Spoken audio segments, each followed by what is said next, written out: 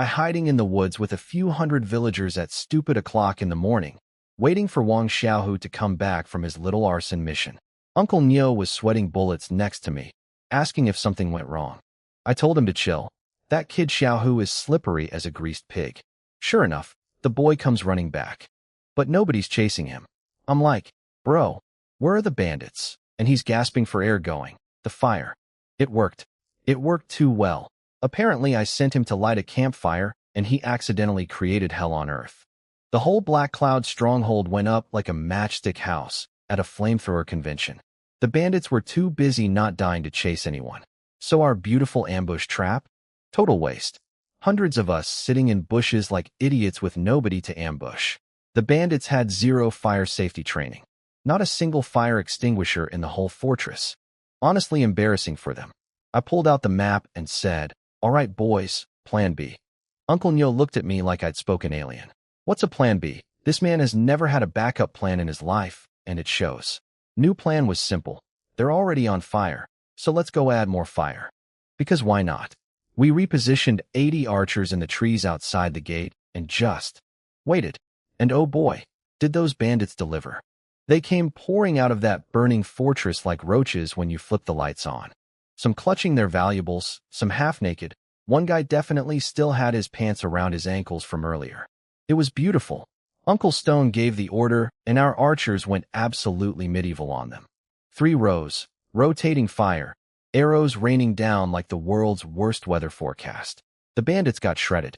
The survivors grabbed some shields and tried to push through in formation, so I sent Xiaohu and Shirkai around both flanks to box them in. Our village boys had been getting robbed by these clowns for years, so they fought like they had a personal vendetta, because they literally did. Then the bandits pulled out their surprise card, cavalry. Horses came thundering out of the burning gate looking all dramatic and terrifying, scattering my guys everywhere. Classic. So I grabbed my oxhorn bow and started picking riders off their horses like coconuts at a carnival. The cavalry formation fell apart instantly, and the village boys chopped them up piecemeal. But the bandit chief? Oh, this guy? He came charging straight at me on his horse, swinging his sword around, and actually cut down a dozen of my villagers in seconds. Turns out he was a martial apprentice, 1 whole rank above me. Scary, right? Nah. I put 3 arrows into his horse. He deflected 2 of them mid-air like some kind of anime character, which I'll admit was pretty cool. But the third one nailed the horse and down he went, eating dirt. Then I just kept shooting him. Arrow after arrow after arrow. The man was literally begging me to fight him in melee like a real man. Brother, I have a bow and you're 50 meters away. Why on earth would I walk over there so you can stab me? That's not honor, that's stupidity. He screamed, stop. I surrender. I kept shooting. Look, I'm not unreasonable. I just wanted to drain every last drop of his chief first. Once he was running on empty, then I walked over with my sword. He couldn't even see my blade before his head was rolling on the ground. 1 rank above me, and he went down like a tutorial boss. Searched his body afterward, and, jackpot, 3 9th grade breakthrough pills. Exactly what I needed for my upcoming advancement. The universe provides, my friends. With their chief headless on the ground and fire literally licking their backsides, the remaining bandits retreated into the fortress. Which, reminder, was still on fire. Real galaxy brain move there, guys. So they're trapped between my army and a wall of flames, crying and begging for mercy. My boys Shirkai and Xiaohu were ready to go full extermination mode.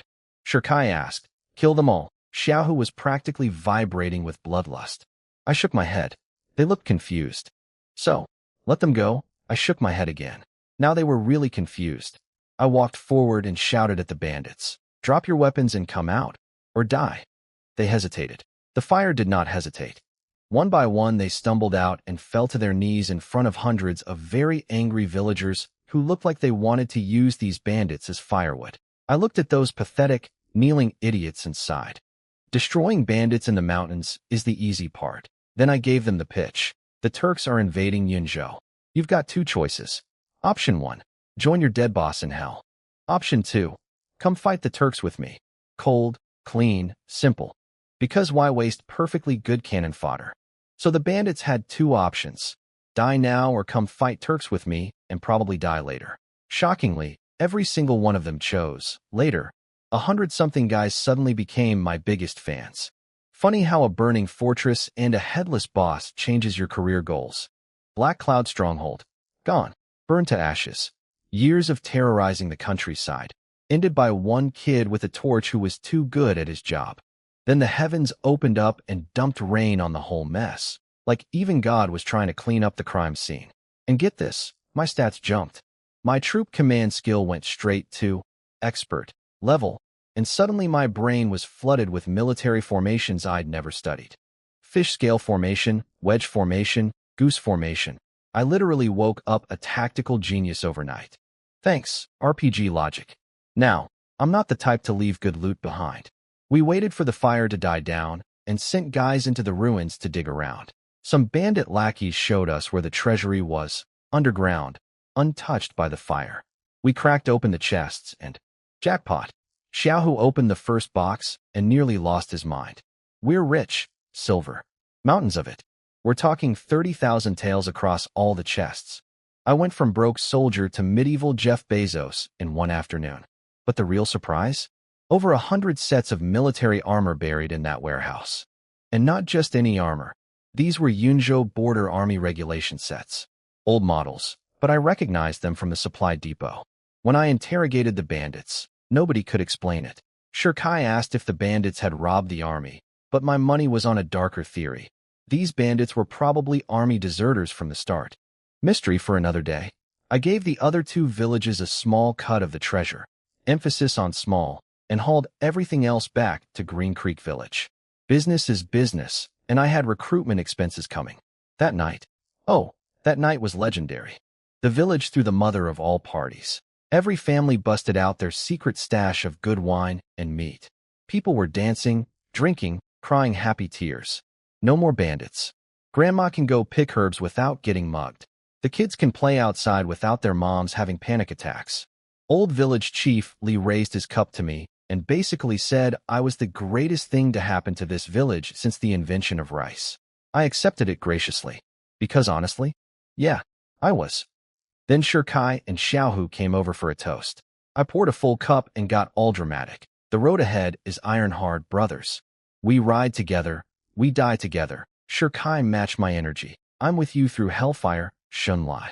My life is yours, Xiaohu. Not to be outdone, stuttered out. And me too. We clinked cups and downed them. Very cinematic. Very bro. After everyone was properly buzzed, I made my recruitment pitch. I went full motivational speaker.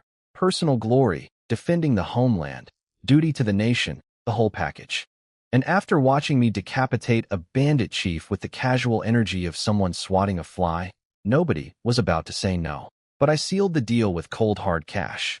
Every man who follows me gets 50 taels of silver. Right now, those bandit treasure chests? Best investment I ever made. 50 taels is life-changing money for a farmer. Even if they died in battle, their families would be set. The hesitation evaporated like morning dew. Scholar Lu grabbed his ink and paper and started registering names. Final count, 108 volunteers. 108. I literally touched my nose in disbelief. That's the exact number of outlaws in water margin. The universe was either blessing me or trolling me, and I genuinely couldn't tell which. Next morning, everyone crawled out of their warm beds at dawn. The farewell scene was brutal. Women stuffing hand-sewn clothes into packs. Old fathers trying not to cry, the whole deal. Xiaohu's sister packed his bags and fussed over him like he was 5. Wear your winter coat when it's cold. He rolled his eyes so hard I thought they'd get stuck. But then she pulled out another winter coat and whispered, "Give this one to Shirkai for me." Her face went tomato red. Xiaohu, bless his dense little heart, goes, "Sis, Shirkai is right there. Why don't you give it yourself?" "Shut up, you idiot." She smacked him while checking if Shirkai heard. He hadn't. Crisis averted. Young love is exhausting to watch. Shirkai's dad came to see him off. 2 men of 0 words. They just stood there, and the old man patted his son's shoulder once. That was it. That was the whole goodbye. Honestly, more emotional than any speech. I counted heads at the village gate. 108 villagers plus 120 ex-bandits. Over 200 people, way more than my orders called for. Plus 100-some war horses we'd swiped from the bandits. We looked like an actual army. But then, right as we're about to leave, a huge dust cloud appears on the road. Uncle Neo comes charging in with his trademark foghorn voice. Shin brother, he'd brought another 100+ volunteers from the other two villages. His own son, Neo Jin, was with them, a walking refrigerator of muscle who looked like someone had cloned Uncle Neo and fed the copy extra protein. Take care of my boy. Uncle Neo shoved the human boulder toward me. Big brother Shun, Neo Jin bellowed. Also a foghorn. Genetics are undefeated. Old Chief Li walked up to my horse and grabbed my hand. His eyes were wet. Shin boy, these men are our village's blood. I'm trusting them all to you. Every single one of these guys was someone's father, husband, son. Every death would be a family destroyed. If they all died, Green Creek Village would cease to exist. I looked that old man dead in the eyes and nodded hard. Chief Li, I will bring them home. He let go of my hand. I hoped I wasn't lying.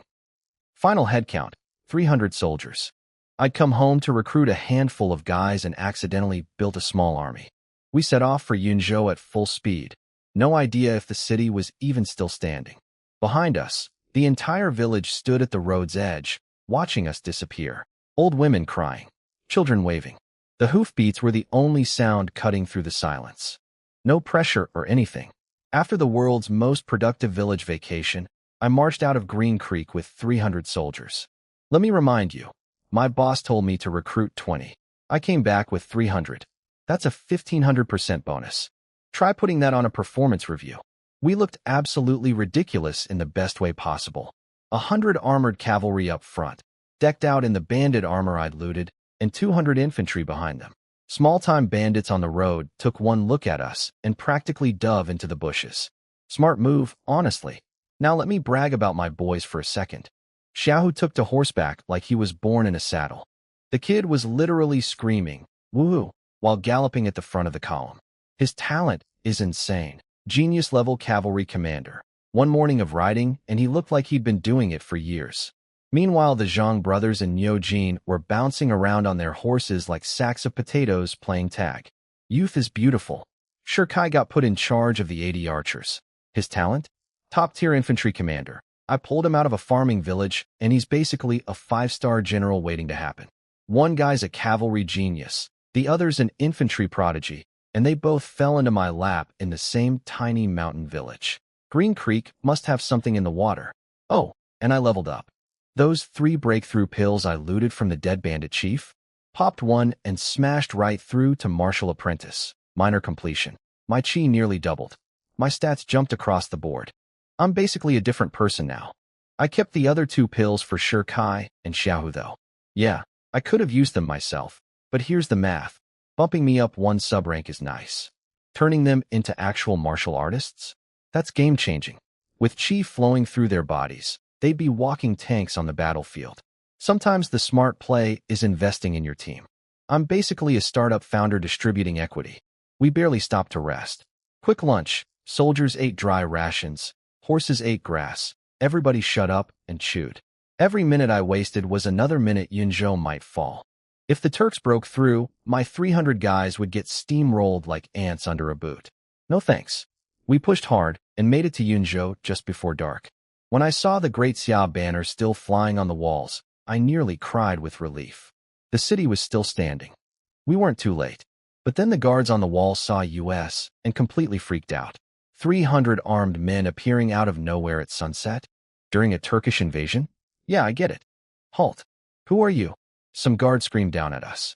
I tossed my military ID badge up to the wall. Relax. We're border army, same as you. The guy checked my badge, confirmed I was a real officer, and still wouldn't open the gate. Dude was terrified it was a trap. Xiaohu was losing his patience. What's the holdup? Open the stupid door, Zhang Liao grinned at him. Maybe they think you're a Turk. Your uncle is a Turk, Xiaohu fired back. Finally, some officer on the wall recognized me. Turns out he'd been at the war council before and remembered my whole "killed the Turkish centurion on the wall" thing. Amazing what a little fame does for you. Suddenly the tone shifted from "state your business" to "sir." Right away, sir. The gates cracked open just wide enough for us to file through single file, and we marched straight to the military camp. Now here's where it got satisfying. 300 recruits standing at perfect attention in the training yard. Ramrod straight. Not a fidget among them. The veteran soldiers who'd been stationed here for years were staring with their jaws on the floor. These farmers and ex-bandits looked more military than the actual military. My troop command talent is no joke. Then Yin Liang showed up. Remember him? My boss. The guy who sent me to recruit 20 people? He saw 300 disciplined soldiers standing in formation, looked at me, and his brain visibly short-circuited. You. He pointed at me, so excited he couldn't form words. I just grinned. Heh. He asked if they were all from my village. I gave him the abridged version. Recruited villagers, found a bandit fortress, burned it to the ground, looted everything, absorbed the survivors. You know, casual stuff. Yin Liang went quiet. You could see the gears turning. A flag officer took a bunch of farmers and destroyed an entire bandit stronghold. And won. I'm definitely losing my captain position to this maniac. Then I noticed something weird. The camp was calm. Too calm. When I left, everyone was stressed about the Turks besieging us. Now the vibe was almost lazy. Have the Turks not attacked while I was gone? I asked. Yin Liang nodded. Something big happened on the steppe. The Turks have been sitting still ever since. Something big? What kind of big? I opened my mouth to ask. SIR. Urgent summons. A messenger came sprinting across the yard. The Commander General orders Officer Yin and Officer Shun to report to headquarters immediately. I blinked. The Commander General wants to see me? The top dog of this entire military district just called a tiny flag officer by name to his personal office? Either I'm getting promoted or I'm getting executed, and honestly at this point either one would make sense. So Yin Liang and I got summoned to the Commander General's mansion, which is basically the Pentagon of Yinzhou. This guy normally only meets with high-ranking officers. We're talking colonels and above. A tiny centurion and an even tinier flag officer getting a personal invite? That's like 2 interns getting called to the CEO's corner office. Either we're getting golden medals or golden coffins. We rushed over. Security was tight. Guards checked our badges twice before letting us through. We walked through several fancy courtyards and into this big, empty hall where servants immediately brought us tea. Very civilized. Very ominous. Yin Liang sat down and immediately turned into a statue. Eyes forward, mouth shut, spine so straight you could use him as a ruler. The man was terrified. I was casually looking around like a tourist because I'd never been here before. Priorities, you know? Then we heard footsteps. Yin Liang shot out of his chair like someone electrocuted him, so I figured I should probably stand up too. In walked Commander General Xiang Baichuan. Robe embroidered with a ferocious beast, the kind of outfit that screams, I could have you executed before lunch and still make my afternoon meetings. And then I felt it. His chi pressure hit me like walking into a brick wall. My body literally froze for a second. I've been around martial artists before, but this was a whole different universe. This man was at least middle 3 realms, a level so far above me, it was like comparing a match flame to the sun. I couldn't even imagine that kind of power yet. I slowly adjusted to the pressure and tried not to look like I was about to pass out. Cool, casual, definitely not sweating. Nope. He sat down and waved at us. Sit. We sat. His eyes landed on me and stayed there. Apparently, he still remembered the time during the first Turkish attack when he mistook me, a nobody, for one of his elite commanders on the wall. Good times. He looked at Yin Liang and said, You trained a good soldier. Yin Liang practically glowed. Thank you, sir. Then the general turned to me. I hear you brought back over 300 men. 312, sir. His eyebrows went up slightly. For a man like him, that's basically a standing ovation. With the Turks at our door and our garrison gutted, 300 fresh troops is a tremendous help, he said. They're all from your hometown. So for the 3rd time that day, I had to tell the whole, burned down a bandit fortress and recruited the survivors story. I'm starting to think I should just print pamphlets. The general's reaction was the same as everyone else's. Disbelief followed by grudging respect. Brave and clever, he said. You've reached martial apprentice minor completion, and your merits are more than sufficient. You're promoted to centurion. Thank you, sir. Honestly? Expected. I was overdue. Even Yin Liang wasn't surprised. He'd basically promised me his job anyway. Those 300 men are yours to keep commanding, the general added. Music to my ears. I recruited those boys. I trained them. Half of them are from my village. You'd have to pry them from my cold, dead hands. Yin Liang looked a little confused, though. because technically a centurion only commands about 100 guys. I was getting 3 times the standard allotment. But when the commander general says something, you don't raise your hand and go. Actually, according to paragraph 12 of the military handbook, then he dropped the bomb. Shouldn't lie. I need you to take your 300 men and burn the Turkish supply camp. Excuse me? The Turkish supply camp? As in, the camp belonging to the 100,000 Turk army? With high-level martial artists guarding it? You want me, a freshly promoted baby centurion with 300 village boys and reformed bandits, to waltz into that? My brain immediately started writing my obituary. But the general could read my face like a children's book, so he continued. A few days ago, our spies reported that the Turkish Great Khan dropped dead. What? The Great Khan?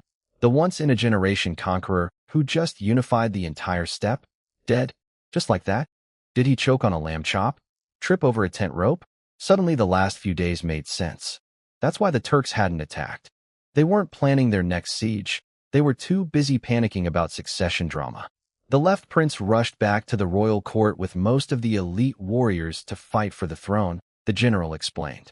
The army outside our walls still has tens of thousands of soldiers, but most of their high-level fighters are gone. Oh, so it's just regular soldiers out there now? No terrifying chi monsters who could sneeze and kill my whole squad. We need to strike while this window is open, the general continued. Once the left prince secures the throne, he'll come back with even more troops. This is our only chance. The logic was sound. My 300 guys were the only intact, organized unit in the whole city. Everyone else was either wounded, exhausted, or held together with bandages and prayers. Plus, we literally just burned down a bandit fortress. Raiding camps was basically our specialty at this point. We were the obvious choice. Don't worry about enemy martial artists, he added. I'll send several lieutenant generals and centurions with you. And that was the magic sentence. That was the difference between suicide mission and challenging but doable. As long as someone else handled the superhuman kung fu wizards, I could handle the regular soldiers just fine. Plus, and I'm not gonna lie, this was a big factor. Think of all the experience points. 300 rookies going up against real Turkish soldiers? If we survived, they'd come out as battle-hardened veterans. My stats would go through the roof. My guys' stats would go through the roof. It was a high-risk, high-reward speed run, and my inner gamer was screaming. I looked the commander general dead in the eyes.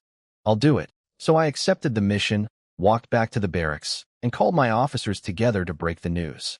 Hey guys, remember how we just got here? Well, forget unpacking. We're going to burn down the Turkish supply camp tonight. The reactions were mixed. Zhang Liao's jaw hit the floor. There's like 80,000 Turks out there, and we've got a few hundred guys. We're not even a snack for them. Xiaohu immediately went full attack dog. What? You scared? Stay in the city then, coward. We'll go. Who's scared? Zhang Liao shot back. I just don't want us dying for nothing. His brother Zhang Yuan backed him up. 300 versus 80,000. We're a rounding error to them. Then Niu Jin. Beautiful, stupid, wonderful Niu Jin let out his foghorn laugh. So what? Even if they swallow us whole, I'll knock out a few teeth on the way down. Who are you calling a coward? You meathead, Zhang Yuan snapped. You? I'm calling you a coward. And just like that, my war council turned into a kindergarten cafeteria fight. Super professional.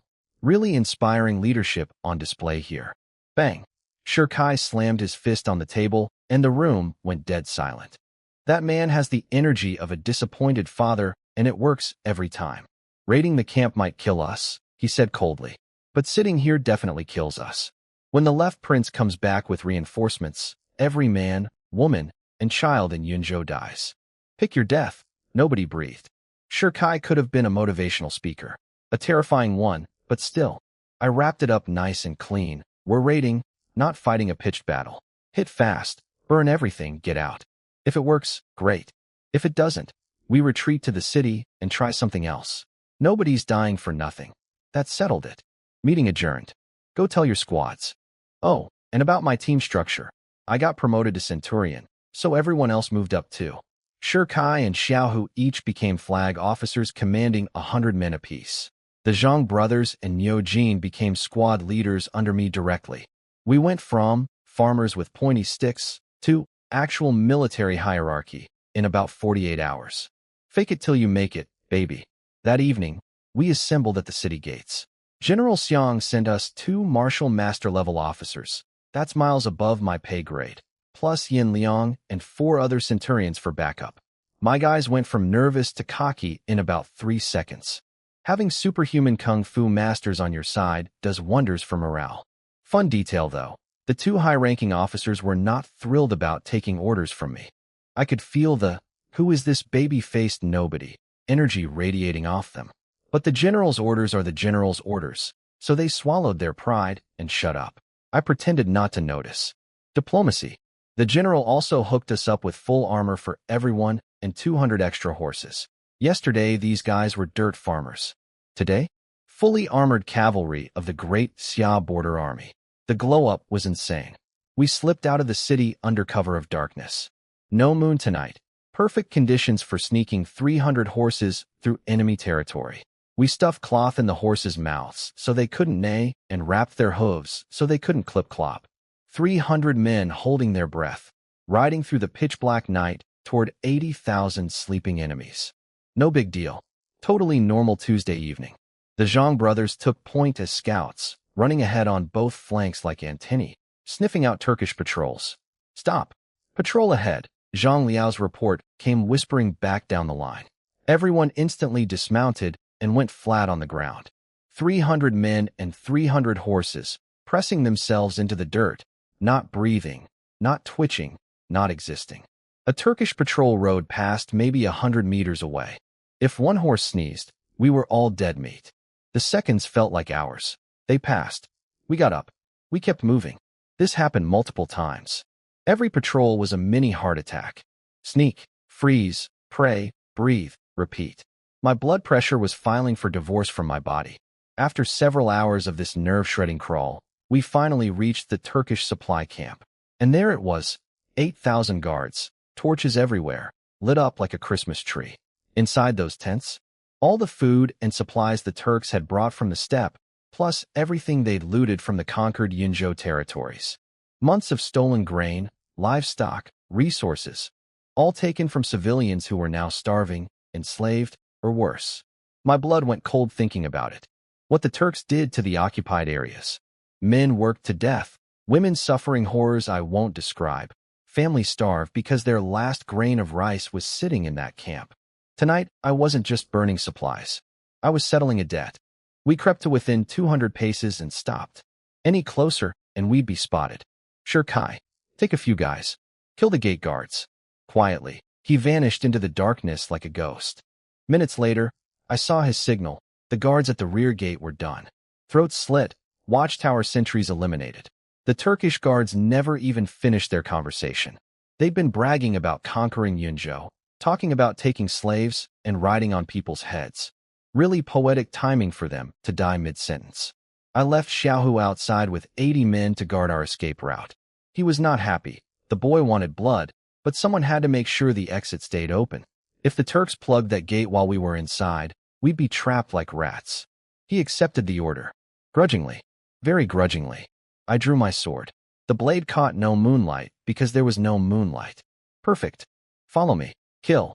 300 sabers came out of 300 scabbards in one synchronized whisper of steel. Then 300 horses screamed to life, and we charged straight into the enemy camp.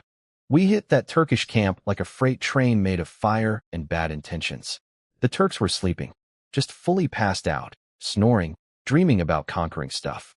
They felt the ground shaking from our horses, and one Turkish squad leader actually thought it was some idiot joyriding through camp after curfew. He stomped outside to yell at whoever it was, and the last thing he ever saw was my sword removing his head from his shoulders. Surprise, buddy. It's not a joyride. It's 300 very angry guys with torches. We tore through that camp with a sword in one hand and a fire torch in the other. The wind was on our side tonight. Every flame we lit turned into a raging inferno in seconds. It was like the weather gods read the mission briefing and said, "We got you, fam. Fire. Fire." The Turkish patrols started screaming. Yeah, no kidding. Half their guys burned to death in their tents without ever waking up. The smell hit almost immediately. Burning wood, burning leather, burning. Well, let's just say the camp started smelling like a massive barbecue. Thousands of sheep panicked and stampeded everywhere.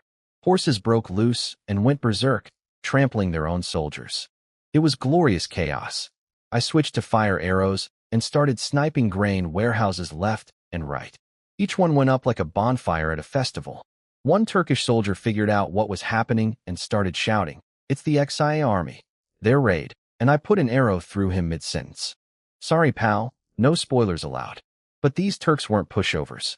They got organized fast. Thousands of soldiers poured out of their tents, grabbed weapons, jumped on horses, and came for us with murder in their eyes. Losing the supply camp meant execution by the left prince, so they were fighting for their lives just as hard as we were. Shirkai ran into a Turkish squad commander leading a few dozen cavalry head-on. The Turkish guy was all smug about it, foolish Xia dogs, until Shirkai pulled out his bow and shot at him from horseback. At full gallop, the Turks' smile evaporated instantly. Mounted archery is supposed to be their thing. That's like beating an Italian at making pasta. Before he could process the humiliation, the dozens of riders behind Shirkai all drew bows and fired simultaneously. The Turkish commander and his men got turned into human porcupines. These were my Green Creek boys, village hunters who'd been leveling up under my troop command talent for days. They'd evolved from farmers who can sorta shoot to elite mounted archers, and the Turks were not ready. Meanwhile, I got sandwiched between 200-man Turkish units, front and back, closing in like a vice. Classic pincer move. Did I panic? Reader, I did not panic. I split my forces instantly. Wedge formation forward to punch through the front group. Crescent formation backward to hold off the rear. My brain was running formation calculations like a supercomputer. Thank you. Expert-level troop command talent. You beautiful cheat code.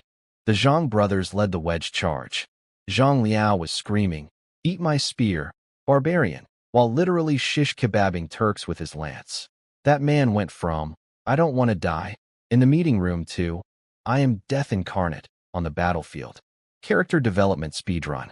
The brothers punched clean through the Turkish line like a knife through tofu, and our cavalry flooded through the gap behind them. At the rear, Neo Jin was playing cleanup duty with his giant melon hammer.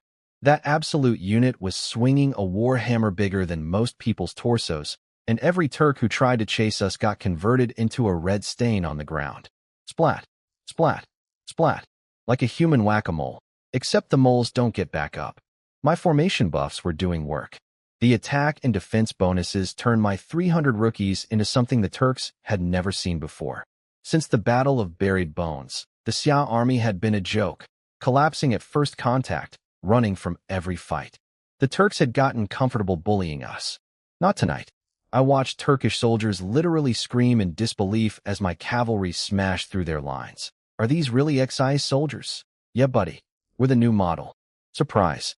My troop command experience was skyrocketing. Every kill my soldiers scored fed directly into my stats. 300 soldiers carving through thousands of enemies? That's an XP fountain. My proficiency jumped over 100 points in minutes. The system was practically throwing confetti at me. Shirkai and I finally linked up in the middle of the burning camp. Everything behind us was an ocean of fire. The grain warehouses, the livestock pens, the supply tents, all of it engulfed. I'd burned down Black Cloud's stronghold last week. Now I was burning the Turkish supply depot. At this point, arson was basically my signature move. I should put it on a business card. Shunlai, professional pyromaniac and part-time centurion. Shirkai was grinning like a maniac, fire reflecting off his armor. Looking at this blaze, those Turkish brats are going hungry tomorrow. They're seeing red right now, I said. Time to leave before they get organized. Let's not overstay our welcome. We merged our forces and charged toward the exit. The same gate we came in through, where Xiaohu was waiting with the backup squad. But the Turks were converging from every direction now. Hundreds, then thousands, swarming toward us like angry hornets. Didn't matter. My wedge formation was a battering ram, and nothing could stop it. We smashed through wave after wave of Turkish cavalry. I'd raise my hand. 100 archers would fire in unison, clearing the path. Shirkai would lead the charge through the gap. Rinse and repeat. The Turks kept throwing bodies at us, and we kept punching through. Cowardly XIA scum, they screamed at our backs. Which is hilarious, because we just rode into your camp, burned your food, killed your guys, and are now leaving whenever we feel like it. But sure, we're the cowards. Whatever helps you sleep at night. Oh wait, your beds are on fire too. We were almost at the gate. Almost free. Almost. Then several Turkish centurions and their troops appeared directly in our path, blocking the exit. Oh, come on.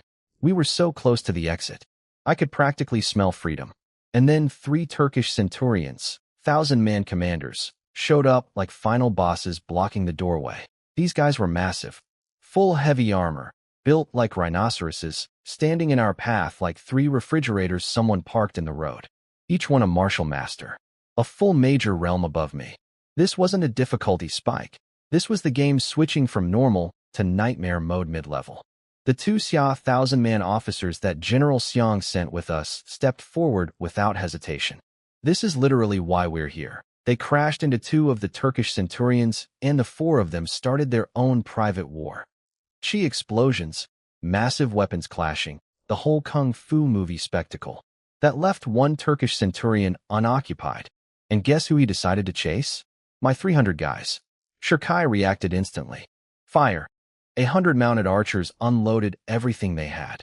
Arrows rained down on that centurion like a hailstorm. Ping, ping, ping, ping. Every single arrow bounced off his heavy armor like rubber balls off a tank. Didn't even scratch him. Barely tickled his chi. 100 arrows and the man didn't flinch. That's the gap between a martial apprentice and a martial master. It's not a gap, it's a canyon. I made a split-second decision. Shirkai, take everyone and go. I'll handle him. Did I have confidence I could win? Absolutely not. But could I outrun him while babysitting 300 soldiers? Also absolutely not. If he caught up to the group, he'd carve through them like a hot knife through butter. Everything we'd built, every soldier, every formation, every ounce of progress, would be wiped out in minutes. Shirkai's jaw tightened. He didn't want to leave me. But he's smart enough to know the math. Him staying meant everyone dying. He bit down hard, shouted, "Be careful," and whipped his horse forward. "Follow me." The 300 riders thundered toward the gate. The Turkish centurion saw his prey escaping and lost it. "Think you can leave?" He charged at the retreating column like a guided missile. I started shooting. Arrow after arrow after arrow, targeting every joint and gap in his armor. Most bounced off, but a few slipped through and stuck. They weren't doing real damage, but each one made his chi ripple just a tiny bit. More importantly, each hit made him stutter step for half a second. Half a second was all Shirkai needed. The column pulled further ahead. The centurion tried to resume his chase. More arrows in his back. He stopped again. God damn brat, he finally gave up on catching the group and turned to face me instead. Good. Mission accomplished. My guys were getting away. Bad. Now I was alone with an enraged martial master who wanted to wear my skull as a hat. But first, I had a warm-up round. The regular Turkish soldiers swarmed in, surrounding me in a big circle. Dozens of them, thinking numbers would work. Allow me to introduce my upgraded stats. I drew both swords and went full Cuisinart. My blade skill had leveled up to effortless precision. Every swing found the gaps in their armor like my sword had GPS. Neck joints, armpit seams, knee gaps. I was hitting weak points with surgical accuracy while spending minimum energy. Efficiency is king when you're outnumbered 50-1. A few dozen Turkish soldiers hit the ground in seconds. The rest formed a circle and just stood there, staring. Nobody wanted to be next. I was standing in a ring of dead bodies like the world's most terrifying circus act. Then the centurion shoved through the crowd. Out of my way. His head is mine. Oh, let me tell you about the grind though. Before this lovely one-on-one date, let me check my progress from tonight's festivities. On the way to this point, I'd already killed 3 or 4 Turkish centurion-level officers. Same playbook every time. Arrow rain to drain their chi, then walk up and chop. They kept coming at me one by one like NPCs in a bad video game. None of them could figure out why they were losing to someone a whole rank below them. One guy's literal dying words were, "So the rumors were true." Yeah, buddy. They were. My archery skill had gone from 394 to 883 out of 1,000. Almost maxed out. My swordsmanship jumped from 398 to 771. My body-hardening technique climbed from 418 to 533. I was feasting on experience points tonight. This raid was basically a buffet, and I was going back for thirds. But this centurion? This was different. Those dead officers were martial apprentices like me. This guy was a martial master. When my 100 archers couldn't even dent him, that told me everything I needed to know. My usual strategy of shoot them until they're empty, then stab them, might not work here. He was staring at me with bloodshot eyes, giant battle axe in hand, heavy armor gleaming in the firelight of his own burning camp. Behind us, everything was in flames. The grain stores, the tents, the livestock pens. His entire supply depot, months of provisions for 100,000 soldiers, turning to ash. And he blamed me specifically.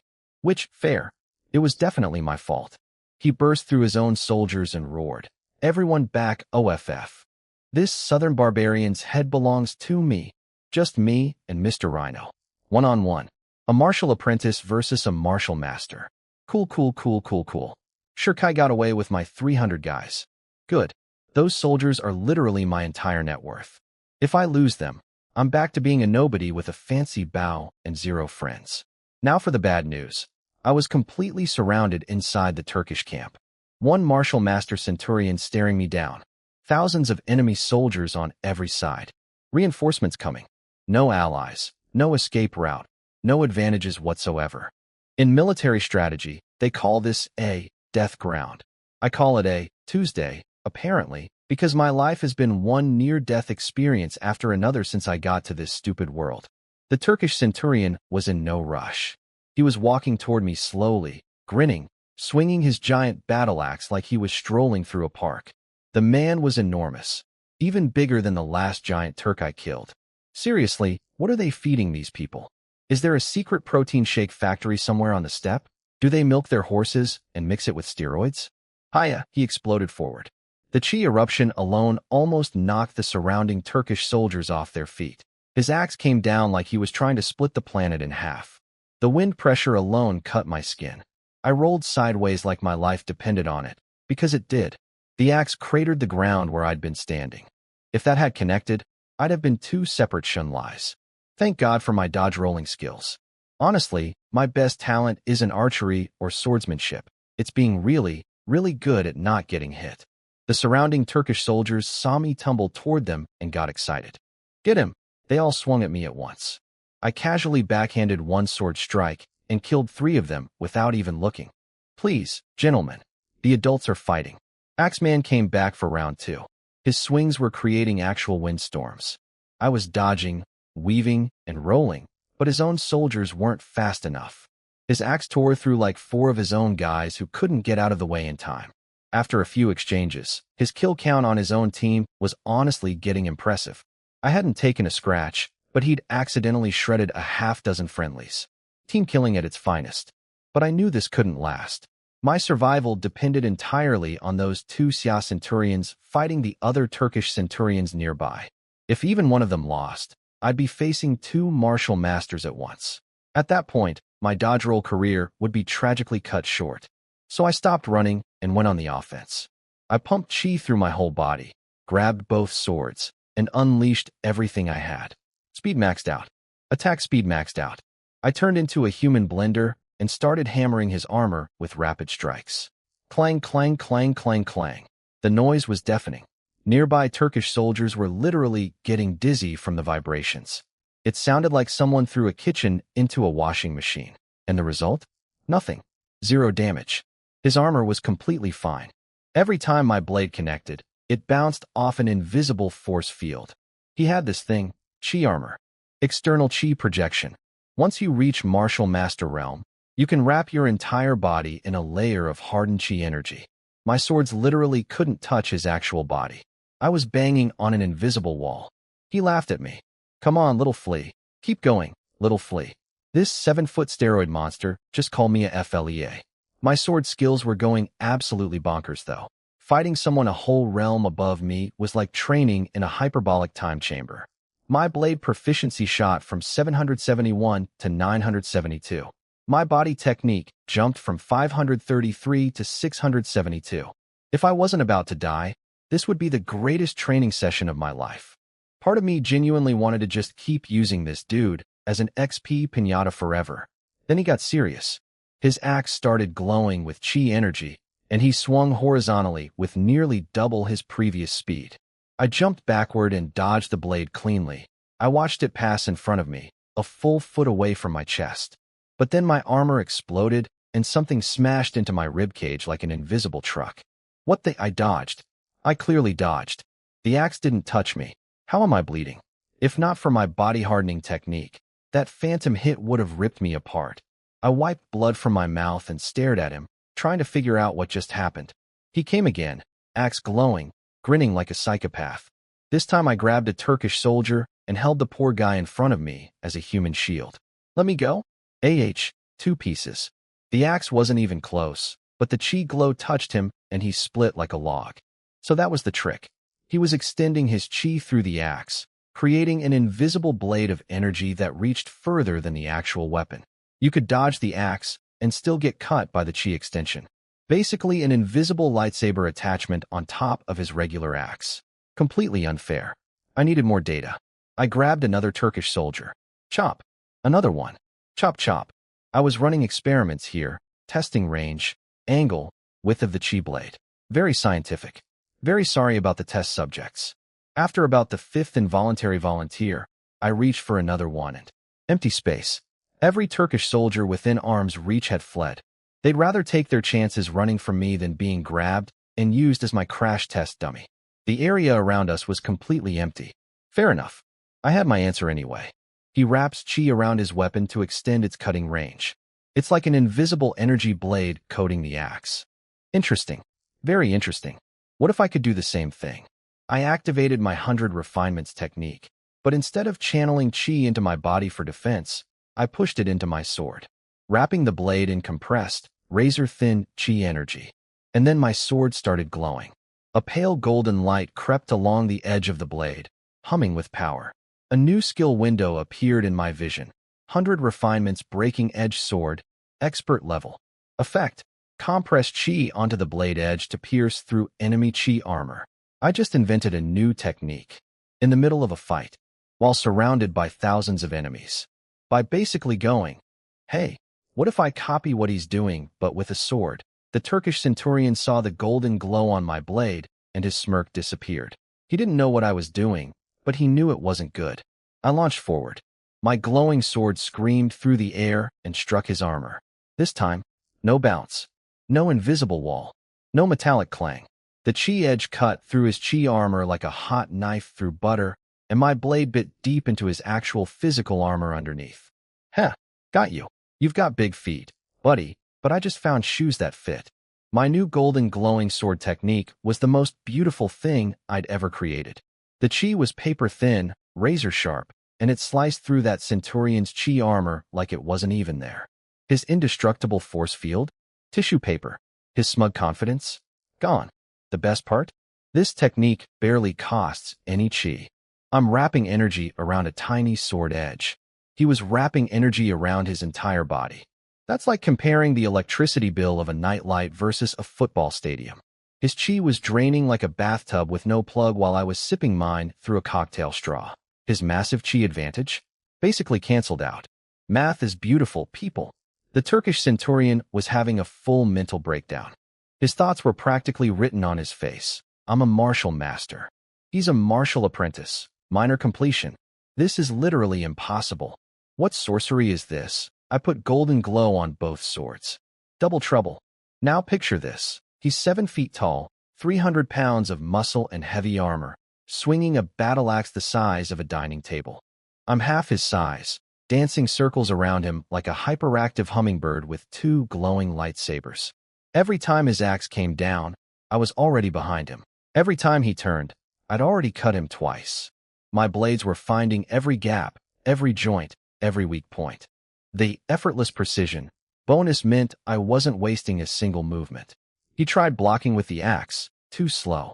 He tried his chi armor again. My golden edge cut through it like warm butter. He redirected all his chi into raw body enhancement. Too late. I was already carving him up. 1 slash, 2 slashes, 3. His iron armor cracked open. Blood sprayed everywhere. Tiela, you too. Help M. He tried calling his buddies. He did not finish the sentence. I learned my lesson from last time. Remember that Turkish officer on the wall who tried to self-destruct and take me with him? Not making that mistake again. This time I didn't stop at killing him. I turned him into a jigsaw puzzle. Chopped him into like 15 separate pieces.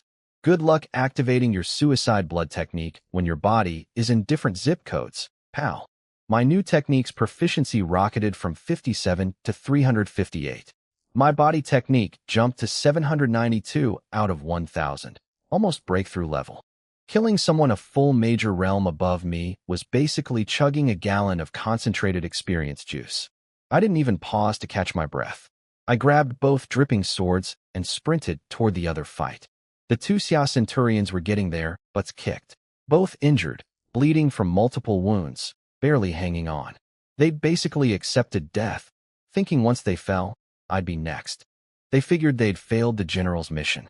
Then they saw me running toward them with two golden swords and a centurion-shaped pile of body parts behind me. Surprise, boys. The cavalry is here, and it's 5'9".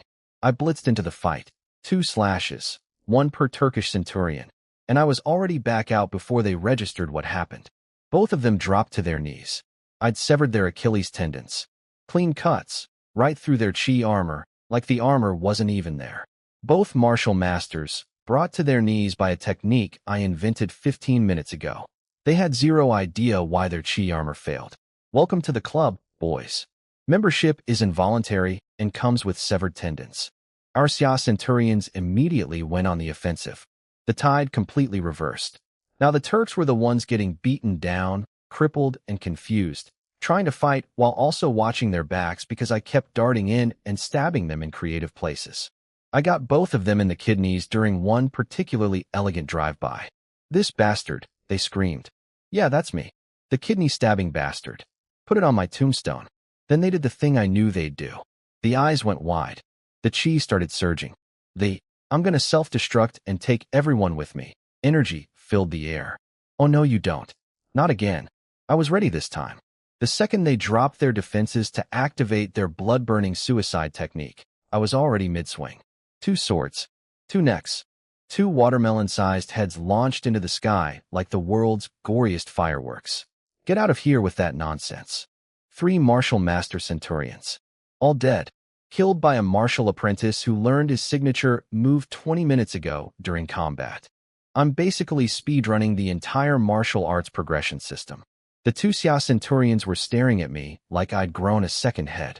What was that sword technique? No time for chatting. We need to leave. I grabbed some loose horses. As we rode toward the exit, one of them couldn't help himself. Seriously though, how did you cut through their chi armor? I shrugged. I just wrapped my 100 refinements chi around the blade edge. Both of them went silent. Then one tried copying me. He managed to coat his sword in chi, but it was just a big, blurry blob, like wrapping a sword in cotton candy instead of a laser edge. No sharpness. No cutting power. He tried again. Same result. His buddy tried too. Nothing. They both looked at me with the expression of students who just watched the teacher solve a problem in one step that took them 3 pages. Officer Shun is truly a once-in-a-generation genius, one said. The same guys who'd been annoyed about taking orders from a kid 2 hours ago were now calling me a prodigy. Funny how killing 3 people who outrank you changes social dynamics.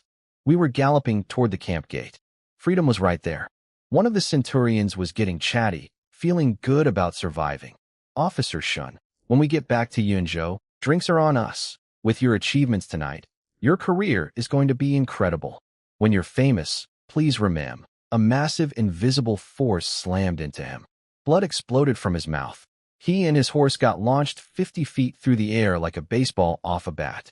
Every hair on the back of my neck stood straight up. A chi pressure descended on me that made the Turkish Centurions feel like toddlers in comparison. My body locked. My lungs forgot how to work. In the corner of my vision, a Turkish warrior was running toward us, on foot, and outpacing our galloping horses. Outpacing.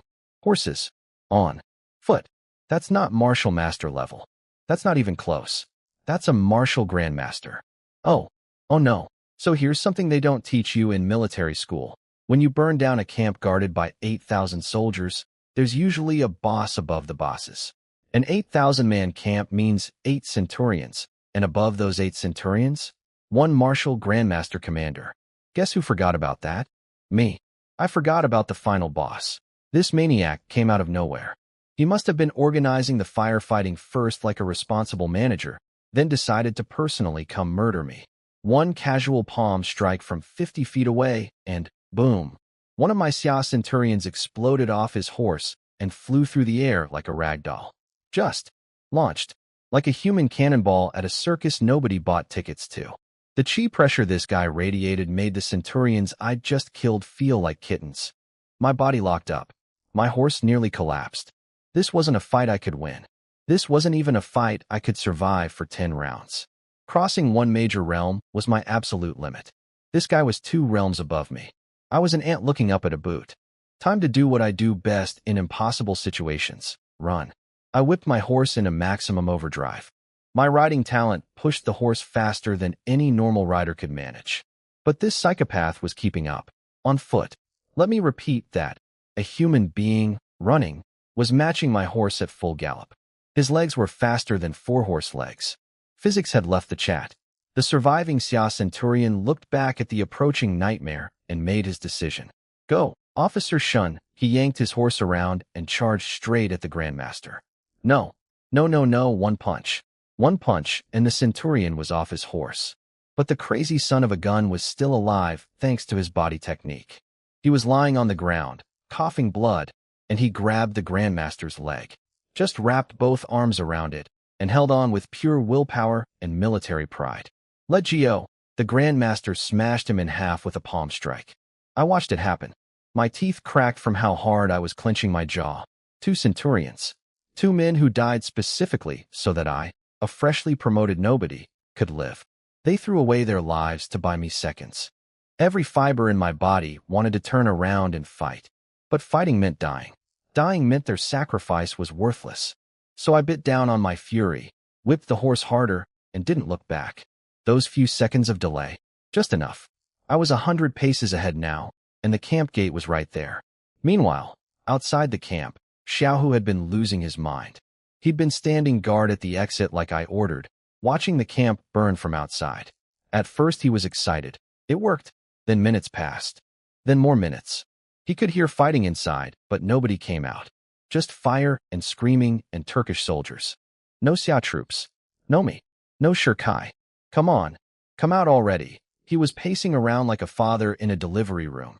Except the baby was 300 soldiers trapped in a burning enemy fortress. Then a Turkish squad showed up trying to shut the main gate. If they closed it, everyone inside was dead. Xiaohu went berserk. He charged out with his men and slaughtered every single one of them, then planted himself at the gate like a human doorstop. Nobody was closing that door while he was breathing. Finally, Shirkai burst through the flames with the 300 riders. Covered in soot, covered in blood, but alive. They smashed through the remaining Turkish guards and poured out of the camp. Xiaohu punched Shirkai in the shoulder. Good time in there, huh? Shirkai didn't smile. His face was dark. Where's Xinlai? Xiaohu asked, suddenly noticing. Where's Yanliang? The Centurions? Shirkai told him everything. How I'd stayed behind to hold off the martial master so they could escape. Xiaohu's eyes went wide. Then furious. He's still in there? I'm going back. Shirkai grabbed him. You can't. You'll get everyone killed. Then I'll go alone. Xiaohu tried to mount his horse. That's an order. Shirkai roared. That stopped him. Xiaohu stood there, staring at the burning camp, tears running down his face that he'd deny forever. The toughest, loudest, most obnoxious kid in the squad, crying silently while the moon slowly sank behind the trees. Shirkai softened his voice. Trust him. He'll make it out. Time passed. Nobody talked. The moon disappeared below the horizon. The fire kept burning. Hope was thinning like smoke in wind. Then, HYH, a single rider exploded out of the inferno. It's Xunlai. Xiaohu frantically wiped his face and screamed. Shirkai shouted, Mount up. 300 soldiers jumped onto horses and charged toward me. Xiaohu was waving and yelling my name like a kid seeing his dad come home from war. Except I wasn't slowing down. I wasn't smiling. I wasn't waving back. Turn around. Run. Now. The look on my face must have been absolutely demonic because nobody asked a single question. 300 horses pivoted like a school of fish and started galloping in my direction at maximum speed. I couldn't see the Grandmaster behind me, but I could feel him back there like a shark in dark water. I parked myself at the very back of the column. If he caught up, he'd hit me first, not my guys, and we ran. We ran for 30 miles before I let anyone stop. 30 miles. On horseback. At full sprint. The horses were foaming. The men were half dead from exhaustion, and my legs were basically fused to the saddle. I posted the Zhang brothers on watch duty and finally took a drink of water. My hands were shaking. Not from fear. From everything. Shikai and Xiaohu came over immediately. Yin Liang and the others. Shikai started, already knowing the answer from my face. I shook my head. Silence. Xiaohu's eyes went red. Yin Liang had been our mentor. The guy who gave us our first real chance. Without him, we'd still be random conscripts swinging farm tools. Whatever we were now, officers, warriors, leaders, we owed to that one-armed centurion who saw something in us. I put my hand on Xiaohu's shoulder. The 2 centurions died saving me. I saw it with my own eyes. But Yin Liang and the other officers, they might still be alive. We didn't see them fall. A tiny spark of hope lit up in their eyes. I chose not to mention how slim that hope actually was. Then Zhang Yuan came thundering back on his horse. Sir, Turkish army ahead. At least 5,000, 10 miles out. Of course there was. The Turks already knew their supply camp got torched. They'd sent a blocking force to cut us off from Yinzhou. And if there were 5,000 ahead of us, there were probably more behind us, and more on the flanks. We just burned their food, killed their officers, and humiliated them in front of their entire army. Every single Turk within 100 miles wanted our heads on pikes. 300 exhausted soldiers. Tired horses. Enemies in every direction.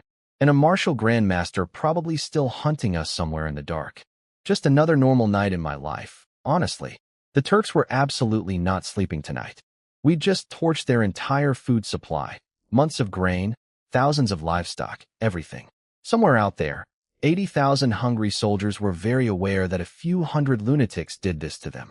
And when the left prince gets back and finds out, heads will roll, literally, which meant every Turk within 50 miles was hunting us right now. Report. 2 more Turkish units from the southwest. 3,000 each, of course. Why would there only be one group chasing us?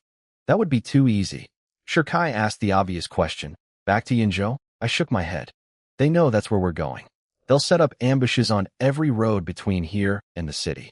Going back now is walking into a trap. Xiaohu's face went pale. Then where? Everything out here is Turkish territory. He wasn't wrong. Most of Yinzhou province had fallen. We were deep behind enemy lines with 300 exhausted soldiers, tired horses, and zero backup. We were, in the most technical military sense, completely and utterly screwed. Panic was spreading through the ranks like a cold. These guys had survived the raid on pure adrenaline. But now the adrenaline was wearing off and reality was kicking in. We were alone, surrounded, and the entire Turkish army wanted us dead. I yanked my horse in the opposite direction from Yinzhou City. Follow me. Nobody argued. When your commander has just escaped a martial grandmaster, energy on his face, you don't ask questions. We rode for hours through the darkest part of the night, dodging Turkish patrols, weaving through back roads, until we finally shook our pursuers and stumbled onto a small village. Changel Village? Xiaohu pointed it out on the map. The village was pitch black. Not a single light. Not even a dog barking. When they heard hoofbeats approaching, every door and window slammed shut. These people thought we were Turks coming for round 2. Only when they heard us speaking Xiao language and saw our border army armor did they cautiously crack their doors open. Even then, they weren't exactly thrilled. There's an old saying, bandits comb you, but soldiers shave you. In wartime, armies weren't much better than thieves. These villagers had every right to be suspicious.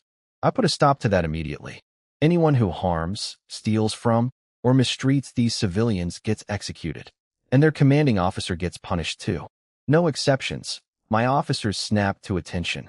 Yes, SIR. The soldiers found places to crash. Some got actual houses, some got barns and stables. Not glamorous, but after riding all night through enemy territory, a cowshed felt like a 5-star hotel. Our group settled into a local woman's home. Xiaohu, being Xiaohu, immediately turned on the charm. Auntie, could I trouble you for some water? The old woman looked at his round baby face and froze. Her eyes filled with tears. Apparently he looked like her dead child. She hurried off to get water, wiping her eyes. We ate our dry rations, drank the water, and tried to convince our bodies that we were no longer on horseback. Xiaohu and Shirkai had been riding so long that even sitting on solid ground, they felt the floor swaying under them like phantom horse riding. Their inner ears were filing complaints. I finally had a moment to check my stats. Holy experience points, Batman. Leadership jumped from 46 to 59. Physical stats from 57 to 65. My troop command proficiency nearly quintupled, 128 to 577. Riding skill broke through to expert level with 323 bonus points. And the soldiers? 102 of them upgraded to elite cavalry. 57 became elite mounted archers. My farmers-turned-soldiers were now legitimate elite troops with combat power of 30, higher than standard Turkish cavalry at 20. One single night raid, and my army transformed from rookies into veterans. Best training exercise ever. Would not recommend the being chased by a grandmaster part though.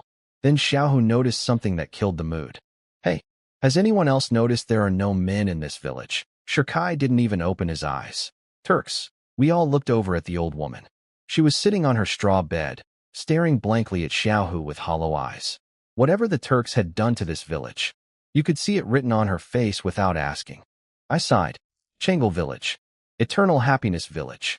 What a beautiful name for such a sad place. Shirkai brought us back to business. So what's the plan? We're cut off from Yinzhou. Our food won't last more than a few days. Good question. Were we really alone out here, though? I looked around. Villagers had given us shelter, water, a place to rest. The people of Yinzhou were still here. Still on our side. We weren't alone. We had something the Turks would never have. The locals actually wanted us to win. But yeah, the food problem was real. Even martial artists can't run on patriotism and good vibes. Xiaohu suggested hiding here for a few days until things calmed down, then sneaking back to the city. I shot that down instantly. No, we need to keep moving. We're going to fight a guerrilla war. A guerrilla war? Xiaohu looked confused and slightly alarmed, like I was suggesting we recruit primates. Guerrilla. It means hit them, move. Hit them somewhere else, move again. If we can win, we fight. If we can't, we run. Never stay in one place. Both of them looked at me like I'd just reinvented warfare. Which, for this world, I kind of had. Yan Liang's training philosophy was, fight hard, never retreat, die with honor. My philosophy was, win smart, stay alive, and make the enemy's life a living nightmare. Here's the thing, I continued. Don't go back to Yinzhou yet. Why? Think about it. If you were the Turks and I just burned all your food, what would you do? Xiaohu answered immediately. Get more food shipped in from the steppe, obviously. Shirkai's eyes narrowed. Not just that. They'd also send raiding parties to steal food from every village in the region. Exactly. I pointed at Shirkai like he'd just won a game show. The steppe is far. Resupply takes weeks. But there are villages all over Yunzhou they can rob right now. They're going to send smaller groups to squeeze every last grain of rice out of these people. Xiaohu's face went dark. Those inhuman animals. We can't let them. We won't. I grinned. We're going to ambush every single raiding party they send out. We protect the villages, we destroy their food supply, and we bleed them dry, one patrol at a time. 2 birds, 1 stone. Shirkai and Xiaohu both lit up like someone had plugged them into a wall socket. Now we're talking. We left Changle Village before sunrise. Not a single rooster crowed, because there were no roosters left. The Turks had taken everything. Before we left, Xiaohu put a few flatbreads on the old woman's kitchen counter. His sister had baked those specially for him back home. That kid acts tough, but he's got a marshmallow for a heart. Shirkai quietly left some coins on the table without saying a word. That's his whole personality, silent generosity and terrifying competence. I gave strict orders. Nobody takes anything from villagers. Not that there was anything to take. The Turks had already picked these people clean. The old woman's entire food supply was half a pound of wheat bran. She was surviving on wild vegetable soup and prayer. We mounted up and slipped away as quietly as we'd arrived. Like ghosts. Helpful, armed, slightly smelly ghosts. As we rode across the open countryside, Xiaohu was gawking at the landscape like a tourist.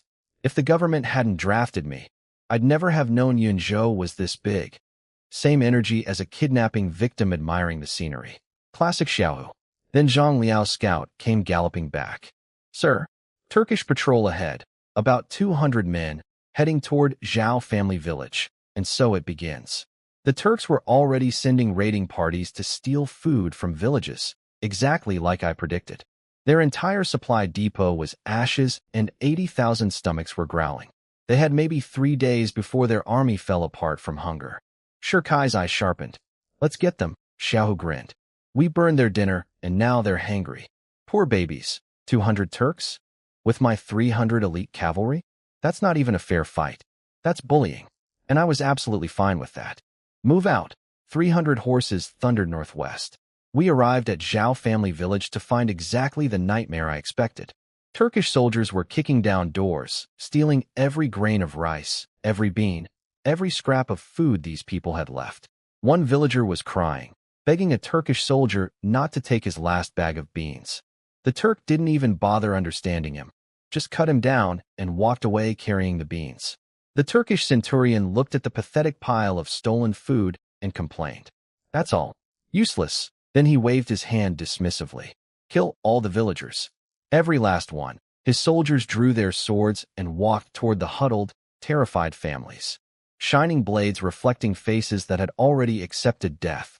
Then the ground started shaking. The Turkish centurion heard the hoofbeats and got annoyed. He thought it was another Turkish unit stepping on his turf. Which idiot doesn't know this is MY territory? Then he saw 300 border army cavalrymen charging toward him at full speed, and his attitude adjusted real quick. It's the Xia. Mount up. Credit where it's due. These Turks got on their horses and into formation scary fast. Nomad instincts are no joke. Their centurion was screaming, kill these southern dogs. Charge, and 200 Turkish cavalry came roaring straight at us. They thought we'd be easy. Xia cavalry had always been a joke to them. Armored pigs on horseback, they called us. They'd been bullying our army for years and forgot what a real fight felt like. Allow me to refresh their memory. Archers. Fire. Shirkai's arm dropped like a guillotine. 100 arrows screamed across the gap and slammed into the Turkish formation at 100 paces. Dozens of riders went down instantly. Horses tumbled. Bodies flew. The Turks' smug confidence evaporated in about 2 seconds. They'd never seen Xia-mounted archers this accurate. Not since they invaded Yunzhou. My boys were upgraded elites now, and the Turks were still thinking they were fighting the old model. The Turkish archers fired back. Arrows came whistling at us. My soldiers batted them out of the air with their swords. Clang, clang, clang. Like the world's most dangerous tennis match. At 50 paces I screamed, kill them! Kill them!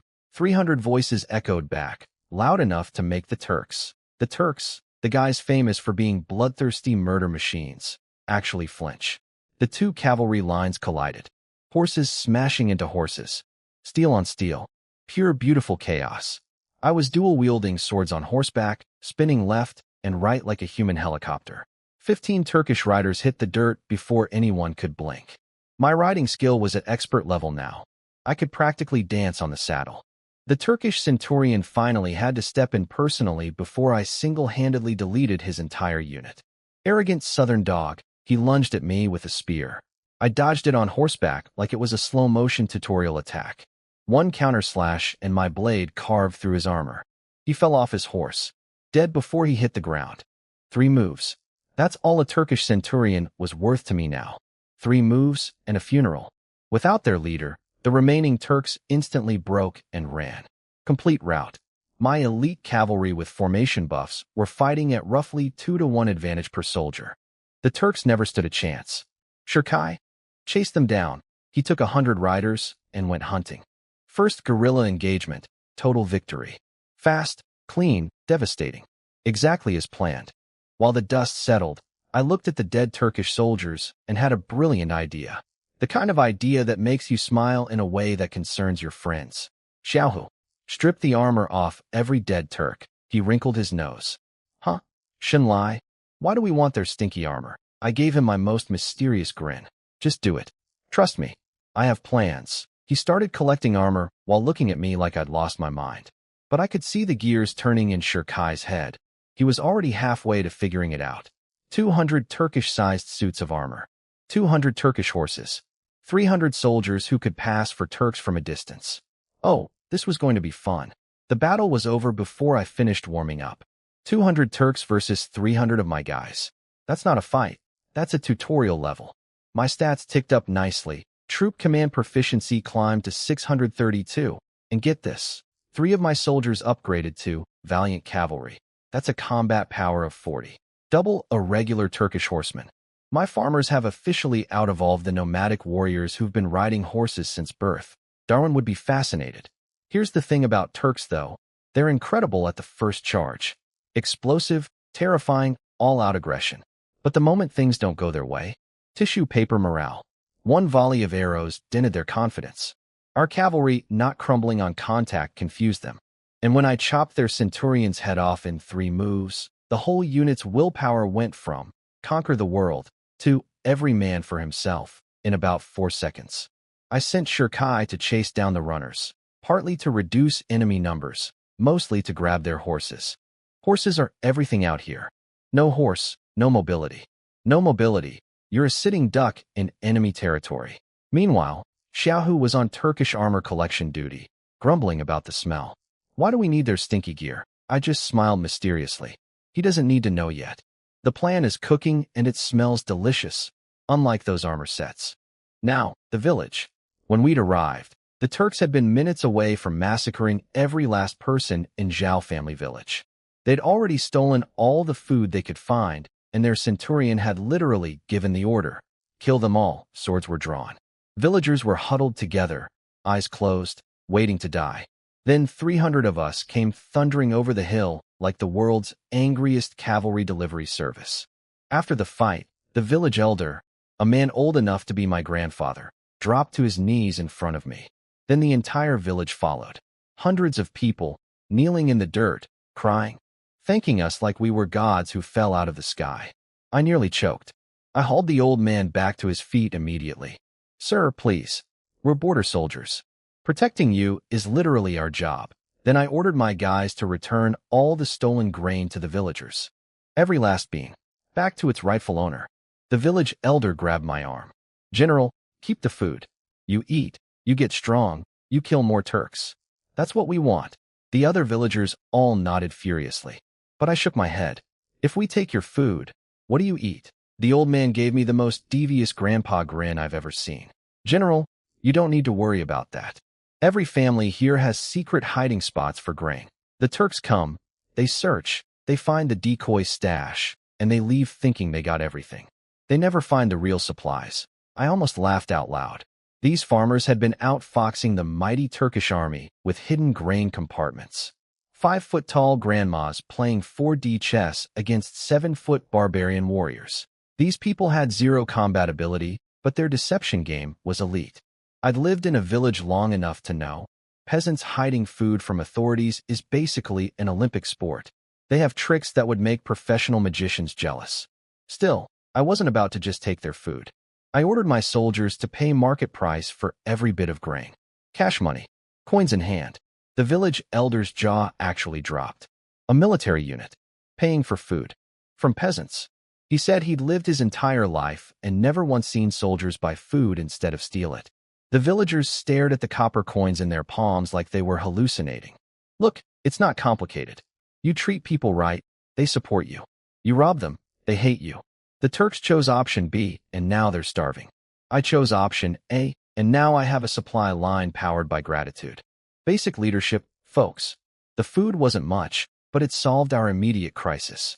We'd left Yinzhou City for a quick raid with barely any provisions, and now we'd been stuck behind enemy lines for over a day.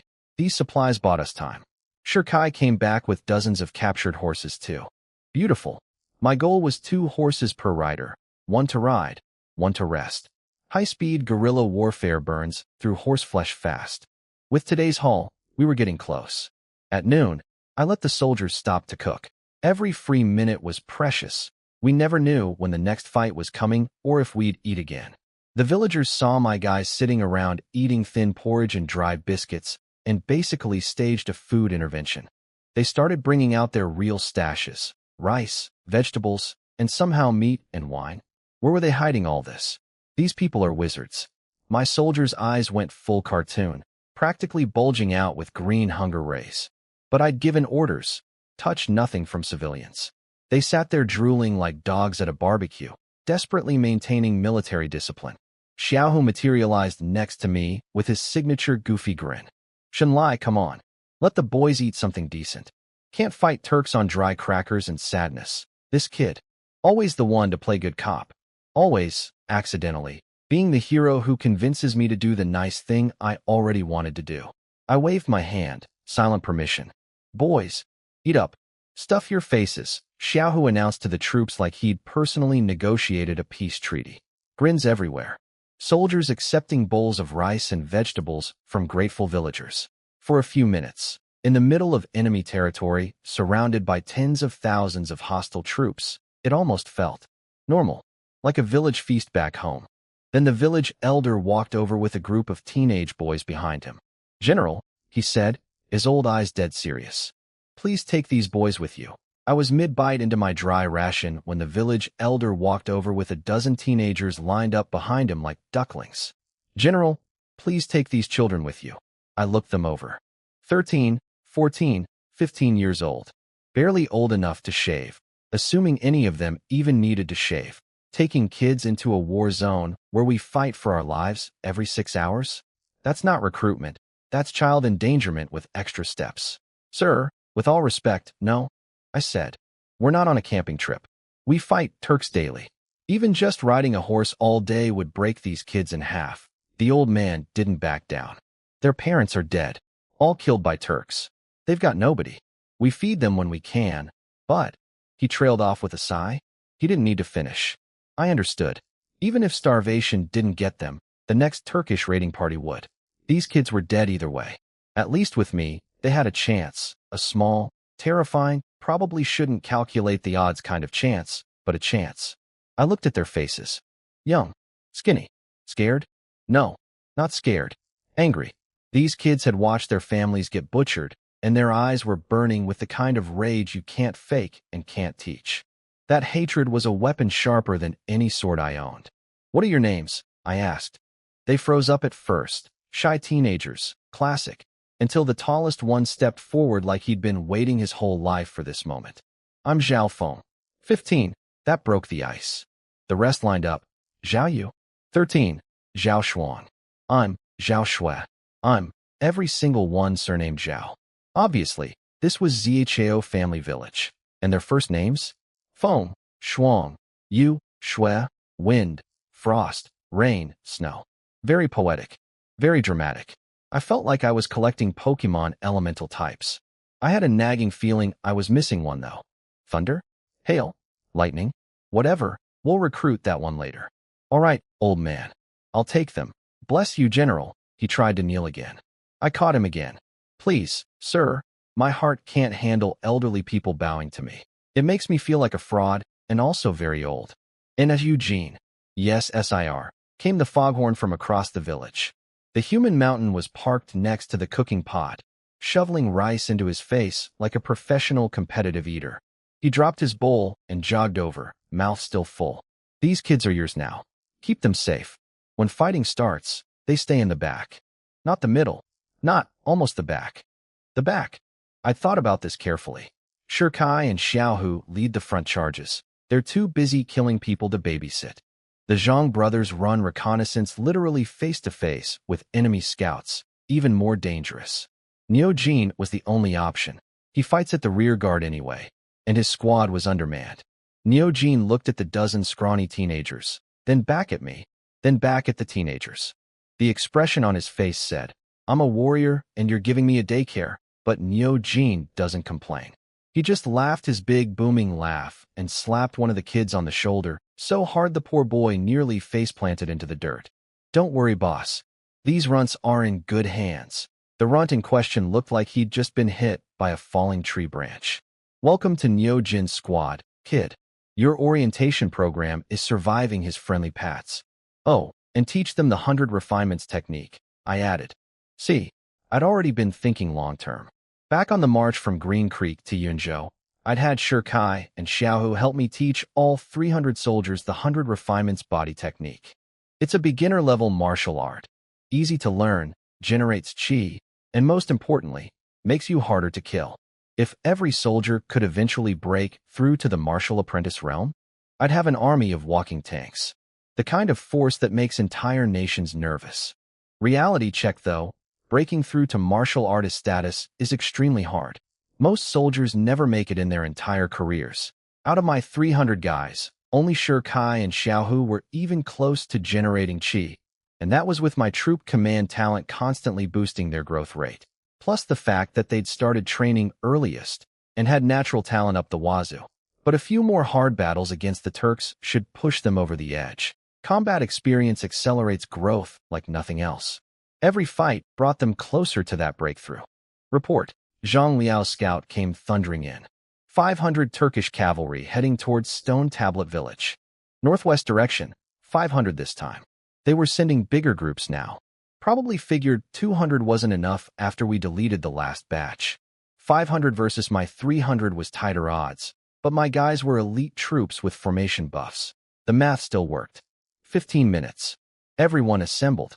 Full speed to Stone Tablet Village. Shi Kai and Xiaohu snapped to action, organizing the troops. 15 minutes later, 300 soldiers stood in perfect formation at the village entrance. Ready to go. Again. Every minute I wasted, more civilians died. More villages burned. More families ended. I couldn't save everyone, but I could save the next village. And the one after that. And the one after that. Move out. I kicked my horse forward. 300 riders followed. The new teenage recruits took one last look at the only home they'd ever known, then turned forward and never looked back. We vanished from Zhao family village like a storm heading for its next target, which, technically, is exactly what we were. The last few days have been an absolute montage. You know those training sequences in movies where the hero gets stronger through a series of quick cuts? That's been my life, except instead of a punching bag, I'm using the Turkish army. We left Zhao family village, raced to Stone Tablet Village, saved them from a Turkish raiding party, then bounced to the next village, then the next one, then the next one. Over 10 engagements in a few days. 10 fights, 10 wins, 0 losses. We deleted at least 2,000 Turkish soldiers from existence. My squad was basically a roaming extermination service with a Turks killed counter that wouldn't stop climbing. The Turkish supply officer must be having the worst week of his career. First we burned his entire warehouse.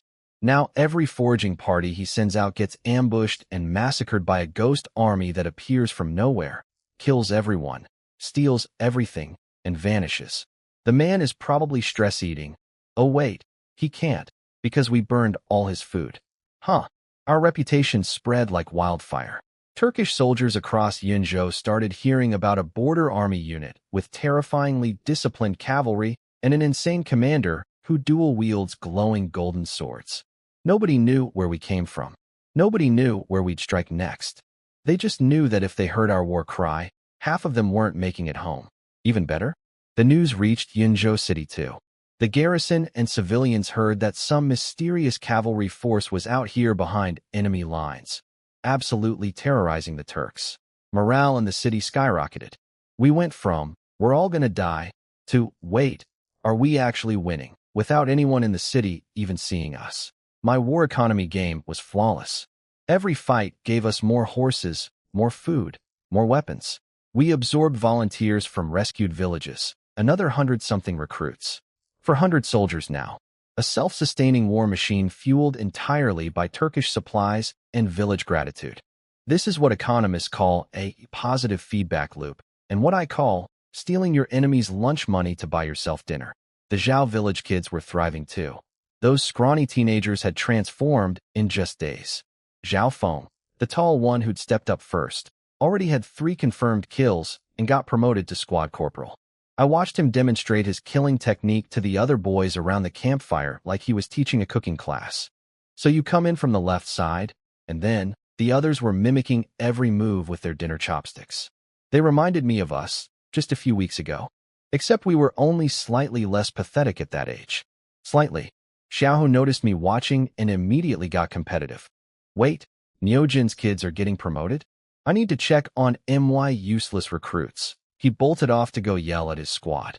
The man cannot let anyone else's soldiers be better than his. It's beautiful, honestly. Now for the stat updates. Because Mama didn't raise a quitter, My 100 refinements technique broke through to expert level. Expert.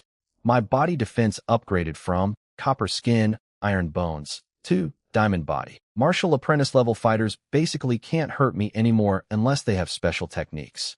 I'm literally becoming bulletproof. Well, swordproof. Arrow mostly proof. You get the idea. I reached martial apprentice, major completion. One step below the peak of this realm. My stats jumped across the board. Leadership 67, physique 71, and climbing.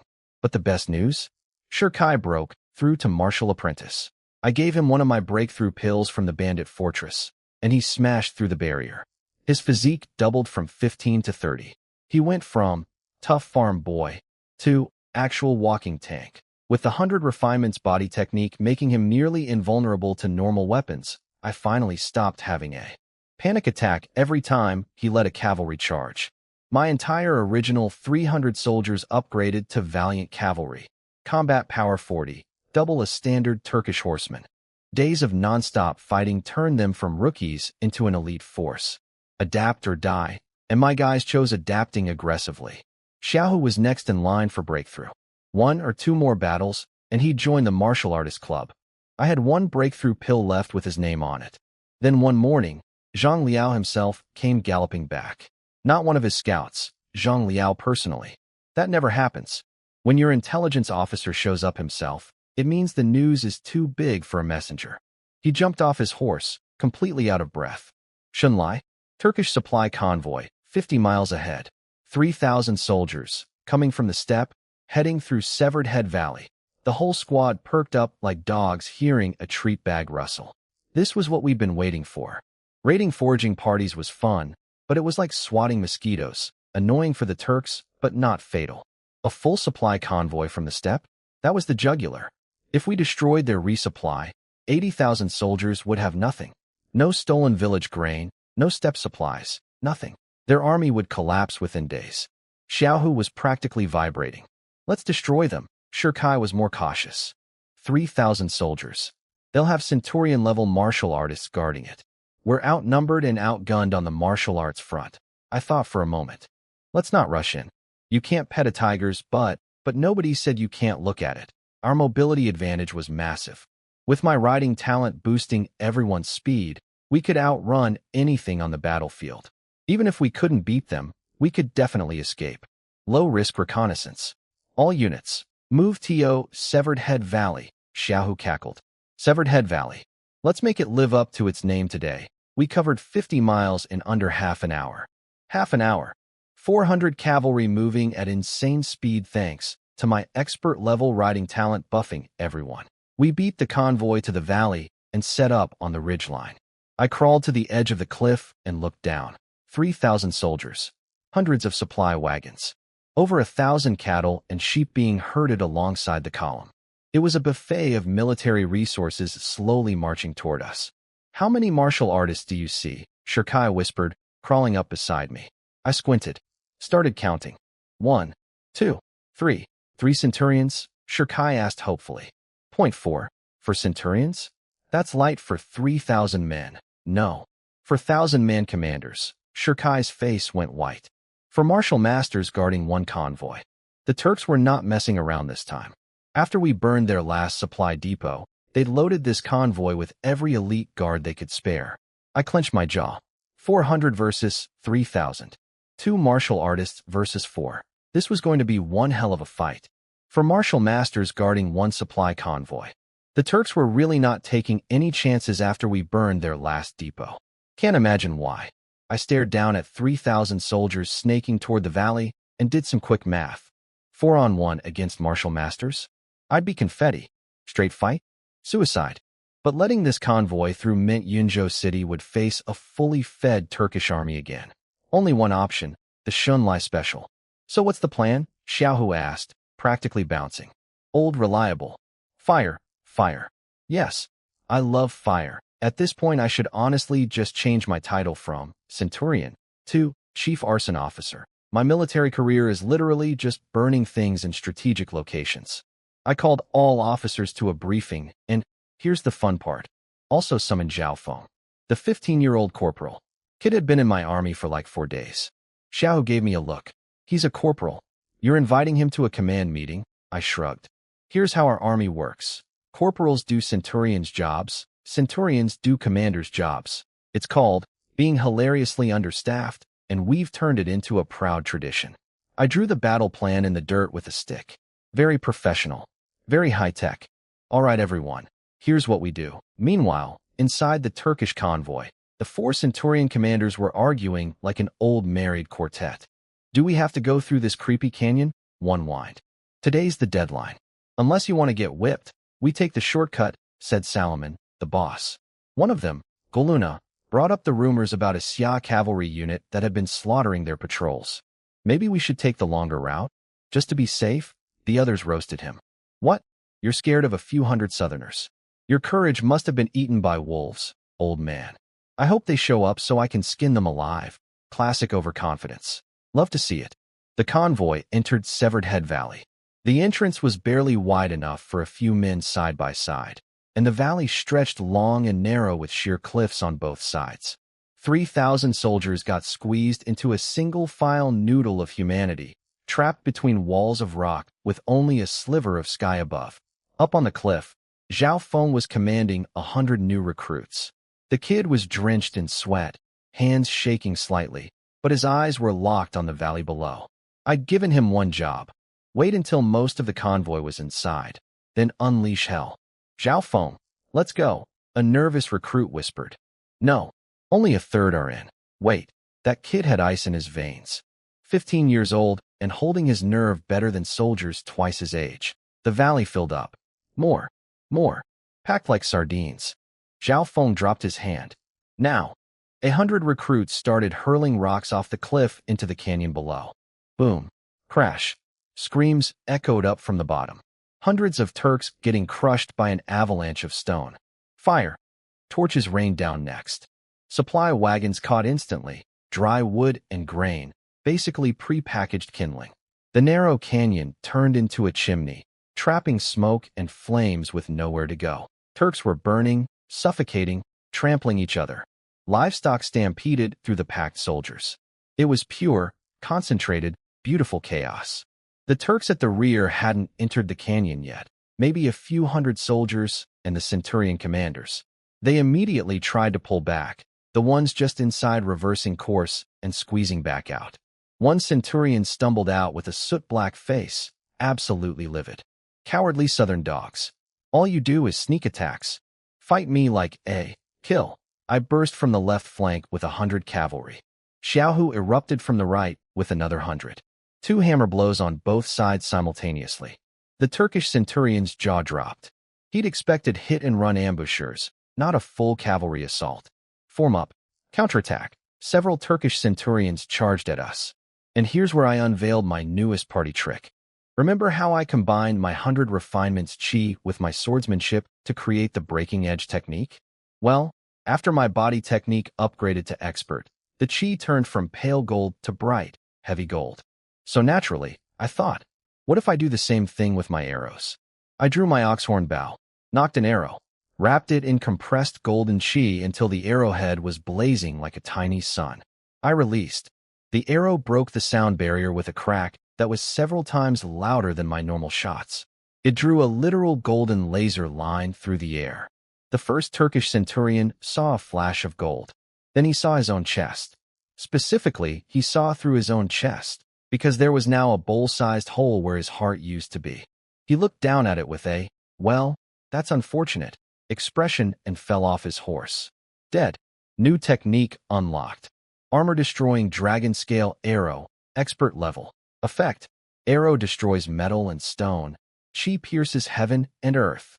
Oh yeah, I knocked 3 more arrows. Rapid fire. 3 golden streaks in under a second. 3 more Turkish centurions charging at me. All confident, all in heavy armor, all very dead half a second later. 3 bowling ball-sized holes through 3 sets of impenetrable armor. 6 centurion rank officers dead in under 10 seconds. The Turkish formation shattered like dropped pottery. Xiaohu didn't waste the opening. Charge. He plunged into the Turkish ranks with 100 valiant cavalry, tearing their lines apart like tissue paper.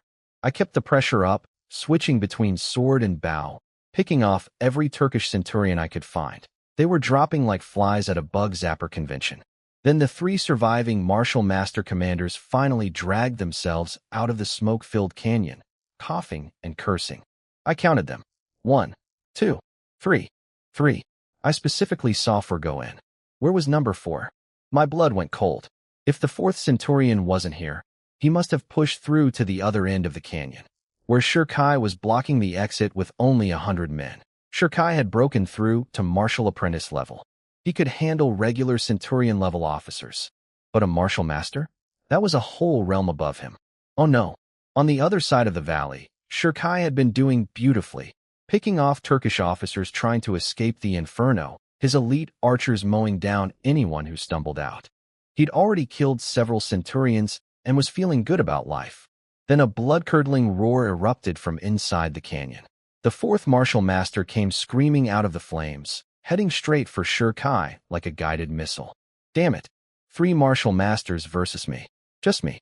One guy with a bow and a bad attitude. Let me set the scene. The canyon was doing its job beautifully. Zhao Feng's rock and fire surprise had trapped most of the convoy inside a burning Hell's Cape. Xiaohu was hammering the Turks at the rear entrance with 200 cavalry, keeping them from forming up. Everything was going according to plan, except the part where 3 gigantic killing machines decided I was the priority target. Salomon, the boss, pointed at one of his guys. Ashide, go kill that brat. Ashide cracked his knuckles around a war hammer the size of my torso. I'll make him BG for death. The other 2 charged toward Xiaohu's cavalry. Oh no you don't. I fired 2 golden arrows at their backs. Both centurions had to spin around and deflect them, buying Xiaohu precious seconds. The arrows cracked their weapons on impact. Even blocking my shots was costing them. Salomon was furious. Ashide, what are you doing? Kill him already. Easy for you to say. You come try blocking these arrows. Poor Ashide. The man was stuck 50 paces away from me, frantically swatting golden death beams out of the air while I peppered him with my new armor-destroying technique. Rapid-fire 3 arrows, times 3 per burst. That's 9 golden streaks per volley, all targeting vital points. His armor was cracking apart. His chi was draining fast. He'd lost 30% just trying to approach me. Help! Someone help me! Ashide screamed, all dignity abandoned. Useless trash, Salomon cursed, but he had no choice. All 3 centurions redirected toward me. The logic was sound. Kill the archer first, then deal with the cavalry. One tiny problem. They couldn't get to me. I held 3 martial masters at bay with arrows alone. 50 paces of open ground, and they couldn't close the gap. Every step forward earned them another golden arrow to the face. Their weapons were getting chipped to pieces. One guy's sword had so many notches it looked like a saw. Salomon was sweating now. He realized something terrifying. I was a martial apprentice holding off 3 martial masters. If I survived today and kept growing, he'd never get another chance. Then Aguna spotted my quiver. He's almost out of arrows. Just hold on. I casually turned my horse to show the other side. Full quiver, packed to the brim. The silence from those 3 was priceless. 3 grown men, elite warriors of the Turkish Empire, staring at a fresh stack of arrows like students who just found out the exam has a second page. Ashide's eyes went red. Screw it. I'm taking him with me. And then, oh God, not again. His body erupted in that horrible crimson steam. Blood-burning technique. The suicide move. Every Turkish officer I fight eventually pulls this card. It's like their default response to losing. Well, time to become an exploding blood missile. I tried to snipe him mid-transformation. 3 golden arrows, but the other 2 knocked them aside. Ashide let out an inhuman shriek and launched at me like a bloody comet. My horse got sliced clean in half before I could blink. I barely rolled off in time, but my archery position was gone. No horse, no distance, no bow advantage. The arrow fortress was breached. All 3 rushed in. I dropped the bow and drew both swords. Golden chi blazing on both blades. For people, 8 arms, 5 swords, 1 absolute brawl. They hacked at me from every direction. I caught 10, 15 hits in the first few exchanges. My armor exploded off my body piece by piece. Blood in my mouth. But here's the thing about my diamond body upgrade.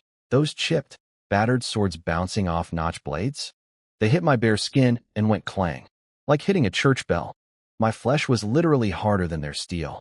Salamon's face when his full power slash connected with my bare torso, and I didn't split in two. I wish I had a painting of that moment. The confusion, the horror, the "what the hell is this guy made of" realization. He swung again. I caught his blade with my bare hand. Just grabbed it. Mid-swing. With my fingers. His eyes went so wide I could see my own reflection in them. And my reflection was grinning. My other sword erupted with blinding golden light. One technique. One swing. Plowed across the mountains. The golden blade went through Salamon's chi armor, through his physical armor, and through his entire body like they were made of wet newspaper. Two pieces. Top half went one way. Bottom half went the other. The leader of the convoy, a martial master who'd been bossing around thousands of soldiers, got bisected by a guy one full realm below him who was using a technique he invented last week. Meanwhile, I was worried sick about Shirkai. That missing fourth centurion had definitely gone to the other end of the canyon. Shirkai had just broken through to martial apprentice.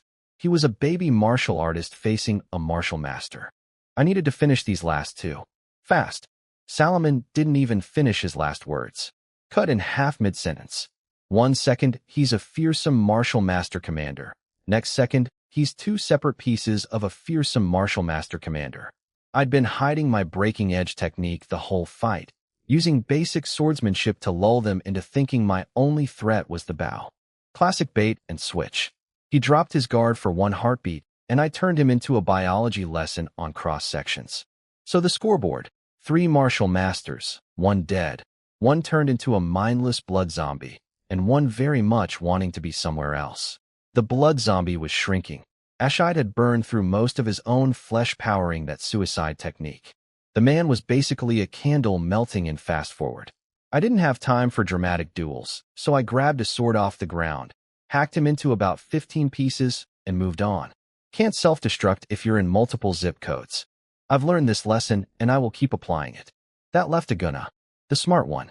He saw Salamon get bisected, saw Ashide get diced, did some quick mental math, and chose, running away as fast as humanly possible. I spat blood, grabbed my bow off the ground, and put 2 arrows into the backs of his knees. Thunk thunk. Down he went, kneeling involuntarily. I was lining up the kill shot when Xiaohu came screaming past on horseback and skewered the guy with a spear at full gallop. Clean through. The man was dead before his surprised expression finished forming. That's mine, Xiaohu shouted triumphantly, as if we were keeping score. Which, honestly, we probably should be at this point. Shunlai, sit down. You're literally falling apart. Get me on a horse. Now, I was a wreck. 100 rounds of close combat against 3 martial masters had drained my chi to fumes, and my diamond body defense was flickering like a dying light bulb. My organs were bruised from the inside.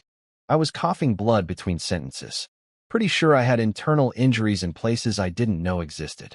But I didn't care, because the 4th Centurion, the one I'd lost track of, was on Shirkai's side of the canyon.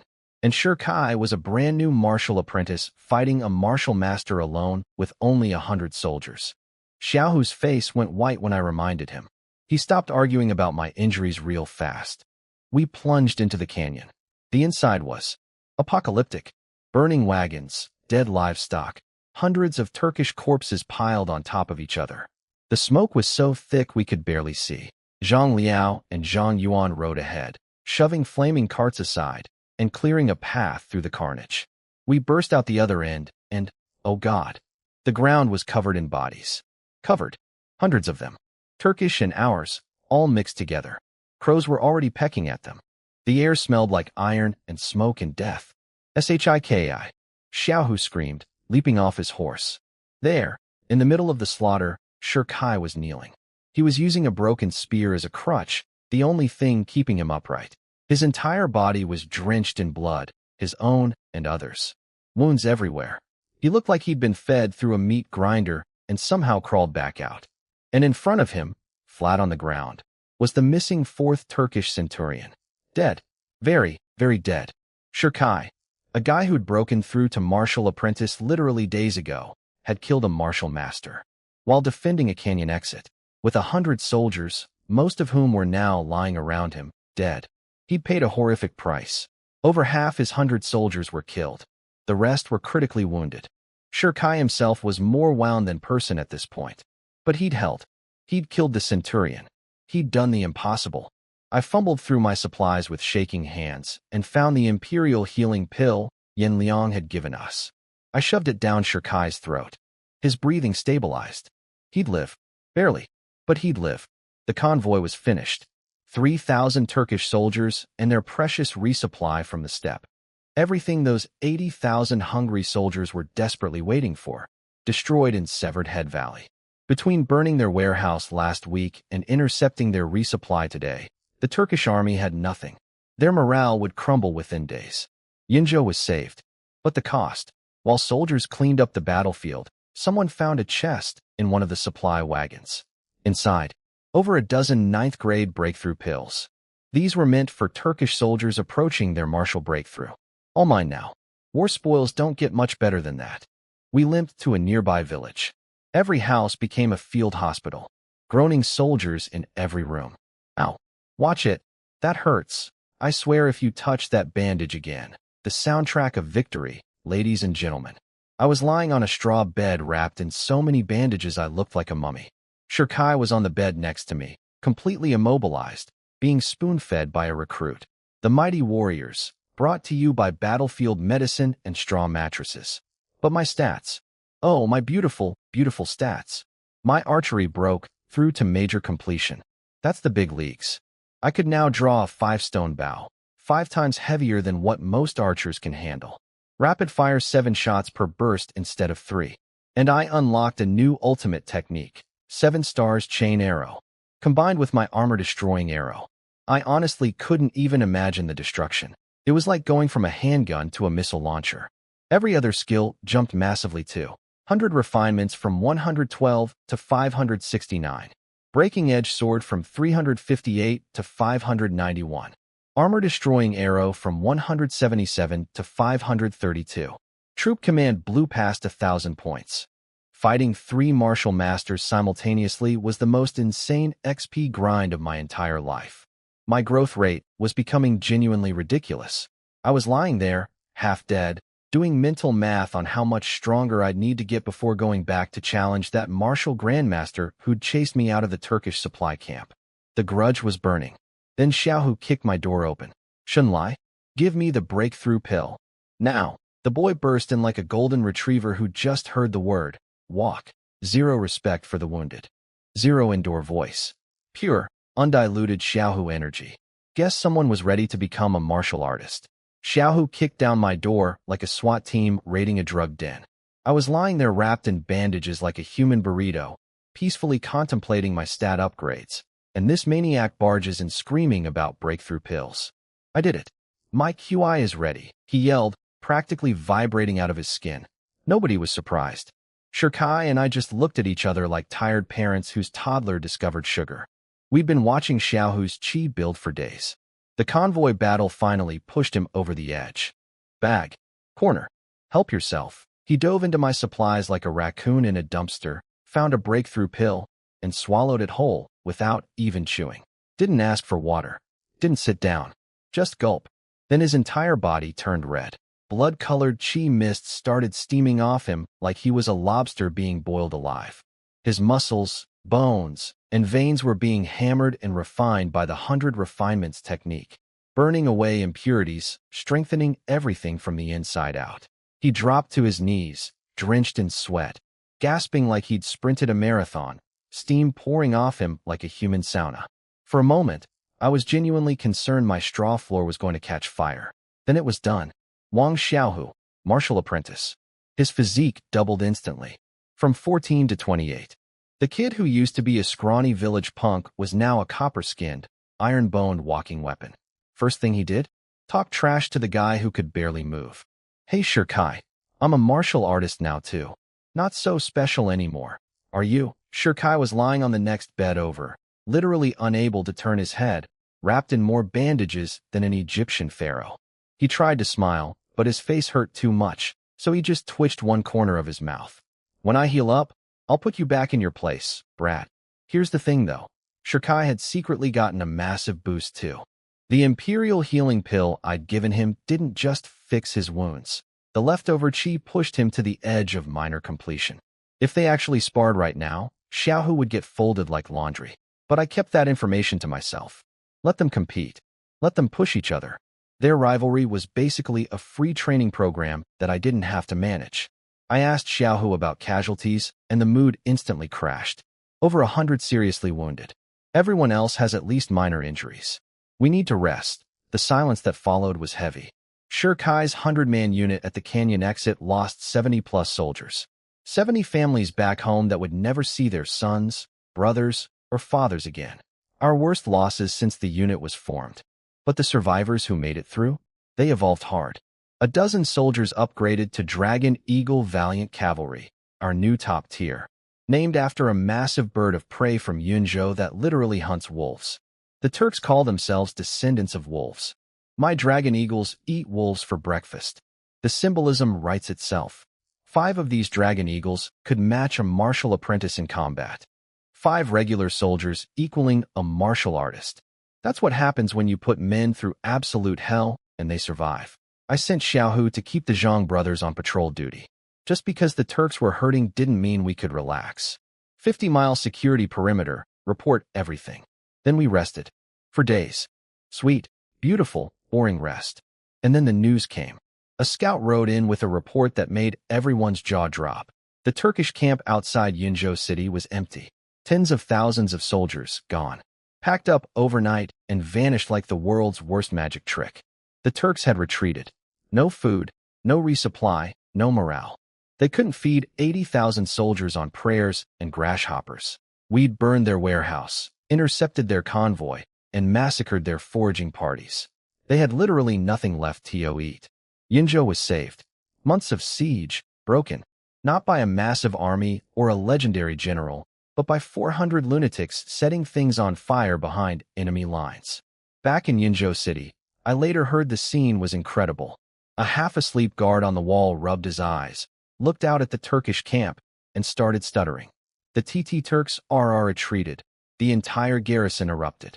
Soldiers crying, screaming, hugging each other, cursing the Turks in every dialect known to mankind. Commander General Xiang slammed his palm on the city wall and let out the deepest sigh of relief in military history. The governor was weeping on live television. Well, the medieval equivalent. And apparently Yan Liang was alive. Standing right next to the general, one arm and all, wondering where the hell I was. My man survived.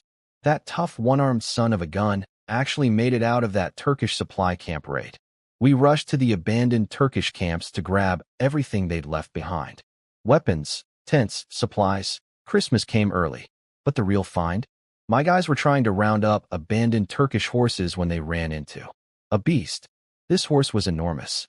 Half again taller than a normal war horse. Bright crimson coat, reddish-brown mane, golden-red eyes like molten copper.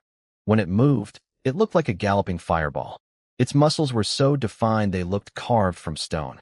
It breathed like a furnace. You could hear it panting from 30 feet away.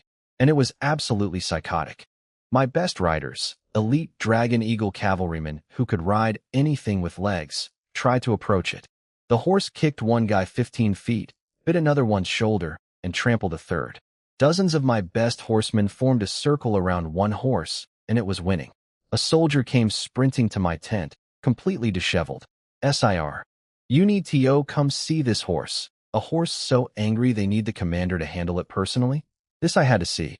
So my soldiers, dozens of elite Dragon Eagle cavalrymen, the best riders in my entire army, got defeated by a horse. Not a martial artist. Not a Turkish ambush. A single horse. They called for backup like it was a military emergency. I had to see this for myself. We walked over and... Okay, I understood immediately. This wasn't a horse. This was a statement. This thing was half again taller than a normal war horse, built like someone crossed a stallion with a freight train, and colored bright crimson from head to hoof. Red coat, reddish-brown mane, golden-red eyes glowing like hot coals. When it moved, it literally looked like a galloping fireball. Its muscles had muscles. Its breathing sounded like an industrial bellows from 30 feet away. My first thought, did this thing grow up eating dragon fruit? Because there's no natural explanation for being that red. Lubu had a famous horse called Red Hair. This one was bigger. So by my math, This should be called Red Dog.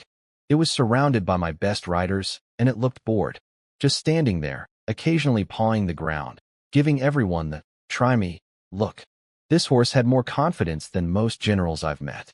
Xiaohu immediately lost his mind. "Everyone move. I got this." Of course he did. The boy had just broken through to martial apprentice, had no one to fight since the Turks ran away, and was desperate to test his new powers. On a horse. Because that's what Xiaohu does. He sees a terrible idea and sprints toward it. He started creeping toward the horse with exaggerated tippy-toe steps, whispering, "Come here, baby. Good boy. Nice horsey." And the horse just stood there, looking at Xiaohu like a cat watching a mouse approach. Not scared, not aggressive, just evaluating. My soldiers started whispering, "Wow, it's actually calming down for him." Xiaohu inched closer. 2 steps away. 1 step. He reached out and stroked its neck. The horse didn't flinch. Xiaohu was beaming with confidence. He grabbed the mane and swung himself onto its back in one smooth motion. "Yeah," the soldiers cheered. Xiaohu grinned like he'd just conquered the world. The horse waited approximately 0.3 seconds for Xiaohu to get comfortable, just long enough for maximum betrayal. Then it detonated. That animal went absolutely nuclear. All 4 legs left the ground simultaneously, bucking, twisting, spinning, kicking up enough dirt to create a small sandstorm. It was like trying to ride a tornado that was personally offended by your existence. The soldiers went from cheering to screaming in about 1 heartbeat. Xiaohu activated his qi, clamped down with everything he had, hands white-knuckled on the mane, legs squeezing like iron bands. The horse felt his increased strength and responded by trying even harder to murder him. Its back legs kicked so high they nearly went vertical. 1 man versus 1 horse, maximum effort on both sides. I shouted a warning, but Xiaohu was in the zone. Couldn't hear anything except his own internal screaming. After what felt like an eternity, his qi ran dry. The horse gave 1 final twist, and Xiaohu went flying. He executed a surprisingly graceful combat roll, training pays off, and landed in a heap of mud and wounded pride. But the horse wasn't done.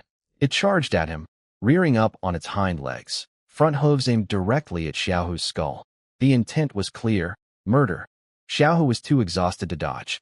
I covered the distance in 3 steps. Activated Diamond Body.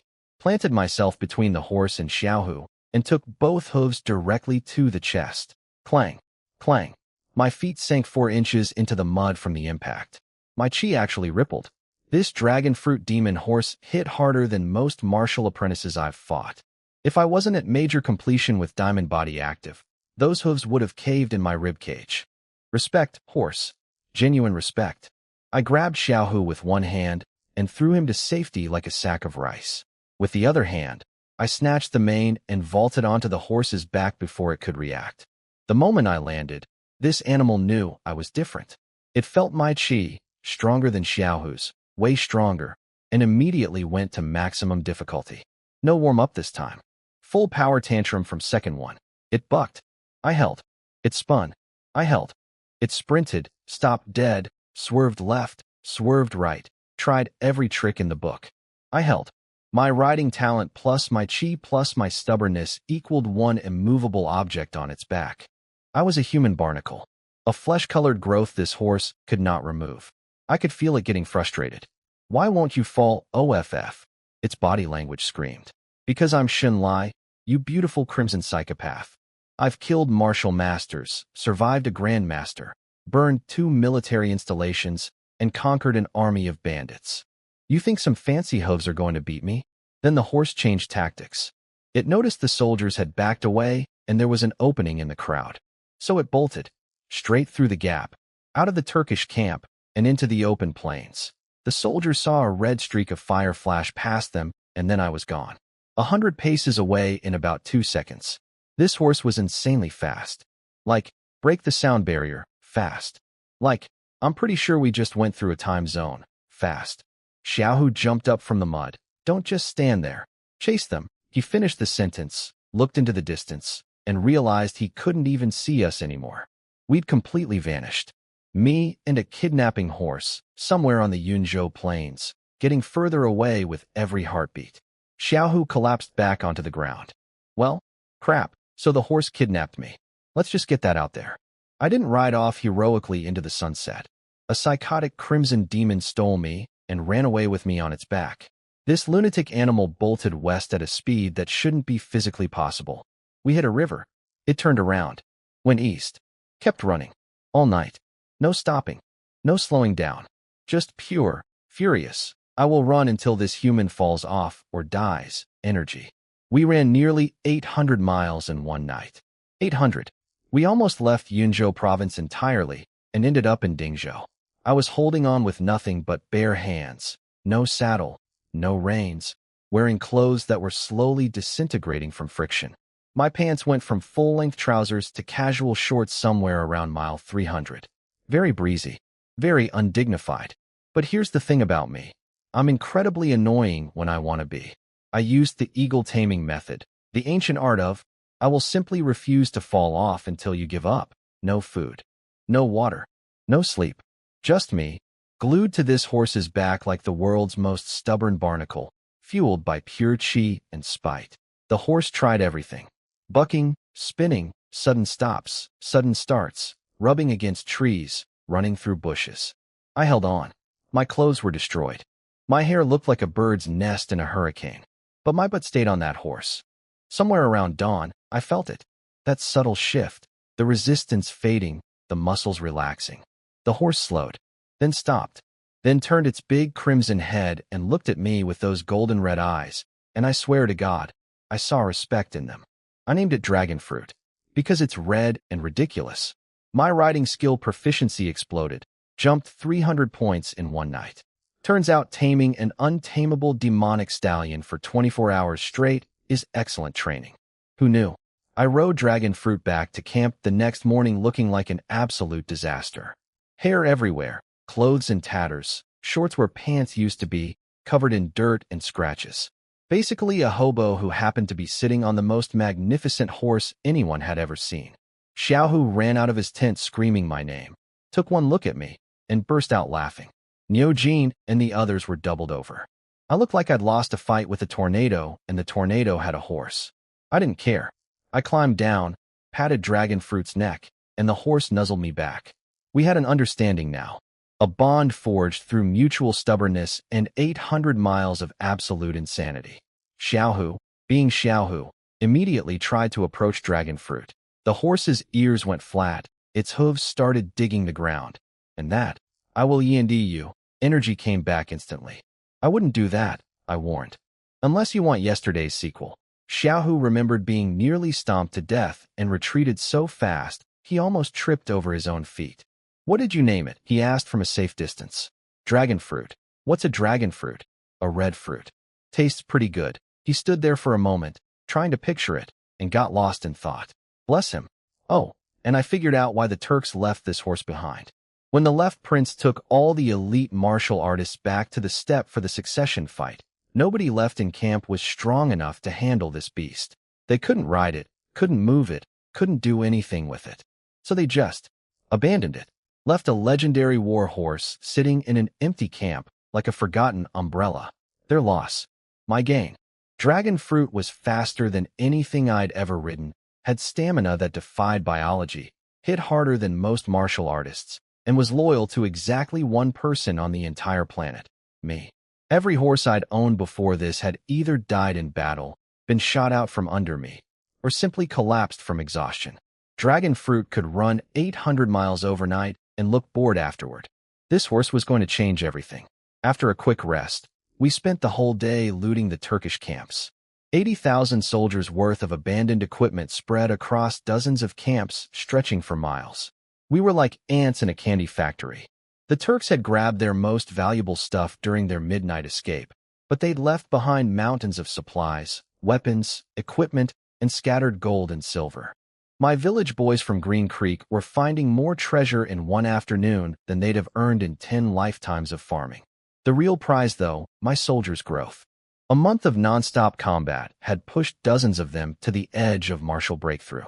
The Dragon Eagle cavalry were practically glowing with chi. Those breakthrough pills we'd captured from the Turkish convoy were about to turn a dozen of my elite soldiers into actual martial artists. An entire squad of martial apprentices. That's not a cavalry unit. That's a weapon of mass destruction. Finally, loaded up with loot, riding 1,000 horses, we headed back to Yunzhou City. The guards on the wall saw a massive dust cloud approaching and nearly sounded the invasion alarm. The Turks are back. Then they squinted and realized every single rider was wearing Xia Border Army armor. And the guy at the front, riding an impossibly tall crimson horse that looked like a living bonfire? That was me. Shouldn't lie.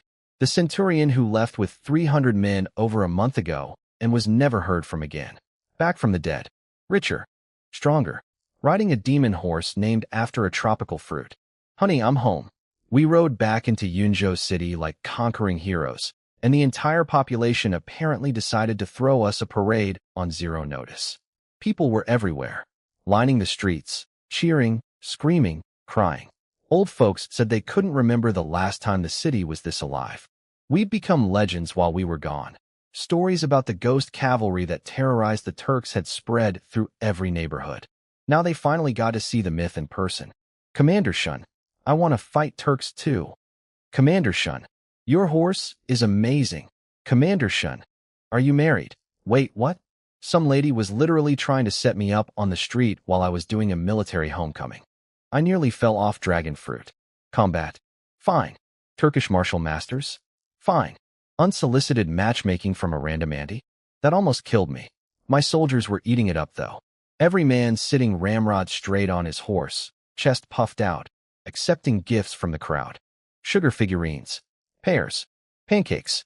Someone handed a soldier a raw green onion. He took it with the dignity of a man receiving a Medal of Honor. These were the same guys who left as nervous recruits a month ago. Now they were blood-stained, battle-hardened warriors in dinted armor, and they knew it. The glow-up was complete. We got back to base. I settled everyone in. Soldiers to barracks, wounded to the medical area, 1,000+ horses to the stables, and immediately got summoned to the Commander General's mansion. Second visit. Last time I came here as a scared flag officer. This time I walked in as, well, still kinda scared, but with a much better resume. I brought Xiaohu along. The boy walked up to the mansion, saw the fancy guards standing like statues at the entrance, and started daydreaming out loud. Man, this place is incredible. Someday I'm gonna have a shut up before you say something that gets us executed, I hissed. We walked through the courtyard into the main hall. General Xiang was already seated, and next to him, Yin Liang. Alive, in one piece. Well, in the same number of pieces as before, still one arm. But alive. Xiaohu and I both nearly lost it. I wanted to run over and hug the man, but we were in the Commander General's formal hall, so I settled for a very professional, I'm so glad you're not dead, expression. Yin Liang gave us a warm smile and a small nod. Classic Yin Liang, maximum emotion, minimum words. I immediately noticed him looking behind us, counting heads. Me, Xiaohu. No Shirkai. His face clouded with worry. These 3 village boys were his project. He'd found us, trained us, believed in us when we were just random conscripts. Losing any of us would have crushed him. Shirkai's fine, sir. Just injured. Recovering. The relief that washed over his face almost made me emotional. Almost. Then I gave General Xiang the full debrief. Everything. The supply depot raid, the guerrilla campaign, the convoy ambush, the 4 martial masters. I left nothing out because, honestly, even I couldn't believe it all happened. Xiang and Yin Liang were staring at me like I was reciting science fiction. You're telling me you ambushed a 3,000-man convoy and killed 4 martial master centurions? General Xiang's eyebrow was doing gymnastics. Yes, sir. Here's proof. I pulled out the dead centurion's military ID badges. Handed them over. He examined them carefully. Confirmed they were genuine Turkish officer badges. Stared at me for a long moment. Remarkable young man. Yin Liang stood up and basically said, SIR, about that promotion. And General Xiang cut him off with a smile. I know, Shunlai. Effective immediately, you are promoted to 1,000-man commander. All officers under you advance 1 rank. 1,000-man commander. That's the rank that requires martial master level. I'm still only a martial apprentice, major completion. This was a completely unprecedented, rule-breaking, we'll deal with the paperwork later, promotion. But when you've personally killed more martial masters than most actual martial masters have, the rules start looking more like guidelines. Xiaohu and I bowed so fast we nearly headbutt the floor. Then General Xiang added, I'll be submitting a full report to the Imperial Court with the governor. Every battle, every kill, every achievement, all of it. Nothing left out. This was the real prize. Promotions from a regional commander are nice, but Imperial recognition? That's career-defining. That's, the Emperor himself knows your name, territory. And General Xiang wasn't going to steal my credit. He was sending it all up with my name on it. Good bosses are rarer than breakthrough pills, I swear. Then he asked about my archery. Yan Liang had apparently told him I could draw a 2-stone bow without being a martial artist. I confirmed it, while internally thinking, buddy, I'm at 5 stones now. But sure, let's start with 2. General Xiang's eyes lit up. Bring me my divine arm bow. A soldier sprinted to the back of the mansion and returned carrying the most gorgeous weapon I'd ever seen. 3-stone heavy bow. Frame carved from 100-year-old Kunlun mountain wood, soaked in wild beeswax for 3 years. Tips wrapped in rhinoceros horn from the southern sea. Bowstring twisted from the sinews of 300 Tian Shan snow leopards. The wood grain had compressed into reddish tiger stripe patterns. Gold inscriptions engraved along the limbs. The curve of the bow looked like a hungry wolf biting the moon. I was drooling. Actually, visibly, embarrassingly drooling. This was my personal bow when I was a 1,000-man commander, General Xiang said, holding it out. There isn't another one like it in all of Yinzhou. It's yours now. Kill many enemies with it. My brain short-circuited. Free legendary weapon. From the Commander General. Personally handed to me. My mouth opened but no sounds came out. Xiaohu elbowed me. Say something, Shunlai. Thank you, Sir. I grabbed that bow like a child grabbing candy. Promotion, Imperial recognition, and a legendary weapon? This was Christmas, my birthday, and winning the lottery all happening simultaneously. We walked out of the mansion floating on clouds. I was mentally calculating how my new 5-stone draw strength plus this 3-stone masterwork bow plus my armor-destroying arrow technique would equal. Something absolutely terrifying to anything I pointed it at. Xiaohu was tugging at my sleeve. Let me hold it. Just for a second. Yan Liang watched us bickering and smiled. I could tell he was thinking about how 2 months ago, I was a random conscript he'd fished out of a draft pool. Now I outranked him. Life comes at you fast. We were crossing the courtyard, laughing, high on victory, when a messenger came sprinting through the mansion gates. Covered in dust, wild-eyed, out of breath. He blew past us and threw himself into the main hall. Report. Urgent. The Turkish Right Prince's forces have breached Dingzhou.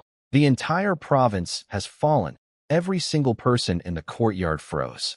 Dingzhou, the province right next to US. The place Dragon Fruit almost carried me to during our overnight joyride. Conquered. Gone. We'd just finished celebrating one victory, and the war had already gotten worse. The smile died on my face. Here we go again. We hadn't even left the general's building when the next disaster arrived. A messenger exploded through the front gates looking like he'd ridden through a sandstorm and a panic attack simultaneously. Dingzhou has fallen. The entire province. Every happy thought in my brain evaporated like spit on a hot stove. Dingzhou, the province right next to us. The buffer zone between Yunzhou and the rest of the empire. Gone. Conquered by the Turkish Right Prince while we were busy fighting the Left Prince. Let me explain why this was catastrophically bad. Yunzhou is at the far western edge of the empire. Dingzhou sits between us and everything else. All our supply routes, communication lines, and reinforcements come through Dingzhou. With Dingzhou gone, Yunzhou was now a lonely island surrounded by Turks on 3 sides and mountains on the 4th. No food coming in. No soldiers coming in. No mail coming in. We were completely, utterly, hilariously cut off. Oh, and if the Left Prince came back to finish what he started and linked up with the Right Prince? 2 Turkish armies squeezing us from both sides? We'd be crushed like a walnut in a nutcracker. We went from victory parade to we're all gonna die again in approximately 90 seconds. New personal record. General Xiang immediately called every officer above Centurion rank, plus the governor and all his civilian officials. The mansion was packed wall-to-wall with arguing adults. And oh boy, did they argue. How did Dingzhou fall? They had more troops than us and better walls. The Right Prince is a military genius. That's how. Those walls were just renovated. The court spent a fortune. A wall is only as good as the people defending it. You idiot. We're surrounded. We're done. Even the court's reinforcements can't reach us now. Forget the people, save the grain. We need to hoard everything. Forget the people? The sage said the people are more important than the ruler. How dare you? Your precious sage never fought a war. His books are useless out here. You illiterate barbarian. Worthless scholar. I was standing in the corner with Xiaohu watching this circus unfold. These were supposed to be the leadership of Yunzhou. Generals and governors, the best and brightest. And they were screaming at each other like neighbors fighting over a property line. Scholars die writing complaints, soldiers die fighting battles, I muttered. But right now nobody's doing either. They're just yelling. No wonder our country keeps losing. Then another messenger burst in. Because apparently one catastrophe per hour wasn't enough. Tens of thousands of refugees from Dingzhou are flooding into Yunzhou. And 10,000 Turkish cavalry are chasing right behind them, slaughtering as they go. The room went nuclear. We have to save them. We can't save them. It's a trap. One general actually made a decent point. The right prince is driving refugees toward us on purpose. If we take in 50,000 extra mouths, our food supply collapses. We starve ourselves to death without the Turks lifting a finger. It's brilliant strategy. A civilian official nearly had an aneurysm. So your plan is to watch our own citizens get massacred? I'm thinking about the big picture, and round 3 of screaming began. Xiaohu tugged my sleeve. Shenlai, if Dingzhou fell. What about Green Creek Village? My stomach clenched. But I did the geography. It's far enough. The Turks won't reach there quickly. And if they do, our people know to hide in the mountains. They'll be okay. He relaxed a little. I hoped I wasn't wrong. Then a civilian official next to us turned around and introduced himself. Song Yingxing, Vice Governor of Yunzhou, in charge of grain and civil administration. 5th rank, same level as my shiny new Centurion promotion. Congratulations on the promotion, Commander Shen. Quick question, the refugees. Save or don't save? Save. Obviously, oh? Why so certain? Yunzhou is already short on soldiers. We're cut off from reinforcements. The walls are strong but useless without men to stand on them. People are the wall. Take in the refugees, and yes, we gain 50,000 mouths to feed. But we also gain 50,000 potential soldiers. Song nodded enthusiastically. Exactly my thinking. But the food problem, Xiaohu, who had been listening with increasing impatience, blurted out. Food? Easy. We just rob the Turks again. Song Yingxing dabbed sweat from his forehead. Commander Wang is certainly direct, I laughed. The kid had all the diplomatic grace of a sledgehammer, but he wasn't wrong. We'd been stealing Turkish supplies for a month straight. It was basically our business model at this point. The government granary covers part of it, I said. We buy more from local merchants and farmers. And I personally go steal the rest from the Turks. That should keep us going for a month or so. Song looked at me like I was the first sane person he'd talked to all day.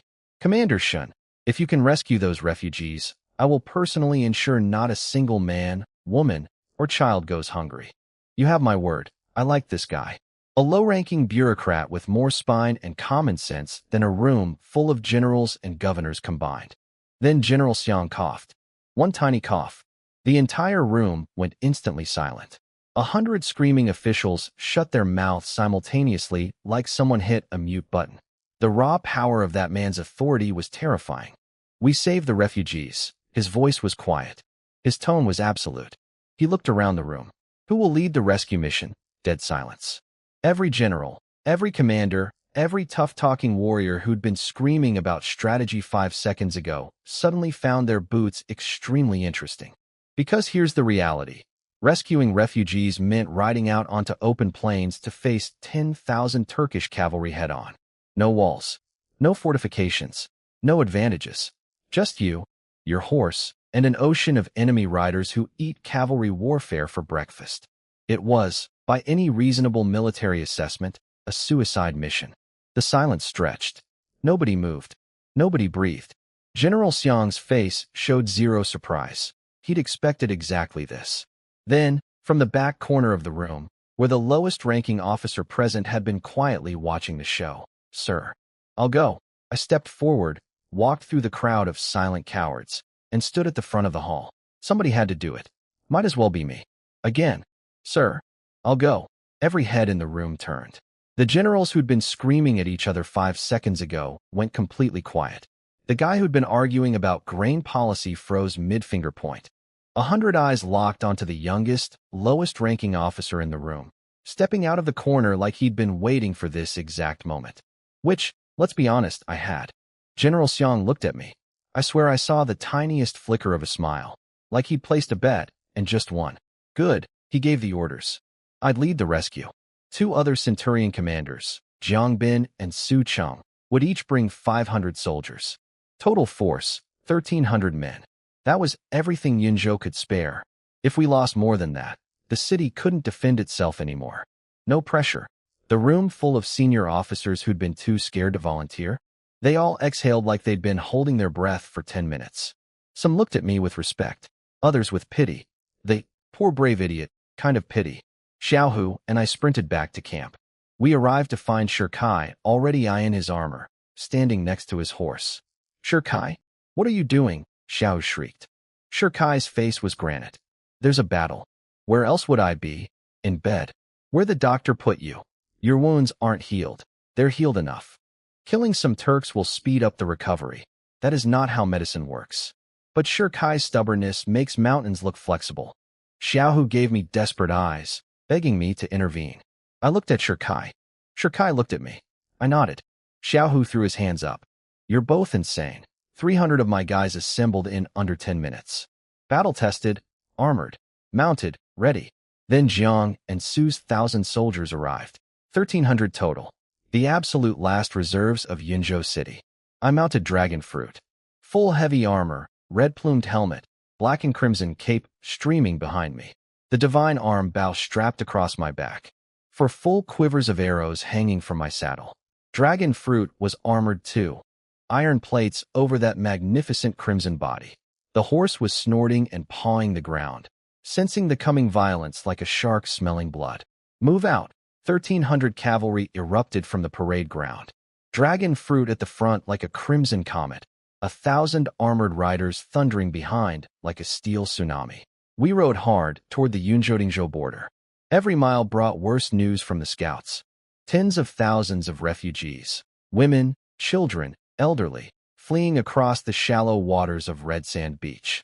And right behind them, 10,000 Turkish cavalry butchering everyone they could catch.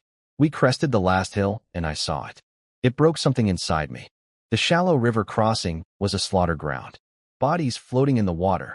Women cut down from behind while carrying children. Old men trampled under hooves. The Turkish cavalry were laughing as they hunted unarmed civilians like it was sport.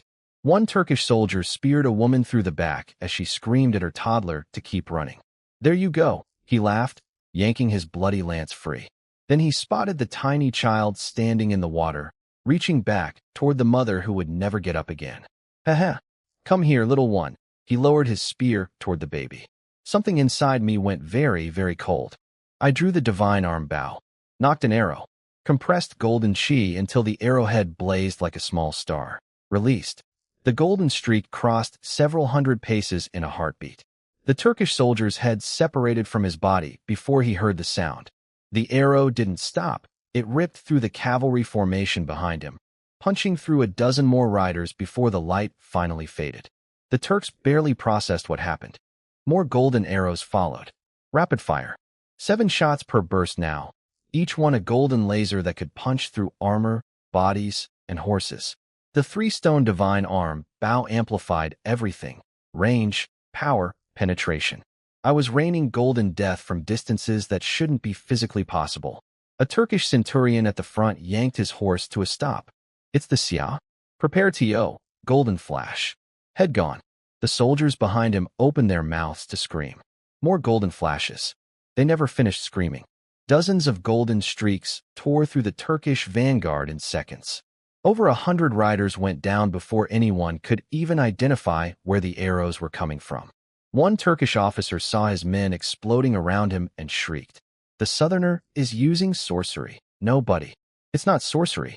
It's a 5-stone archer with a legendary bow, a chi-enhanced armor-piercing technique, and a very personal grudge against people who murder children. My proficiency climbed from 532 to 658 as Turkish bodies piled up. The divine arm bow was everything I dreamed. At this range, with this weapon, I was basically an artillery battery shaped like a person. The 1,000-man Turkish vanguard was already wavering before my cavalry even reached them. Jiang, Su, hold this riverbank. Cover the refugees crossing. I barked orders without slowing down. Everyone else, with me, Shikai, Xiaohu, Niu Jin, Zhang Liao, Zhang Yuan. Every officer in my unit surged forward on my flanks. 300 battle-hardened veterans hit the panicking Turkish formation like a wrecking ball made of swords. I looked down as Dragon Fruit's hooves splashed through the shallows. Bodies everywhere. Civilian bodies. Women. Children. Floating face down in red-stained water. Some still clutching bundles of belongings. Some clutching each other. The shallow river had turned pink. Something shifted inside me. The cold feeling from before became fire. White-hot, all-consuming, righteous fury. I raised my head and screamed with everything in my lungs. Kill every last one of them. Not a single one leaves alive. No mercy. No prisoners. Not today. We hit that Turkish vanguard like God's personal wrecking ball. Dragon Fruit charged across the shallow river at full speed, water spraying everywhere like a crimson speedboat with hooves. I had the divine arm bow drawn before we even made contact, and my first golden arrow punched through a Turkish soldier's face at point-blank range, then kept going through about a dozen more guys behind him. One shot, 12 kills. The new bow was absolutely disgusting, and I loved every second of it. I carved a massive gash through the Turkish formation single-handedly. Just me and Dragon Fruit, cutting through cavalry like a hot knife through warm butter. Then 2 Turkish Centurion commanders attacked from both sides simultaneously. One with a spear, one with an axe. Perfect pincer movement. Classic textbook ambush. I spun forward and rapid-fired 3 golden arrows at Spear Guy, pinning him down completely, which left my entire back exposed to Axe Guy, who was already mid-swing at my spine with a grin on his face.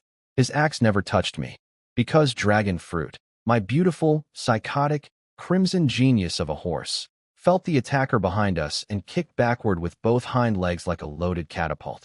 2 dinner plate-sized hooves carrying 1,000 pounds of force connected with the Turkish Centurion and his horse simultaneously. Boom. Both went flying into the shallow water like they'd been hit by a truck. Good boy, Dragon Fruit. The Centurion splashed down, saw Dragon Fruit standing over him, and his eyes went wide. A dragon blood stallion. Oh, so you know what this horse is? Cool. That's the last piece of trivia you'll ever learn. I rode over and smashed the divine arm bow into his face like a baseball bat. Crack. Stunned. Then I hooked the bowstring around his neck, channeled golden chi through it, and Dragon Fruit reared up and stomped his chest plate concave.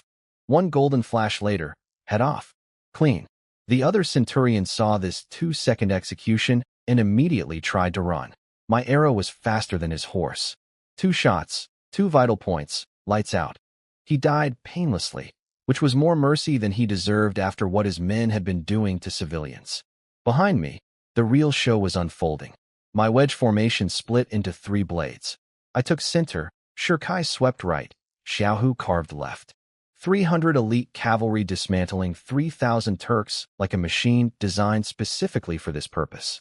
My Dragon Eagle cavalrymen were fighting at 1:10 ratios and winning. Regular Valiant cavalry were handling 2 Turks each without breaking a sweat. The formation buffs, the training, the weeks of non-stop combat, it all paid off right here. Shikai was an absolute monster on the right flank. He'd fully embraced his new martial artist body, swinging his heavy lance like it weighed nothing, sweeping 3 or 4 riders off their horses with single strokes. 1 Turkish Centurion charged him head-on for a jousting duel, spears lowered, horses screaming toward each other at full gallop. Neither man dodged. Neither man blocked. Both aimed straight for the other's heart. Pure chicken. Pure insanity. The Turkish Centurion's spear was actually longer. He should have won on reach alone. But Shikai channeled chi through his lance at the moment of impact, deflected the enemy's spear sideways, and drove his own weapon clean through the Turk's chest. Out the back, he yanked it free as the horses passed. The Centurion stayed upright for about 2 seconds, staring at the hole in his body, then toppled. On the left, Xiaohu was having the time of his life. His first real battle as a martial artist, and the 100 refinements technique was making him practically invincible. He charged into the Turkish lines over and over, dozens of hits bouncing off his copper iron body, not a scratch on him. So this is what it feels like, he was yelling, genuinely delighted. Like a kid who just discovered he's fireproof at an actual fire. And Zhao Feng, my 15-year-old recruit, was in the rear guard, fighting like a veteran twice his age. Silver spear flashing, dropping Turkish riders one after another. He'd racked up dozens of kills across all our battles and been fast-tracked to flag officer. The kid was a war machine.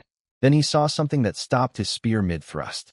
A tiny child, barely knee-high, crouching in the bloody shallows next to a woman's body. The child's mother, speared through the back by a laughing Turkish soldier, the same one I decapitated with my first golden arrow. The toddler was reaching toward the body, crying, "Mama! Mama!" Zhao Feng rode over, scooped the child onto his horse with one arm, and kept fighting. The kid kept twisting around, reaching backward, wailing. "Stop crying," Zhao Feng barked. "Men bleed, they don't cry." The child kept sobbing into his hands. "Open your eyes." Zhao Feng pulled the kid's hands away from his face. "Look, remember what these animals did. Remember it forever.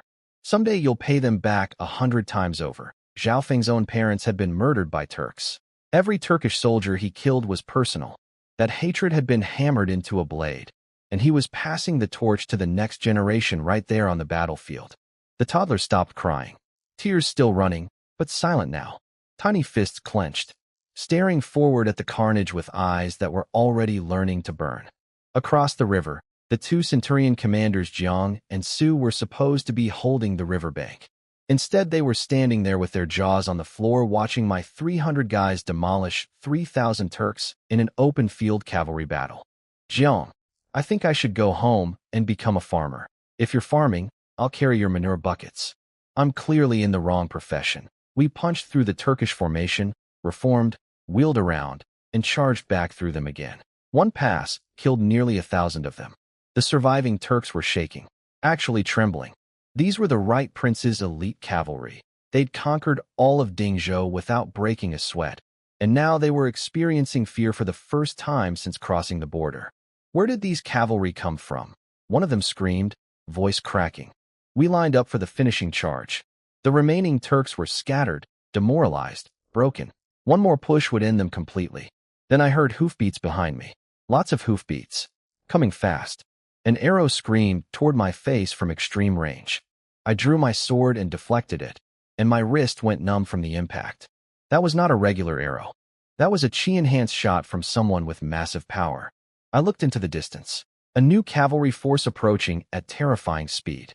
And at the front, a single rider whose chi aura was visible from 100 paces away. Visible. To the naked eye. From that distance. You know what that means. That's not a martial master. That's a martial grandmaster. Again, oh for the love of, can I please just win one battle without a final boss showing up at the last second? Another day, another martial grandmaster trying to kill me. At this point, it's basically a subscription service. The arrow that came at me was no joke. I sliced it in half with my sword, and my wrist went numb from the impact. This guy was on a completely different level, 2 full major realms above me. I immediately flashed back to the last Grandmaster encounter, where 2 Centurion commanders died buying me 10 seconds to escape, and I barely made it out with my life. Xiaohu whispered, "Should we retreat?" Shikai reminded him, "Our mission is protecting these refugees. We leave, they die. We're not leaving," I shouted. No hesitation. No debate. Moments like this, you either commit or you crumble. Wavering would destroy morale faster than any enemy sword. I split forces instantly. You too, finish off the Turkish remnants. Do not let them regroup, or we're fighting on 2 fronts. Shikai and Xiaohu nodded and charged back into the broken Turkish formation without looking back. They trusted me, like they always did. Dragon Eagles. On me. I wheeled Dragon Fruit around and rode straight toward the Grandmaster. Because apparently I've developed a clinical addiction to near-death experiences. His escort immediately caught my attention. These weren't regular Turkish soldiers. These were something else entirely.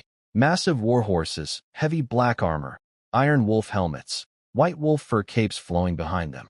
They looked like an actual wolf pack that had learned metalworking. The Right Prince's personal guard, the Pale Wolf Guard. each one handpicked from the champion centurions of every Turkish tribe. Every single rider was a martial apprentice. Every single one. An entire squad of martial artists on horseback, and their boss was a grandmaster. This is going to hurt, I muttered through clenched teeth. We charged at each other.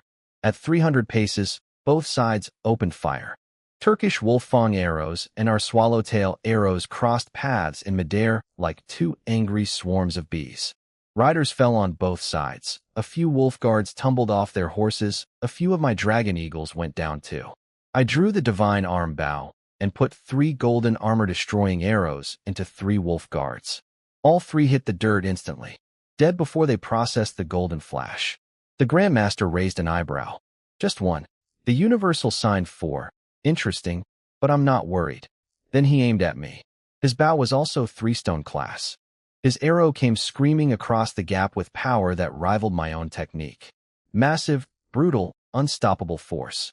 I fired 3 shots. The first intercepted his arrow mid-flight, crack, knocking it off course. The second and third streaked toward his face as golden death rays. He drew his sword, a dark iron longsword, and slashed both golden arrows out of the air. Clang clang, 2 cuts. So fast I literally couldn't see his hands move. I only saw the results, my arrows falling in 4 pieces. My heart sank. He'd cut through my armor-destroying technique like it was nothing. But then I noticed, his cuts through anything legendary sword now had 2 tiny notches in the blade. My golden arrows had actually damaged his weapon. He noticed too. His eyes narrowed. We kept shooting. Dozens of arrows each, fired at closing distance. His arrows couldn't get past my defense. My arrows couldn't get past his. Total deadlock at the archery level. 200 paces apart. All right then. Time to pull out the big guns. 7 stars chain arrow. My ultimate technique. Unlocked when my archery reached major completion. Never used before because honestly, until now, nobody had survived long enough to need it. I knocked the first arrow and fired. Normal speed. Then the second arrow, fired faster than the first. It caught up and struck the tail of arrow 1. The kinetic energy stacked. Arrow 1 suddenly doubled in velocity. The Grandmaster's eyes widened. He recognized something was wrong, but couldn't pinpoint what. Third arrow, even faster, hit the tail of arrow 2, which hit arrow 1 again. Triple acceleration. The leading arrow was now moving at a speed that was physically absurd. The air behind it literally exploded from the sonic boom. 3 arrows fired. 3 impacts. 1 projectile arriving at the target at roughly the speed of, you can't react to this even if you're a Grandmaster. The arrow materialized in front of his face like it had teleported. He couldn't draw his sword in time. Couldn't block. All he could do was tilt his head a fraction of an inch to the side. The arrow ripped his wolf helmet clean off his head. The sonic boom from the arrow's passage ruptured his eardrums. Blood poured from both ears. His hair exploded loose from under the destroyed helmet, whipping wildly in the shockwave. 1 arrow, from a martial apprentice, nearly killed a martial Grandmaster. He stood there, hair wild, ears bleeding, helmet gone, looking like he'd just been slapped by God. The expression on his face cycled through shock, disbelief, fury, and then something I'd never seen on a Grandmaster before, embarrassment. A martial Grandmaster, wounded by a martial apprentice 2 full realms below him. If word got out, his career was finished. He'd never live it down. Every Turkish warrior from here to Mongolia would be snickering behind his back for the rest of his life. You little insect. He stomped his war horse so hard it sank into the river, then used it as a springboard to launch himself into the air, flying toward me like a human cruise missile with a sword. No more archery duel. He was coming to kill me with his bare hands. And he was fast. Faster than anything I'd ever seen. 2 major realms of difference, closing the gap in heartbeats. Well, at least I made him bleed first. That's got to count for something on my tombstone. The Grandmaster was airborne. He'd literally stomped his own horse to death as a launch pad and was flying at me like a heat-seeking missile made of rage and muscle. The man killed his own ride just to close distance faster. That horse died for the crime of not being fast enough. R.I.P. unnamed horse, you deserved better. I had maybe 1 second to react. My fingers moved on pure instinct. No thinking, no planning, just shoot. 5-star chain arrow. 5 golden arrows, each faster than the last. each slamming into the tail of the one before it. 4 arrows exploded from the cascading impacts, transferring all their energy into that final leading arrow. The last one was moving so fast that the air behind it literally detonated. Sonic boom. Visible shockwave. The arrow basically stopped existing as a physical object and became a golden streak of pure destruction. The Grandmaster had anticipated it this time. The moment I drew my bow, he hurled his legendary Dark Iron sword at me like a javelin. A flying sword technique with enough power to bisect me and my horse, and probably the landscape behind us. I had to dodge, which meant I couldn't fire the full 7-star sequence. Only 5 stars. My arrow hit him. His sword almost hit me. My arrow caught him in the left shoulder. And by caught him in the left shoulder, I mean his entire left arm and half his shoulder ceased to exist. Just gone. Vaporized. A cloud of red mist where an arm used to be. The 5-star chain arrow didn't pierce him. It deleted a body part. Everything happened in a blink. Both armies barely saw what happened. They just saw the blood mist hanging in the air and a Grandmaster missing a significant percentage of his body. I was scrambling to my feet when wham! A blood-covered palm hit me in the chest, and I flew 30 feet backward. Are you kidding me? He activated the blood-burning technique after losing an arm. This psychopath was running at me wrapped in crimson blood fog with one arm, and he was faster than me. 2 full realms of difference plus suicide mode equals, I literally cannot keep up. His one remaining hand was everywhere. Front, back, sides, it felt like he'd grown 6 arms. My dual golden swords couldn't block a single palm strike. I was getting slapped around like a pinball. Clang, clang, clang, clang. 15 hits in seconds. My armor disintegrated. My diamond body was the only thing keeping me from becoming a Shun-Lai smoothie. Then he stole my left sword. Snatched it right out of my hand mid-fight. With one arm. A one-armed man disarmed me. The humiliation was worse than the injury. He started taunting me. Too slow. Too slow. Your sword is too slow.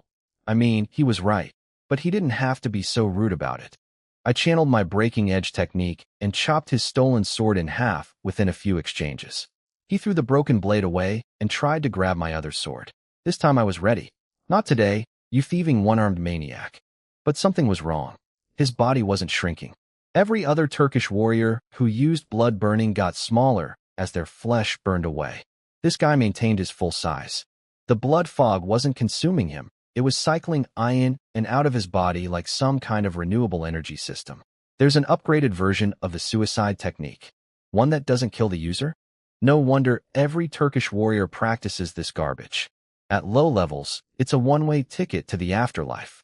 At high levels, it's basically a free power-up with a cooldown timer.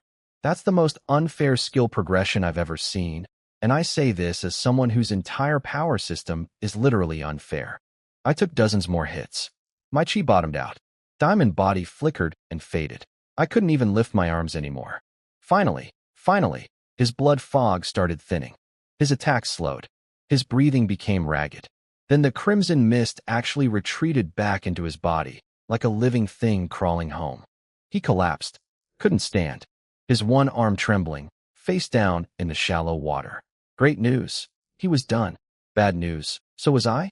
We were both lying in the shallows like 2 beached whales, completely unable to move, separated by maybe 20 feet of bloody water. If I'd had the energy to flick a pebble at him, I could have probably knocked him out. But I couldn't even flick a pebble. My fingers weren't responding to commands anymore. The remaining Pale Wolf guards finished fighting my dragon eagles and immediately turned toward me. A dozen martial artist level elite warriors, surrounding one guy who couldn't lift his pinky finger. This is it, I thought. Survived everything else just to die lying in a puddle. Then I heard it. Thundering hooves. A sound like the world's angriest freight train. Dragon fruit.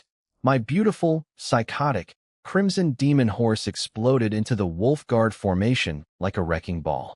Kicking, biting, stomping, headbutting. 12 elite martial artists getting absolutely brutalized by a horse. 3 guys got kicked off their horses instantly. 1 got trampled into the riverbed. Dragon fruit was circling me like a guard dog from hell, snorting warnings at anyone who came close. They tried rushing all at once. Dragon fruit kicked 4 more off their saddles and stepped on one until he stopped moving. The remaining wolf guards looked at each other, looked at the demon horse, and you could literally see them doing the cost-benefit analysis. Is killing this one guy worth getting murdered by a horse? They backed off. Dragon fruit grabbed my collar in its teeth and flung me onto its back like a sack of potatoes. Not gently, not gracefully, just YET. And suddenly I was on horseback, flopped over the saddle like wet laundry, barely conscious, riding away from danger. Good horse, I wheezed, patting Dragon Fruit's neck with the arm that still sort of worked. My dragon eagles fought free and formed a protective ring around me. Minutes later, Shi Kai and Xiaohu arrived with the full 300 and surrounded me completely.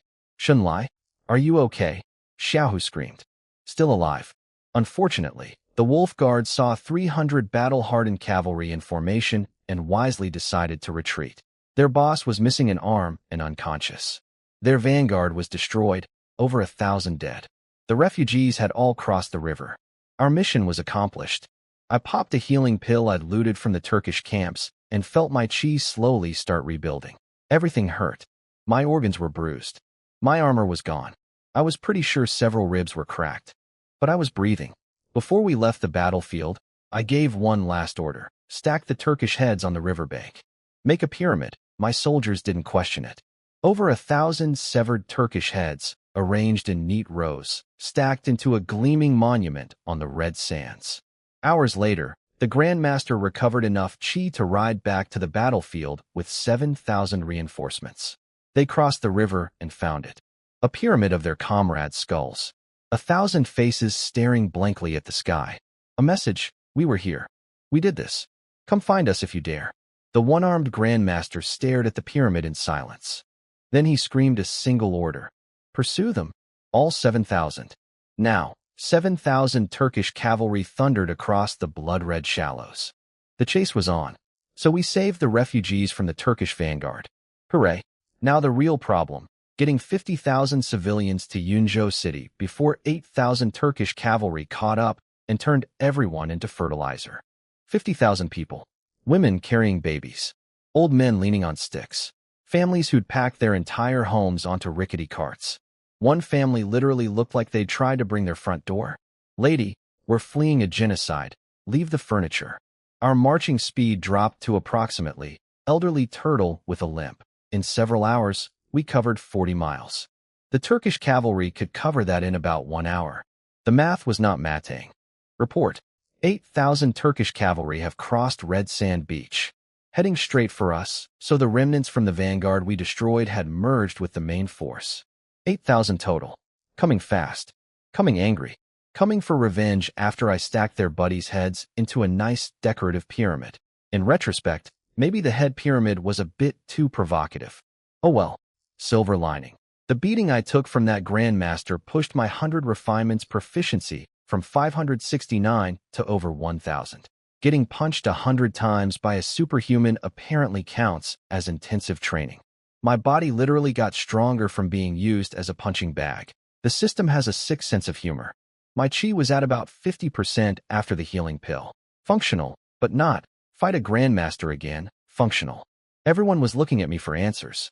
The officers' faces were all variations of, "We're completely screwed, aren't we?"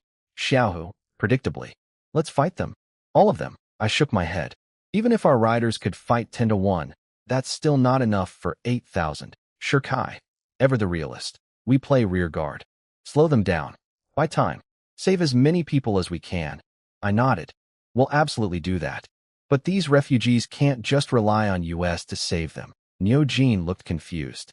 They're unarmed civilians. You want them to fight? That's just organized suicide.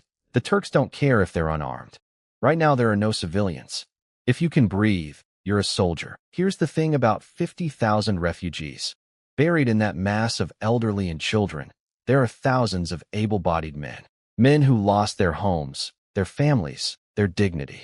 Men with nothing left to lose and everything to fight for. They just needed someone to organize them. All officers, move out and draft every able-bodied man from the refugee column. 5-man squads, 10-man sections, 100-man companies, standard military structure. Do it now. My officers looked skeptical. Arming farmers against professional cavalry? It felt like sending sheep to fight wolves. But nobody argued with me anymore. Not after everything we'd been through. Jiang, Su, Take your men and cut down every tree you can find. Sharpen them into spears. Distribute to the militia. The two centurion commanders accepted the order with visible pain. They knew what I knew. There were barely any trees on this flat plain. And even with pointy sticks, untrained civilians against Turkish cavalry was. Well, it was what it was. They exchanged a look that said, "So this is where we die," and went tree hunting. Half an hour later, reports came back. Out of 50,000 refugees, we'd extracted 5,000 fighting-age men, organized into 5,000-man battalions. Not terrible, actually. Jiang and Su returned looking exhausted. We scoured every inch of land for miles. 3,000 wooden spears. That's all we could make. That's enough. Xiaohu scratched his head. 3,000 spears for 5,000 guys. What do the other 2,000 use? I said it flatly. When the frontline spearmen fall, the men behind them pick up the spears and keep going. Dead. Silence. Every officer stared at me. Even Shirkai blinked. I just casually explained that 2,000 men would go into battle empty-handed, waiting for the men in front of them to die so they could inherit their weapons. Nobody said anything. They didn't need to. I could read their thoughts. That's cold. That's really, really cold. Yeah, it was. I sighed internally. Mercy has no place in command. If heaven had feelings, heaven would grow old too. Those 2,000 men would die without weapons, or all 50,000 people would die regardless. That's not a moral dilemma. That's arithmetic. I gave the final orders. Shirkai, take Niu Jin, Jiang, Su, their 1,000 regulars, and all 5,000 militia. Form a crescent moon formation with the river at your backs. Last stand position. Xiaohu, Zhao Feng, all 300 cavalry, with me. We ride to intercept the Turks and buy time. Yes, Sir. Everyone shouted in unison and scattered. 300 cavalry riding out to delay 8,000. 5,000 untrained farmers with sharpened sticks preparing to fight professional nomadic warriors. 1,000 regular soldiers trying to hold it all together. As I rode out with the cavalry, I caught a glimpse of Jiang and Su watching the militia line up with their wooden spears. Jiang muttered, "Well, Su, looks like you won't be farming after all." Su gave a hollow laugh. "And you won't be hauling my manure." They both chuckled grimly. Even facing death, soldiers crack jokes. It's either the bravest thing in the world or the most insane. Maybe both. The sun was setting, painting the Yunzhou plains blood red. Behind me, 5,000 terrified men gripped wooden sticks and tried to look brave. Ahead of me, 8,000 Turkish horsemen were racing toward us like a tidal wave. 300 cavalry against 8,000. Let's dance. I rode out with 300 cavalry to buy Shirkai time. Behind me, he was trying to build fortifications out of refugee carts, which was going about as well as you'd expect. "Please don't take my cart," one old man wailed. "This has been in my family for 8 generations," another cried. One Annie hit Shirkai with a triple combo. "What do you need my cart for? How's a little cart gonna fight barbarians? I just don't understand." My soldiers were literally being cock-blocked by grandmas. The mighty border army, defeaters of martial masters, conquerors of Turkish supply depots, stopped dead by senior citizens who didn't want to part with their furniture. Shirkai fixed that real quick. Crack. His riding whip slammed the nearest cart so hard the old man yanked his hands back like he'd touched a hot stove. "My brother is out there fighting Turks, so you can live. Anyone who interferes again gets military punishment." That shut everyone up immediately. Amazing how military punishment translates perfectly across all demographics. The carts started flowing. Meanwhile, I crested a hill with my 300 riders and looked down at what was coming. 8,000 Turkish cavalry, running along the riverbank like a black thundercloud that had learned to gallop. The dust they kicked up blocked out the horizon. The ground was literally shaking, not metaphorically, actually vibrating under my horse. My soldiers' mounts were freaking out, bucking and pulling, terrified by the sheer wall of noise and motion heading our way. Even MY guys were rattled, and these were battle-hardened veterans who'd fought a dozen engagements. Their hearts were pounding so loud I could practically hear them over the hoofbeats. And me? I'll be honest, even I had trouble breathing for a second. 300 versus 8,000. We were a speed bump, a mosquito challenging a stampede. If we charged into that mass, we'd disappear without a ripple. I couldn't even imagine what 10,000 cavalry looked like, or 50,000. Somewhere in the depths of the Turkish Empire, armies that size existed. The thought made my stomach flip. But the one-armed grandmaster was probably hiding in that formation somewhere. Smart man. He knew if he showed his face, I put a 7-stars arrow through it. So he was playing it safe, letting his numbers do the work. Respect for the tactical awareness. Hate everything else about him. Then the Turks spotted dragon fruit. Look, the dragon blood stallion. How does a southerner have our sacred steppe horse? Forget questions. Let's take it back. Oh, you want my horse? Come and get him, you beautiful idiots. I've been trying to figure out how to lure them into chasing me instead of the refugees. Turns out all I needed was dragon fruit's fabulous crimson behind. They redirected 8,000 soldiers toward us like moths to a very red, very angry flame. Perfect. Exactly what I wanted. Go. I wheeled dragon fruit around, and we bolted. 300 riders sprinting away from 8,000 pursuers. The greatest game of tag in military history. Fire, a Turkish commander screamed. 8,000 bows rose simultaneously. 8,000 arrows launched skyward in a massive arc, darkening the sky like a locust swarm made of death. Follow me, I yanked dragon fruit sideways. 300 horses pivoted as one and accelerated perpendicular to our original path. The arrow rain hammered the ground we'd been occupying 1 second earlier. Thousands of arrows thudding into empty dirt. The most expensive miss in Turkish military history. Return fire. My 300 turned in their saddles. The classic Parthian shot, riding away while shooting backward, and unleashed a precision volley. Over 100 Turks toppled from their horses. The Turkish army howled with fury and charged harder. We ran. They shot. We dodged. We shot back. They lost 100 more. We dodged another volley. Shot back again. Another 100 down. Several rounds of this, and the Turks had lost 600 or 700 riders while we'd barely taken casualties. My guys were elite valiant cavalry with expert-level riding talent boosting their speed and agility. We were simply too fast, too accurate, and too slippery for mass volleys to catch. It was like watching a nature documentary. A small hawk being chased by a massive storm cloud, darting and weaving, somehow never getting swallowed. Honestly, my brain started playing the Animal Planet theme music. Completely inappropriate timing. Couldn't stop it. The Turks finally noticed they were being played. How long are we going to chase these flies? The one-armed grandmaster, because of course he was still in command despite missing 40% of his arms, made a smart call. He split his forces. 2,000 cavalry to keep chasing me. 6,000 to continue hunting the refugees. My heart sank. The pressure on US dropped, but 6,000 riders were now heading straight for Shirkai, and 5,000 men holding sharpened sticks. Had he finished the defenses? Were the formations set? Were the militia even standing in the right direction? I had no way to know. All I could do was keep running, keep shooting, and keep praying that Shirkai was doing what Shirkai always does, the impossible. The 2,000-man pursuit force was still coming hard behind me. Angry. Hungry for revenge. Probably also just hungry, since we'd burned all their food. And somewhere ahead, my best friend was about to face 6,000 professional killers with an army of terrified farmers. No pressure. While I was playing the world's most dangerous game of tag with 2,000 Turkish horsemen, Shirkai was back at the refugee column dealing with a completely different kind of enemy.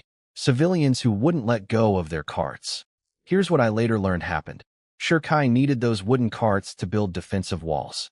The refugees needed those carts because they contained everything they owned. Unstoppable force meets immovable grandpa. Please don't take my cart. These are my family's possessions from 8 generations.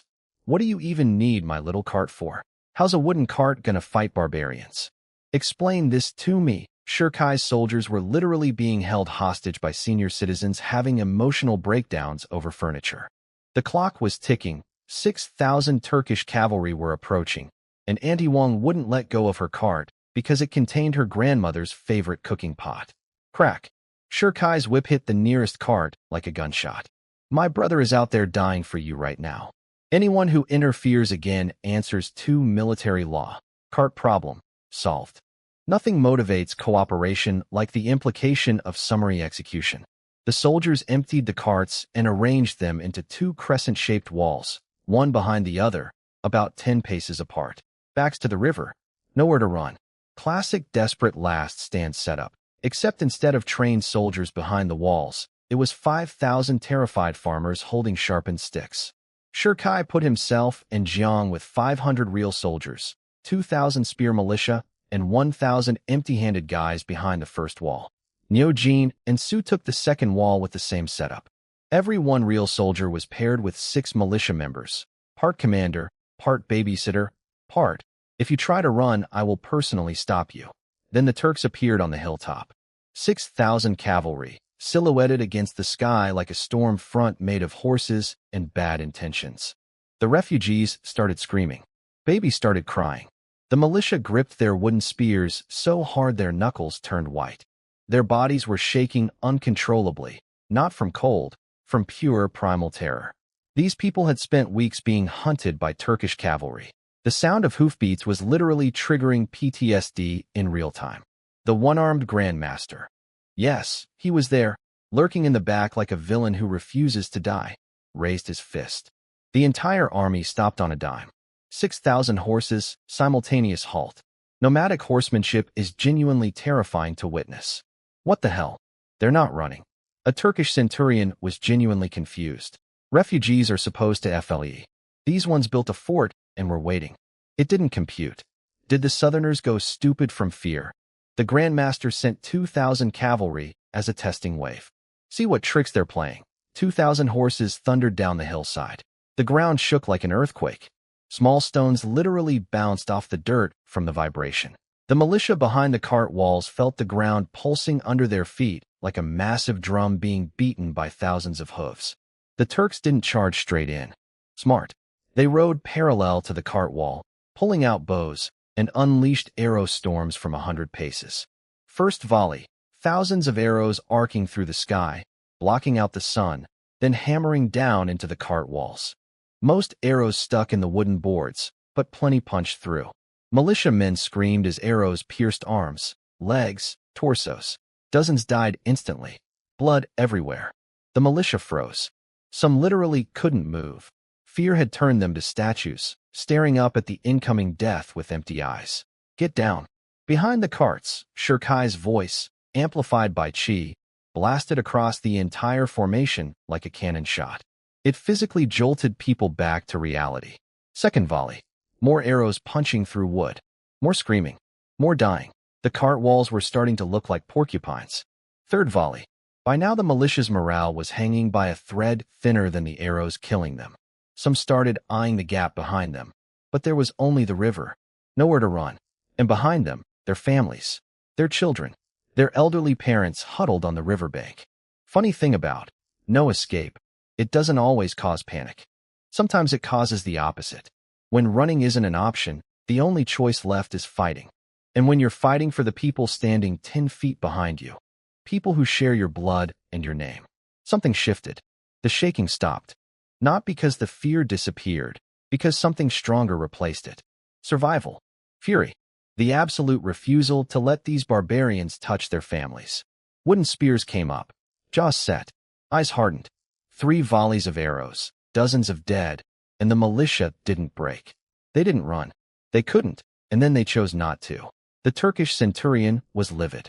These stubborn Southerners. They won't cry until they see their own coffins. He ordered the charge. 2,000 cavalry, straight at the cart wall. The ground became a continuous roar. Horses leaped over the first cart barrier, landing inside the gap between the 2 walls. This was supposed to be the massacre part, cavalry smashing through helpless civilians like a bowling ball through pins. Except, the space between the 2 cart walls was only about 10 paces wide. That's not enough room for cavalry to build speed. Horses were bumping into each other, into carts, into walls. The Turkish riders went from unstoppable charging force to traffic jam with swords in about 3 seconds. And then the wooden spears came out. Shirkai erupted from behind the first wall. Kill them. His lance impaled a Turkish rider before the man even saw him coming. 500 real soldiers drew weapons and surged forward, each one commanding their cluster of 6 militia fighters. The militia, farmers, shopkeepers, refugee fathers, screamed and thrust their sharpened sticks at the confused, cramped, stuck Turkish cavalry. They had zero technique, zero training. All they did was point the sharp end forward and push. And in a space this tight, that was enough. Turkish riders couldn't dodge, couldn't charge, couldn't maneuver. They were stuck between two walls of carts while spears jabbed at them from every direction. Horses panicked and threw their riders. Fallen soldiers got trampled by their own side. Then the second wall activated. Stab! Niojin's foghorn voice shattered eardrums across the battlefield. From behind the second cart wall, a forest of sharpened wooden spears suddenly thrust outward through gaps in the carts. Turkish riders who'd been pushed toward the back wall by the crowd got skewered from behind without warning. Horses screamed. Men screamed louder. Dozens went down in seconds. The 10-pace gap between the two walls became a meat grinder. Turkish cavalry packed in too tight to fight, getting jabbed from the front and stabbed from the back. Horses going berserk in the confined space. Riders falling into the mud and getting stomped. The mighty Turkish cavalry, conquerors of Dingzhou, terror of the northern frontier, were being killed by farmers with sticks in a space the size of a parking lot. Shirkai, you magnificent, terrifying, stone-faced genius. I designed the formation, but he made it work. He held those militia together through 3 volleys of arrows that would have broken professional soldiers. He turned refugees into warriors through sheer force of will and one very loud voice. The crescent moon formation was doing exactly what it was designed to do.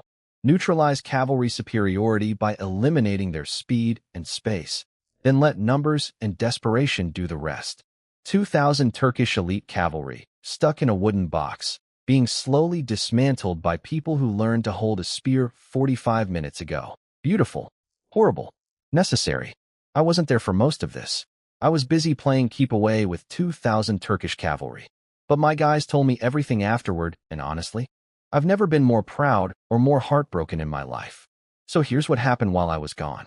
The Turks sent 2,000 cavalry at the cart walls. 3 volleys of arrows first.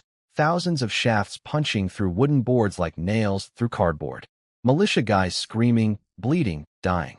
Men who'd never held a weapon before yesterday, getting their first taste of combat by having arrows shot through the cart they were hiding behind. 3 volleys. Dozens dead. The militia should have broken. Any reasonable person would have run. But there was nowhere to run. River behind them. Families behind them. Children behind them. And the Turks in front of them were the same animals who'd murdered their neighbors, burned their homes, and chased them across an entire province. The shaking stopped. The wooden spears came up, and 5,000 refugees became 5,000 fighters. The Turkish cavalry jumped their horses over the first cart wall expecting a slaughter. What they got instead was a nightmare.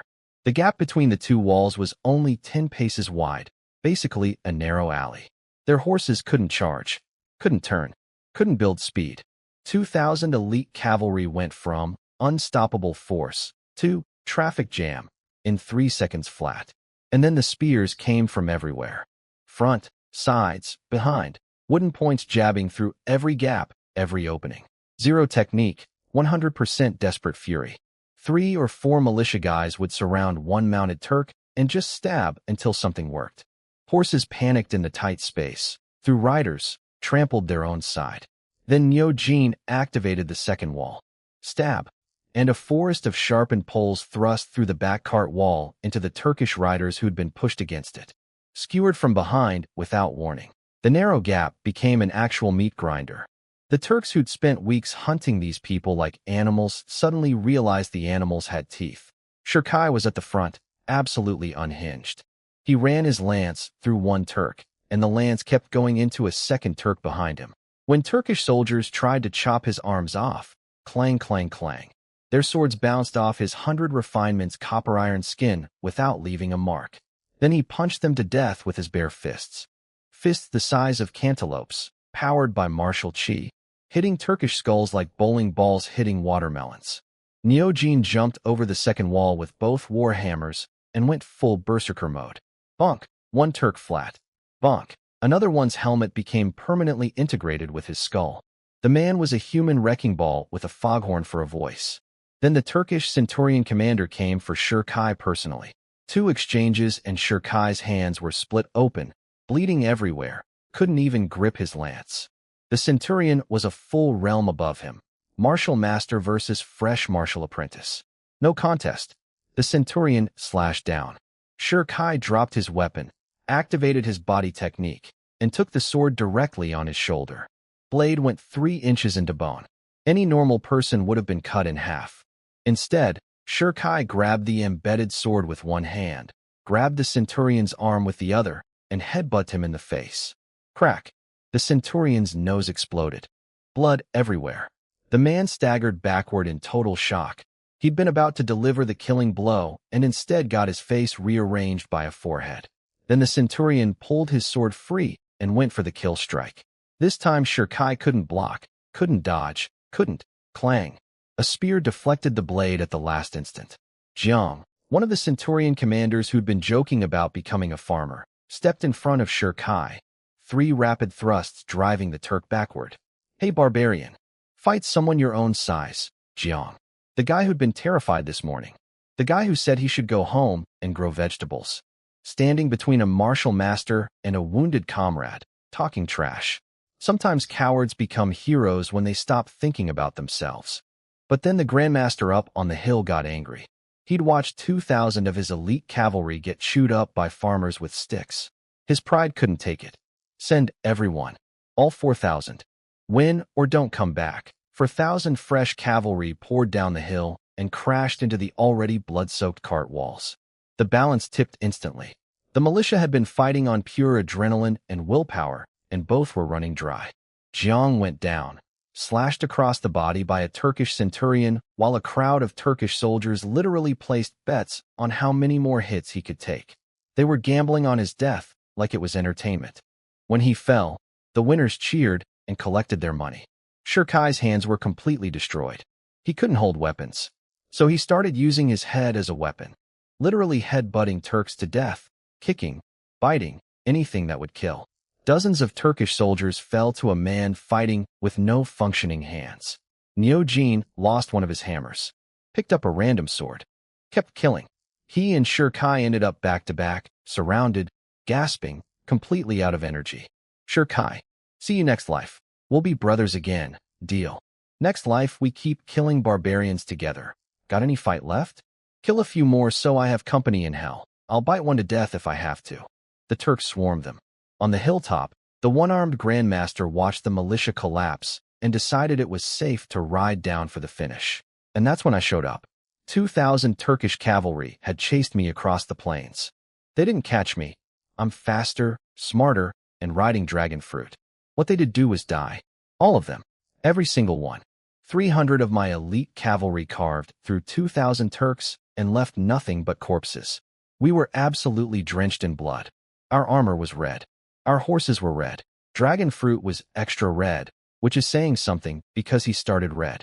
We thundered over the hilltop and I looked down at the battlefield. My heart stopped. Bodies everywhere. The cart walls were demolished. The ground was carpeted with dead. Militia and Turks piled on top of each other, so thick you couldn't see dirt. Most of my militia were gone. The survivors were fighting with broken weapons, bare hands, teeth, anything. Xiaohu saw the carnage and blood tears, actual blood-streaked tears, ran down his face. Shouldn't lie. Sher Kai. Something inside me went completely, perfectly cold. If he's alive, we save him. If he's dead, every Turk down there dies with him. I turned to my 300 blood-soaked riders. Cavalry. 300 sabers came out. 300 voices screamed as one. Kill, kill, kill. The sound rolled down the hillside like thunder from an angry god. Every Turk in the valley looked up. The one-armed Grandmaster was at the base of the hill. He heard us. He turned around. And the last thing his widening eyes reflected was a golden arrow, already too close to dodge, blazing toward his face like a tiny sun. The one-armed Grandmaster turned around, and my 7 stars arrow was already eyeing his face. No time to react. No time to block. No time for dramatic last words. His skull just stopped existing. His eyeballs went skyward, still carrying the expression of, oh no, and that was the end of the most annoying enemy I'd ever fought. 2 encounters, 2 near-death experiences, and he finally dies because he made the rookie mistake of turning his back on me at arrow range. Should have kept your eyes forward, buddy. Rookie move for a Grandmaster. I was already halfway down the hill before his body hit the ground. Dragon fruit was screaming down that slope like a crimson avalanche. and I hit the Pale Wolf guards like a bowling ball made of fury and golden swords. 15 elite martial artists, the Wright Prince's personal bodyguard, each one a martial apprentice, dead before they could raise their weapons.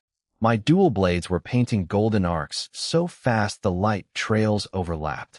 The two remaining Turkish Centurion commanders saw me coming with murder radiating off me like heat from a furnace and immediately started panicking. They tried to organize a counterattack, but their boss was headless on the hillside, and their elite guard was scattered in pieces around me. Morale? What morale? Turkish cavalry charged at me anyway, because apparently nobody gave them the memo that I was having a really bad day and taking it out on everyone. I switched to the divine arm bow mid-gallop. Golden arrows started punching through Turkish soldiers like they were made of paper. A dozen shots, dozens dead. Then I drew both swords again and dragon fruit, and I plowed straight into their formation. Let me tell you about dragon fruit in full battle mode. This horse weighs roughly the same as a small building. In heavy armor, at full charge, anything it touches simply ceases to be a functioning organism. Horses bounced off him. Riders got launched. One unlucky Turk got hit dead center, and I'm pretty sure he achieved brief, involuntary flight. Dragon fruit alone killed or maimed dozens just by running in a straight line. I barely needed to swing my swords. I was basically riding a crimson bulldozer. Thousands of Turkish soldiers physically parted in front of us. One man and one horse split an entire army like a hot knife through butter, and 300 blood-soaked cavalry poured through the gap behind me like a steel river. The sunset was painting everything red. The river was red. The sand was red. Dragon fruit was red. We were red. Everything was red. Even the vultures circling overhead seemed to know dinner was served. The Turks had been fighting all day. Their commander was dead. Their elite guard was dead. Their morale was in the basement. When my 300 veterans crashed into them, they folded like wet cardboard. The two Centurion commanders? Gone. Vanished. Slithered away like the cowards they were the moment they saw which way the wind was blowing. Without leadership, the remaining Turks scattered in every direction. Then came the part nobody warns you about. The after. The fighting stopped. The screaming stopped. And what was left was silence and bodies and the sound of people crying. My 300 soldiers moved through the wreckage of the cart walls in complete silence. No cheering. No celebration. Just methodically turning over corpses, looking for anyone still breathing. The cart walls that Shirkai had built from refugee wagons were demolished, smashed to splinters, soaked in blood. The ground between them was literally carpeted in dead. You couldn't take a step without standing on someone. 5,000 militia had fought here. Most of them were gone. The elderly, the women, the children they protected, safe, crying, searching through the dead for their husbands, their sons, their fathers. Xiaohu's eyes were solid red. No jokes, no energy, no loud voice. He was silently flipping bodies, one after another, searching. Got a live one, a soldier shouted. A militia man, barely conscious, pulled from under a pile of dead. Get him to medical. Now, Xiaohu's voice was flat, empty. He kept searching. Then, a golden warhammer, sticking out of a pile of corpses. Xiaohu dove for it, throwing bodies aside with both hands. Niujin's weapon. Niujin's body was underneath. Old Niu. Eugene. Xiaohu dragged him free. The big man's armor was shattered. Cuts everywhere. Face barely recognizable under all the blood. Cough. A breath. Blood came up, but air came too. Alive. Healing pill. Now, Xiaohu screamed at the nearest soldier. We got medicine and water into Niujin. Color crept back into his face. Not much, but enough. Old Niu, where's Shirkai? Is he alive? Niujin's voice was barely a whisper, scraped raw. Stone. I don't know. What do you mean you don't know? Xiaohu was crying and shouting simultaneously. A soldier came running. We found Commander Stone. He's outside the cart wall. Commander Shun is with him. Xiaohu bolted. Jumped over the shattered carts. Ran until he saw a cluster of soldiers standing in a circle. I was in the middle, kneeling in the dirt beside an unconscious body. Shirkai. He was. I don't even want to describe it. His hands were destroyed, split open from gripping weapons with shattered bones.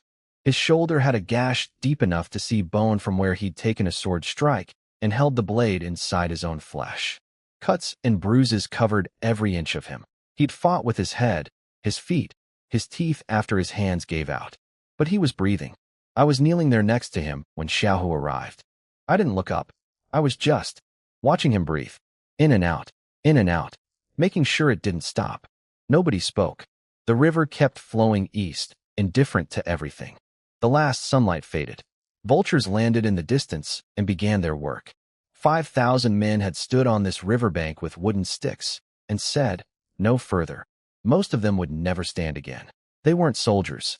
They were fathers and sons and shopkeepers and farmers who decided, for one terrible evening, that they'd rather die fighting than watch their families get slaughtered. And they held. Against cavalry. Against martial masters. Against impossible odds. They held. I looked at Sher Kai's ruined hands. Hands that had grabbed a sword blade bare, headbutted a martial master, and kept fighting with no weapons at all. Niu Jin, who'd lost his hammer and kept swinging with a random sword until he collapsed. Jiang, the centurion who wanted to be a farmer, who stepped between a killing blow and a wounded comrade. The 5,000 nameless militia who picked up sharpened sticks and stood their ground against the greatest cavalry force on the continent. I killed a grandmaster today. I killed centurion commanders and hundreds of soldiers. But the real heroes were lying in the dirt behind me, most of them dead, all of them braver than I'll ever be. There's an old poem, pity the bones beside the river, still someone's beloved in their dreams. Yeah, I wasn't feeling very funny right now. Xiaohu found Sher Kai.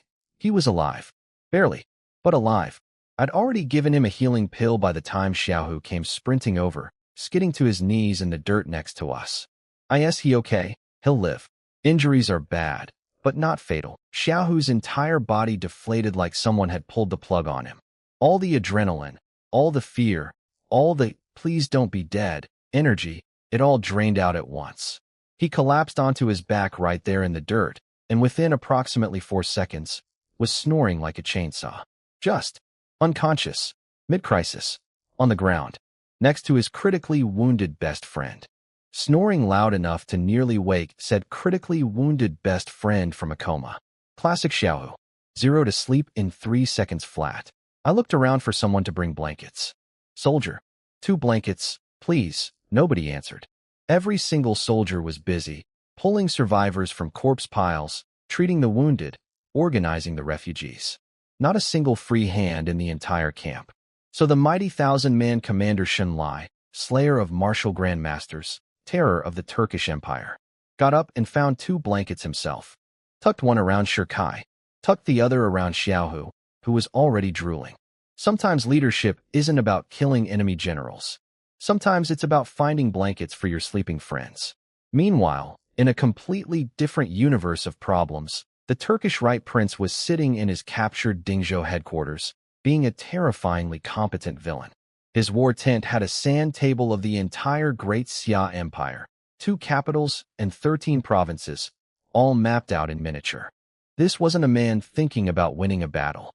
This was a man planning to conquer a civilization, and he was doing it while lounging on a wolf-themed throne looking like a scholarly gentleman. An evil scholarly gentleman, but still, manners. Then one of his generals, Baegu, a massive brute from one of the 9 great Turkish tribes, came swaggering in and threw a severed head on the floor like he was returning a library book. Hey, Right Prince, look what I brought. The head belonged to the Commander-General of Dingzhou, the guy who'd been defending the province. Baegu had chased him for 3 days and personally decapitated him. The man was very proud of himself. The Right Prince barely opened his eyes. Nice. What reward do you want? Let my boys loot Datong City for 3 days. The Right Prince's eyebrow twitched. Smart man. He immediately realized letting Baegu's tribe plunder a major city would make them too powerful and upset the careful balance between the 9 tribes. But he kept his cool. Then 2 Turkish centurion commanders stumbled into the tent looking like they'd been dragged through a tornado. These were the guys who'd run away from my battle. The cowards who'd slithered off when things went south. The Right Prince didn't even raise his voice. You lost? They stammered out a heavily edited, desperately sanitized version of events. It didn't help. The military advisor's eyes narrowed. Who beat you? Was it General Xiang himself? And no, it was someone called Xunlai, a young officer. What rank? 1,000-man commander. Their voices got quieter with every word until commander was basically lip-syncing. The entire tent went silent. The military advisor couldn't believe it. Baega's face turned the color of a bruised plum. He'd just presented the head of a commander-general, and his own troops got demolished by a centurion-level nobody? The face he'd just gained evaporated faster than morning dew. Drag them out, the Right Prince said with the emotional warmth of an ice cube. Mercy, please. The two cowards were dragged away screaming. Baega couldn't even defend them. Too embarrassing.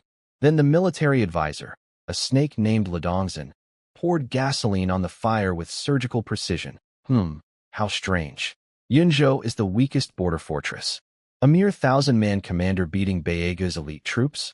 In a place with no resources? How does that old Xia saying go? Capsized in a drainage ditch? Baegu was turning colors that don't exist on the visible spectrum. Red, purple, ultraviolet rage. Right, Prince. Send me to Yunzhou. I'll fix this personally. This was exactly what the Right Prince wanted. Yunzhou was a worthless backwater now that Dingzhou had fallen. No strategic value, no wealth, no trade routes. Sending Baegu there was genius. If Baegu lost, his tribe would be weakened. If he won, he'd gain nothing useful while the other tribes split the real prizes. Win-win for the Right Prince. But the prince played it cool. Oh, there's no need, General. Victory and defeat happen to everyone. I insist. Baegu was practically foaming. My tribe's honor demands it. 1 month. If I don't take Yunzhou in 1 month, punish me however you see fit. Well, if the military advisor agrees. Ledongzin smiled like a cat watching a mouse walk into a trap. Oh, absolutely. Baegu's tribe is perfect for the job, so that's what's coming for me. An entire major tribe of the Turkish Empire, led by a general who personally killed the commander-general of Dingzhou, burning with humiliation and backed by a blood oath to conquer Yunzhou in 30 days. Cool. Great. Looking forward to it. Back at camp, night had fallen.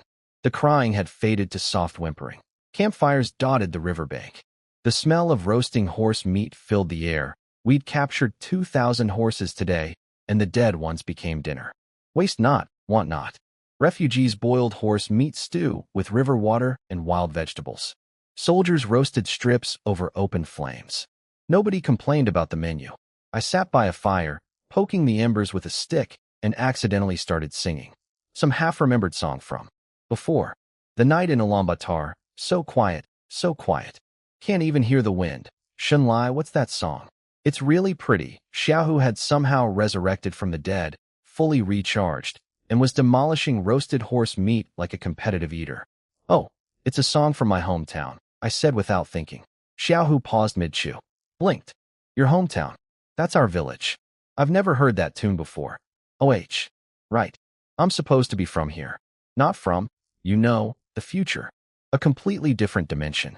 Where Ulaanbaatar is an actual place. How's the horse meat? I said, changing the subject so fast I nearly gave myself whiplash. Delicious. He shoved a chunk at me, and the existential crisis was averted. Xiaohu had leveled up too, broken through to minor completion, physique at 35, which is average for a full martial apprentice. The kid who started as a scrawny village punk was now a legitimate combat powerhouse. Sure, Kai was still unconscious, but stable. Old wounds from the convoy battle, plus new wounds from today, meant he looked like a human patchwork quilt of injuries. But the healing pill was working. His pulse was stronger. His color was better. Neo Jin woke up, inhaled some food, and immediately passed back out. On-brand behavior. The butcher's bill was savage. 3,000 of the 5,000 militia dead. Over 500 of the general's 1,000 regulars killed. Jiang and Su, the farming and manure comedy duo, found alive, but barely. My own 300 took casualties too, though fewer thanks to their elite status. But here's the thing about catastrophic battles. The survivors come out transformed. 50 more of my cavalry upgraded to Dragon Eagle class. The remaining troops were showing chi reactions everywhere, dozens of soldiers on the verge of martial breakthrough. My 100 refinements training program plus my troop command talent plus non-stop life-or-death combat was creating martial artists at a rate that should be physically impossible. The first soldier to break through to martial apprentice was coming soon. When that dam broke, I'd have a cavalry unit where every rider was a martial artist in heavy armor on a war horse. 300 walking tanks. And then there was MY level up. Oh, my God. Fighting the Grandmaster had pushed me to the absolute edge of martial apprentice. Peak. Maximum. Can't go higher. Then the battle happened. Killing Centurion commanders, slaughtering Pale Wolf guards, and the cherry on top, putting a 7 stars arrow through a martial Grandmaster's skull. That kill, crossing 2 major realms, was worth more experience than everything else combined. I broke through. Martial Master. Initial stage. I'd crossed the threshold. The barrier I'd been staring up at since I first entered this world. The realm that had seemed impossibly far away when Turkish Centurion commanders were untouchable gods to me. Now I was one. My physique smashed through 100 points, from 81 to 125. My body changed fundamentally. I could form chi armor now, that external energy shield that had made Turkish martial masters seem invincible. The same technique I'd invented a counter for was now mine to use. My troop command talent hit minor completion, a whole new tier. The effect description was beautiful. Mastery of strategic momentum. No fixed formations. Adapt like water, strike where the enemy is weak. Basically, my tactical instincts had evolved from really good at formations to I can read the entire battlefield like sheet music and improvise in real time. And the best part? The militia kills counted toward my experience too. 5,000 men fighting under my command structure. Every Turkish soldier they killed feeding into my stats. That's why my troop command proficiency exploded in a single day. I sat by the fire, chewing horse meat, looking at my stats, and for one quiet moment, let myself feel something close to satisfaction. Then I remembered. The right prince's army was out there. Bayega was coming. A fresh Turkish general with a personal grudge and a 30-day deadline to destroy us. I poked the fire and watched the sparks float up into the dark Yinzhou sky. 1 month. That's how long we had before the next storm hit. Better make it count. My troop command talent broke through to minor completion and unlocked something called strategic momentum mastery. Basically, there are 4 schools of military thought: strategy, tactics, astronomy, geography, and technology. I got tactics, the art of reading the battlefield in real time and improvising. The no rulebook, just vibes, school of warfare. Traditional strategists call this approach undisciplined. Everyone else calls practitioners of it geniuses. I prefer instinctive chaos manager, but genius works too. Next morning, I crawled out of my tent at dawn, looked at the blood-red sunrise, and had approximately 30 seconds of poetic melancholy before my brain switched back to, okay, what's the plan? The plan was, I need an army. Not just my 300 elite cavalry, a full-scale military force. Infantry that can hold ground against Turkish charges on open plains. Siege troops. Support units. The whole package. Yunzhou's existing garrison was useless. Old men, cripples, and professional slackers who'd perfected the art of doing absolutely nothing while technically being employed. I'd get more combat effectiveness from an angry goat. But these refugees? Gold. 50,000 people containing farmers who could grow food, blacksmiths who could forge weapons and armor, and, most importantly, 2,000 surviving militia veterans who'd just fought Turkish cavalry with sticks and won. Those survivors were worth their weight in diamonds. One more round of training, and they'd be battlefield-ready soldiers. The children would grow up too. Every refugee was a future farmer, craftsman, or warrior. People think resources means gold and grain. No, resources means people. People are the most valuable thing in the world, and I'd just acquired 50,000 of them. Careful with him. Xiaohu was supervising soldiers loading Shirkai onto a cart. Shirkai had woken up in the middle of the night, which sent a wave of relief through the entire camp. He couldn't walk, couldn't feed himself, couldn't do much of anything except breathe and glare at people. But he was conscious. We loaded him and all the other wounded onto horse carts. Thank God we'd captured 2,000 Turkish horses yesterday. Plenty of horsepower for the convoy. Now for the good stuff. My officers were leveling up like characters in the final act of a video game. The Zhang brothers. Both broke through to martial apprentice. Zhang Liao and Zhang Yuan, my scout commanders, finally crossed the threshold. 2 more martial artists in my roster. Niu Jin broke through too. The big idiot was lying on a cart, covered in bandages, playing with his new chi like a toddler with a new toy. Hey, I can feel something flowing inside me. It's like I have unlimited energy. He was sending chi to his head, then his fingertips, then 2 Places I don't want to know about. Just lying there giggling and channeling chi to random body parts. The man had the martial arts sophistication of a golden retriever discovering its own tail. Shirkai skipped an entire subrealm. Went from minor completion straight to major completion. The healing pill plus the insane battle experience rocketed him past the middle stage entirely. His physique jumped from 30 to 49. The man who'd fought a martial master with his forehead was now approaching the peak of the martial apprentice realm. That gave me five martial artists among my officers. Me, Shirkai, Xiaohu, Zhang Liao, Zhang Yuan, plus Niu Jing. And Zhao Feng was next in line. That 15-year-old killing machine was progressing faster than 80% of veteran soldiers. Every battle he fought, his kill count went up, his cultivation went up, and his kill count went up more. A perfect murderous feedback loop wrapped in a teenage body. Plus, dozens of my regular cavalry were showing chi reactions. The first enlisted soldier to break through to martial apprentice was imminent. When that happened, the floodgates would open. My dream of a 300-rider, all-martial artist, heavy cavalry unit was getting closer every day. We marched for 2 days. 2 days to cover distance my cavalry had crossed in 2 hours. 50,000 refugees with carts and children and elderly and wounded do not move fast. I sent Zhang Yuan ahead to warn Yunzhou we were coming, and Zhang Liao behind us to watch for Turkish pursuit. On the second evening, we finally saw Yunzhou's walls. And I'll be damned, they were ready for us. Outside the city gates, hundreds of workers were building temporary shelters using lumber salvage from the abandoned Turkish camps. Lines of laborers and mules stretched between the city and the old enemy encampments like a highway of ants, hauling wooden beams and tent materials. They'd literally dismantled the Turkish camps to build refugee housing. Recycling at its finest. The Turks terrorize your population, then their abandoned camps become your construction materials. Poetic justice. Vice Governor Song Yingxing had clearly kept his promise. The man had mobilized the entire civilian infrastructure of Yunzhou to prepare for 50,000 new mouths. Housing being built, food being organized, administration being set up, all from a fifth-rank bureaucrat who most people in that war council wouldn't have noticed. At the city gates, a full lineup of officials, military and civilian, stood waiting to welcome us home. 2 battles in 2 days. A dead grandmaster. 5,000 militia casualties. 50,000 refugees saved. 5 new martial artists in my ranks. And 1 horse named after a tropical fruit. Not bad for a kid who got drafted as a random peasant 2 months ago. We made it back to Yunzhou with 50,000 refugees, and the governor himself came out to meet us. A governor greeting a 1,000-man commander at the gates? That's like the CEO coming to the intern's desk.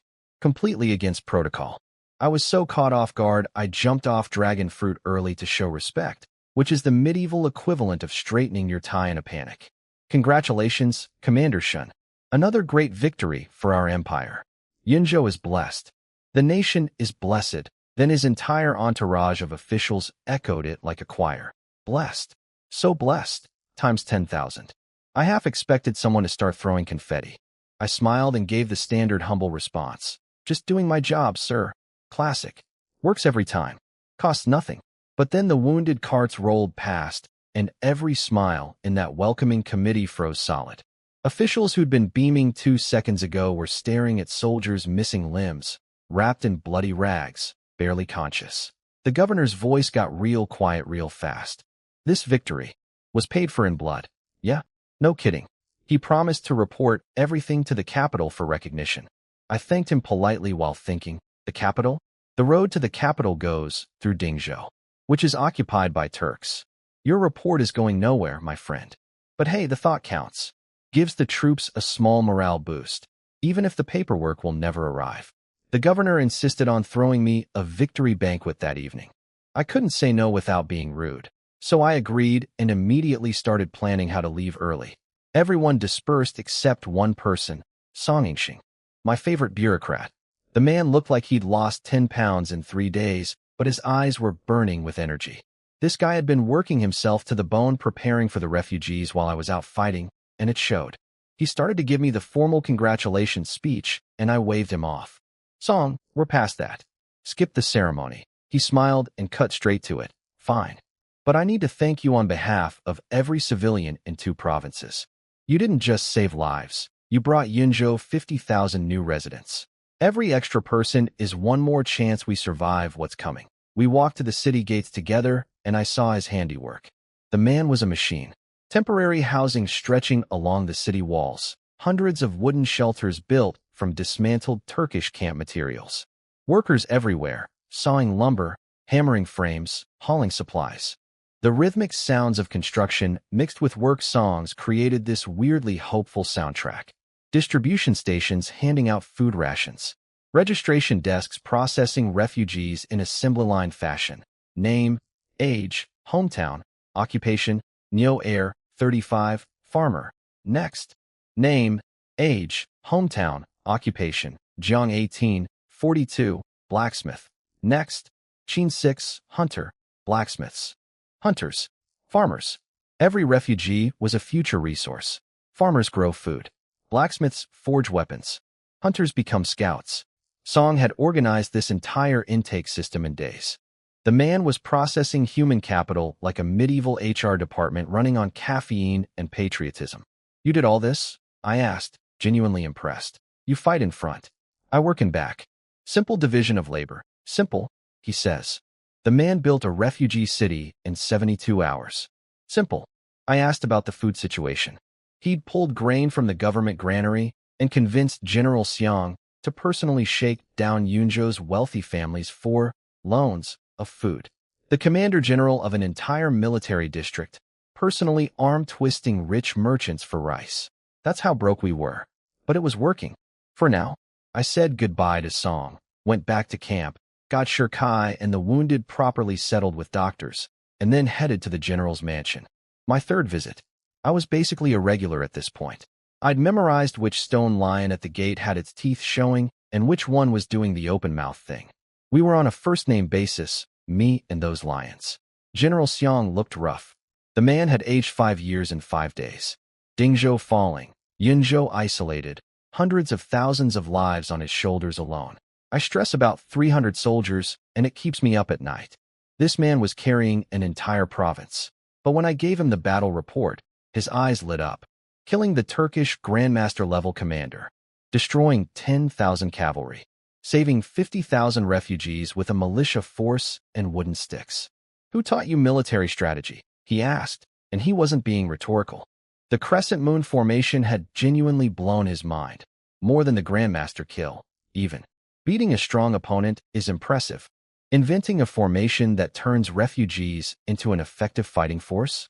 That's genius-level tactical thinking. I deployed my trusty bullshitting technique, major completion, and mumbled something vague. He let it go. Smart generals know when not to push. Yunzhou was completely broke. No budget for rewards. The general gave me his personal jade pendant as recognition. I literally have nothing else to give you, gift. He recorded everyone's achievements for future reporting. If there was a future, neither of us said that part out loud. Then I brought up the thing I'd been planning the entire ride home. Sir, there's one more matter I need to discuss. He took a calm sip of tea. Go ahead. I want to build a new army. PPFFFFFD, tea spray, everywhere. The commander general of Yunzhou province did an actual, literal spit take. Tea on his desk. Tea on his robe. Tea on official documents that were probably important. Look, I know it sounds crazy. The man barely has enough soldiers to guard the walls, barely enough food to feed the city, and I walk in asking to create an entire new military force from scratch. But here's my logic. 300 elite cavalry can win battles. They can't win a war. Not against what's coming. I need infantry that can hold open ground against Turkish charges. I need siege capability. I need numbers. The existing Yunzhou garrison is a joke. Lazy veterans, old men, guys whose primary military skill is avoiding work. But I just brought home 2,000 battle-tested militia survivors and 50,000 refugees full of farmers, craftsmen, and angry young men with nothing left to lose. Give me those people. Give me time. And I'll build something that'll make the Turks wish they'd never crossed the border. The general was still wiping tea off his chin. This was going to be a long conversation. General Xiang wiped tea off his chin, his desk, and what I'm pretty sure was an important military document. The man did a full-on cartoon spit take. I've killed martial grandmasters, and this is the thing that breaks the Commander General's composure. What did you just say? I said I want to build a new army, sir. He stared at me like I'd suggested we surrender and become Turkish goat farmers. Then his face got serious. Not, I'm mildly annoyed, serious. You could get your entire family tree executed, serious. Do you have any idea what happens if you raise a private army without approval from the Ministry of War, the Grand Council, and the Imperial Seal Office? Oh, I knew. Unauthorized army building is basically treason with a side of executed to the 9th generation. In a dynasty where bureaucrats will murder you with paperwork before the executioner even sharpens his axe. Suggesting a new army is like walking into a room full of lawyers and announcing you'd like to commit some light sedition. Sir, the existing border troops are useless. Without new forces, we can't. Enough. His voice could have frozen lava. The battlefield may be dangerous, but the court is deadlier. Never say those words again. I shut up. When the most powerful man in the province tells you to stop talking, you stop talking. Then he softened, like a strict teacher who's done yelling and switches to teaching mode. You have much to learn, boy. He launched into a lecture about how politics works. It all comes down to one word: legitimacy. Everything needs a proper name, a proper justification, a proper paper trail. You can't just do things, you have to frame them correctly, or the entire bureaucratic machine chews you up and spits out your bones. For example, he said, you absolutely cannot say you're building a new army. I braced myself for another rejection. But you could say you're organizing local militia. He looked at me with the most fox-like expression I've ever seen on a military commander. Oh, this magnificent, sneaky, beautiful old fox. Militia doesn't count as official military. No official numbers. No formal ranks. No bureaucratic oversight. Completely outside the fixed military structure, which means no rules are being broken. And local citizens defending their homeland against foreign invaders? That's not treason. That's a feel-good story. The court would applaud it. Same army. Same soldiers. Same weapons. Same purpose. Different name. And suddenly it's completely legal. I'd been thinking like a soldier. He was thinking like a politician. 15 years of navigating imperial bureaucracy had turned this warrior into a master of weaponized semantics. The man could probably commit a coup and frame it as a community volunteering initiative. Understand? He asked. Crystal clear, sir. Good. I fully support your militia organization effort. Then came the catch. However, given current wartime conditions, I have no spare soldiers to give you, no budget to fund you, and no supplies to equip you. You'll have to figure all that out yourself. So, spiritual support. He was giving me a thumbs up and nothing else. A verbal high five. An emotional pat on the back. The military equivalent of thoughts and prayers. Iron Rooster. Old Fox. Spiritual supporter. This man contained multitudes. But, he added, weapons and armor I have plenty of. Take whatever you need from the armory. Show them the jade pendant. The jade pendant he'd given me as a reward, because he was too broke for actual rewards. Turns out it was actually an all-access pass to the military supply depot. Suddenly that little piece of jade was the most valuable thing I owned. Sneaky, sneaky old man. He'd planned this 3 moves ahead. I bowed and was about to leave when he stopped me. You've reached Martial Master Realm. Yes, sir. 2 days ago, his eyebrows climbed his forehead. Even after everything he'd seen from me, the speed of my advancement genuinely shocked him. I could practically see the gears turning. If this kid reaches Martial Saint someday, the Turks won't stand a chance. Your 100 refinements technique is a beginner-level method. It'll slow down significantly at Martial Master level. You need a better cultivation technique. He reached into his robe and pulled out a small, well-worn booklet. He held it like it was made of glass. This is my family's ancestral technique. The 10,000 Seas returning to the abyss method. My eyes went full dinner plates. A Commander General's family heirloom technique. The kind of cultivation method that gets passed down through generations of elite warriors.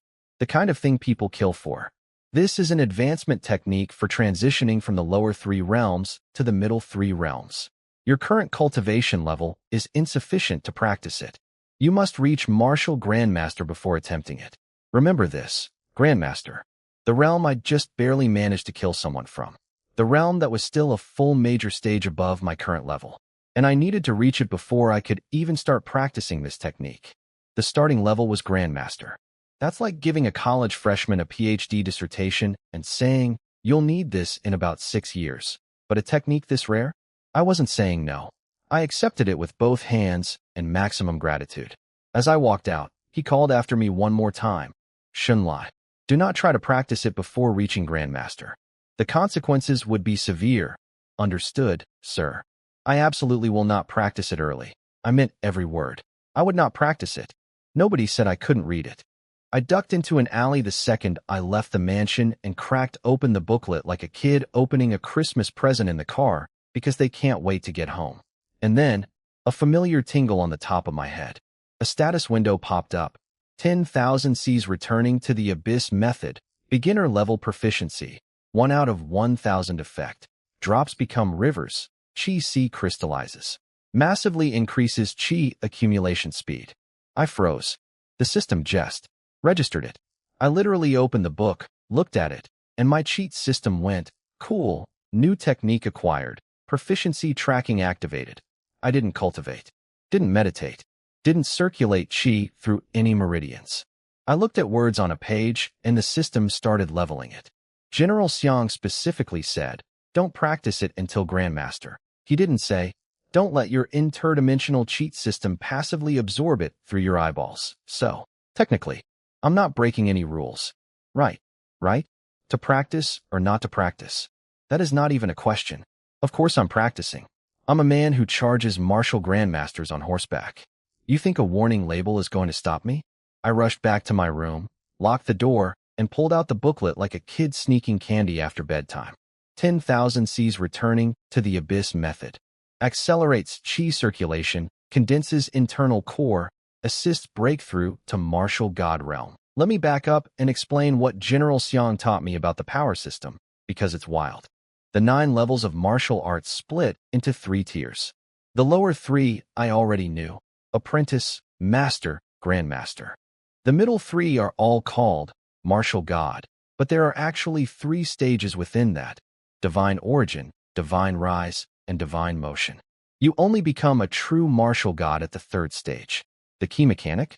Internal core. At Grandmaster level, your chi gets so massive it starts pooling in your chi C and forming a pearl, a condensed ball of liquid energy inside your body. Once that pearl fully forms, you break into Divine Origin. Your chi goes from gaseous cloud to solid marble. Quantity and quality make a quantum leap. And remember the blood-burning technique that every Turkish officer uses? The suicide move? Turns out at Grandmaster level, you burn the internal core instead of your own flesh. Same power boost, zero self-destruction. That's why every Turk practices it. It's only a suicide move for low-level warriors. At high levels, it's basically a free power-up with a cooldown. I've been watching these guys blow themselves up thinking they were crazy, and it turns out they were just bad at it. General Xiang is currently at Divine Rise, the 2nd stage, 1 step from actual martial god. But that last step is apparently like climbing Mount Everest on a pogo stick. Anyway, I opened the booklet, started channeling Chi through the specified meridian pathways. It was rough at first, unfamiliar routes, blocked channels, everything resisting like rusty plumbing. But slowly, the Chi started flowing smoothly. My energy began trickling into my Chi C, which had always been empty. Easy. What was the old man so worried about? This is totally Finn. Whoosh. My Chi C suddenly became a black hole. A massive invisible vortex materialized in my core and inhaled every drop of Chi in my entire body in about 2 seconds flat. Like someone pulled the drain plug on a bathtub full of energy. Everything gone. Vacuumed up. Absorbed. Deleted. I went from fully powered martial master to wet noodle instantaneously. Collapsed in my chair like a deflated balloon. Covered in sweat. Couldn't move my fingers. My body had the structural integrity of overcooked pasta. So that's why he said don't practice it early. My chi reserves were like trying to fill an ocean with a teaspoon. The technique needed Grandmaster level chi pools to function properly. At my current level, it just drank everything and left me empty. But, silver lining, my chi C wasn't empty anymore. Floating in that vast internal void was one tiny, beautiful, liquid droplet of condensed chi. like a single star in an infinite universe. My entire body's worth of gaseous energy compressed into one microscopic bead. 10,000 seas returning to the abyss. Drops become rivers. I'd need to do this thousands and thousands of times to fill that chi sea, to form the internal core, to reach divine origin. How long would that take? My eyes went dark just thinking about it. Bang! The door flew open. Xiaohu waltzed in like he owned the place. Shenlai, what are you doing sitting in the dark in the middle of the... He saw my half-dead face. What happened to you? I weakly pointed at the booklet on the table. General Xiang's cultivation technique. I tried it. Xiaohu's eyes went massive. He grabbed the booklet and flipped it open. Stared at the characters on the page. 10,000. What? Returning. Huh. He looked up. Shenlai, what do these words say? Right. The boy can't read. Every character on that page was a stranger to him. He'd been looking at advanced martial arts secrets the same way a dog looks at a calculus textbook. He gave up on the words and started studying the illustrations instead, little figures demonstrating meridian positions. He actually got pretty into it. Just sitting there, staring at stick figures, nodding sagely like he understood perfectly. I made a mental note. I need to teach this kid literacy. Right now communication works because we're always together. But if we ever split up for separate missions, he can't read my orders. Can't read maps. Can't read reports. Having an illiterate field commander is like having a phone with no screen. Functional, but severely limited. I was about to call him over for an impromptu reading lesson when something caught my eye. The booklet was facing me upside down from Xiaohu's side. The illustrations were reversed. The meridian pathways were backwards. And a completely insane thought hit me like lightning. What if I ran the technique in reverse? What if instead of pushing qi into my qi sea, I pulled qi from outside into my body? My brain was screaming, this is stupid, but my hands were already doing it. I reversed the meridian flow. Qi started running backward through the channels, and, Shenlai, are you having a seizure? Xiaohu screamed. My entire body was convulsing uncontrollably. I fell out of my chair and hit the floor twitching like a fish on land. Every muscle was firing randomly. Not painful exactly, just completely out of my control. Xiaohu panicked and grabbed my arms to hold me down. The instant his hands touched me, his qi got vacuumed out of his body and into mine, like a straw drinking a milkshake. His energy just flowed through the contact point, rushing into my depleted reserves. In about 3 seconds, I drained half his total qi. What the F? Xiaohu let go like he'd grabbed a hot stove and stumbled backward, suddenly weak and dizzy.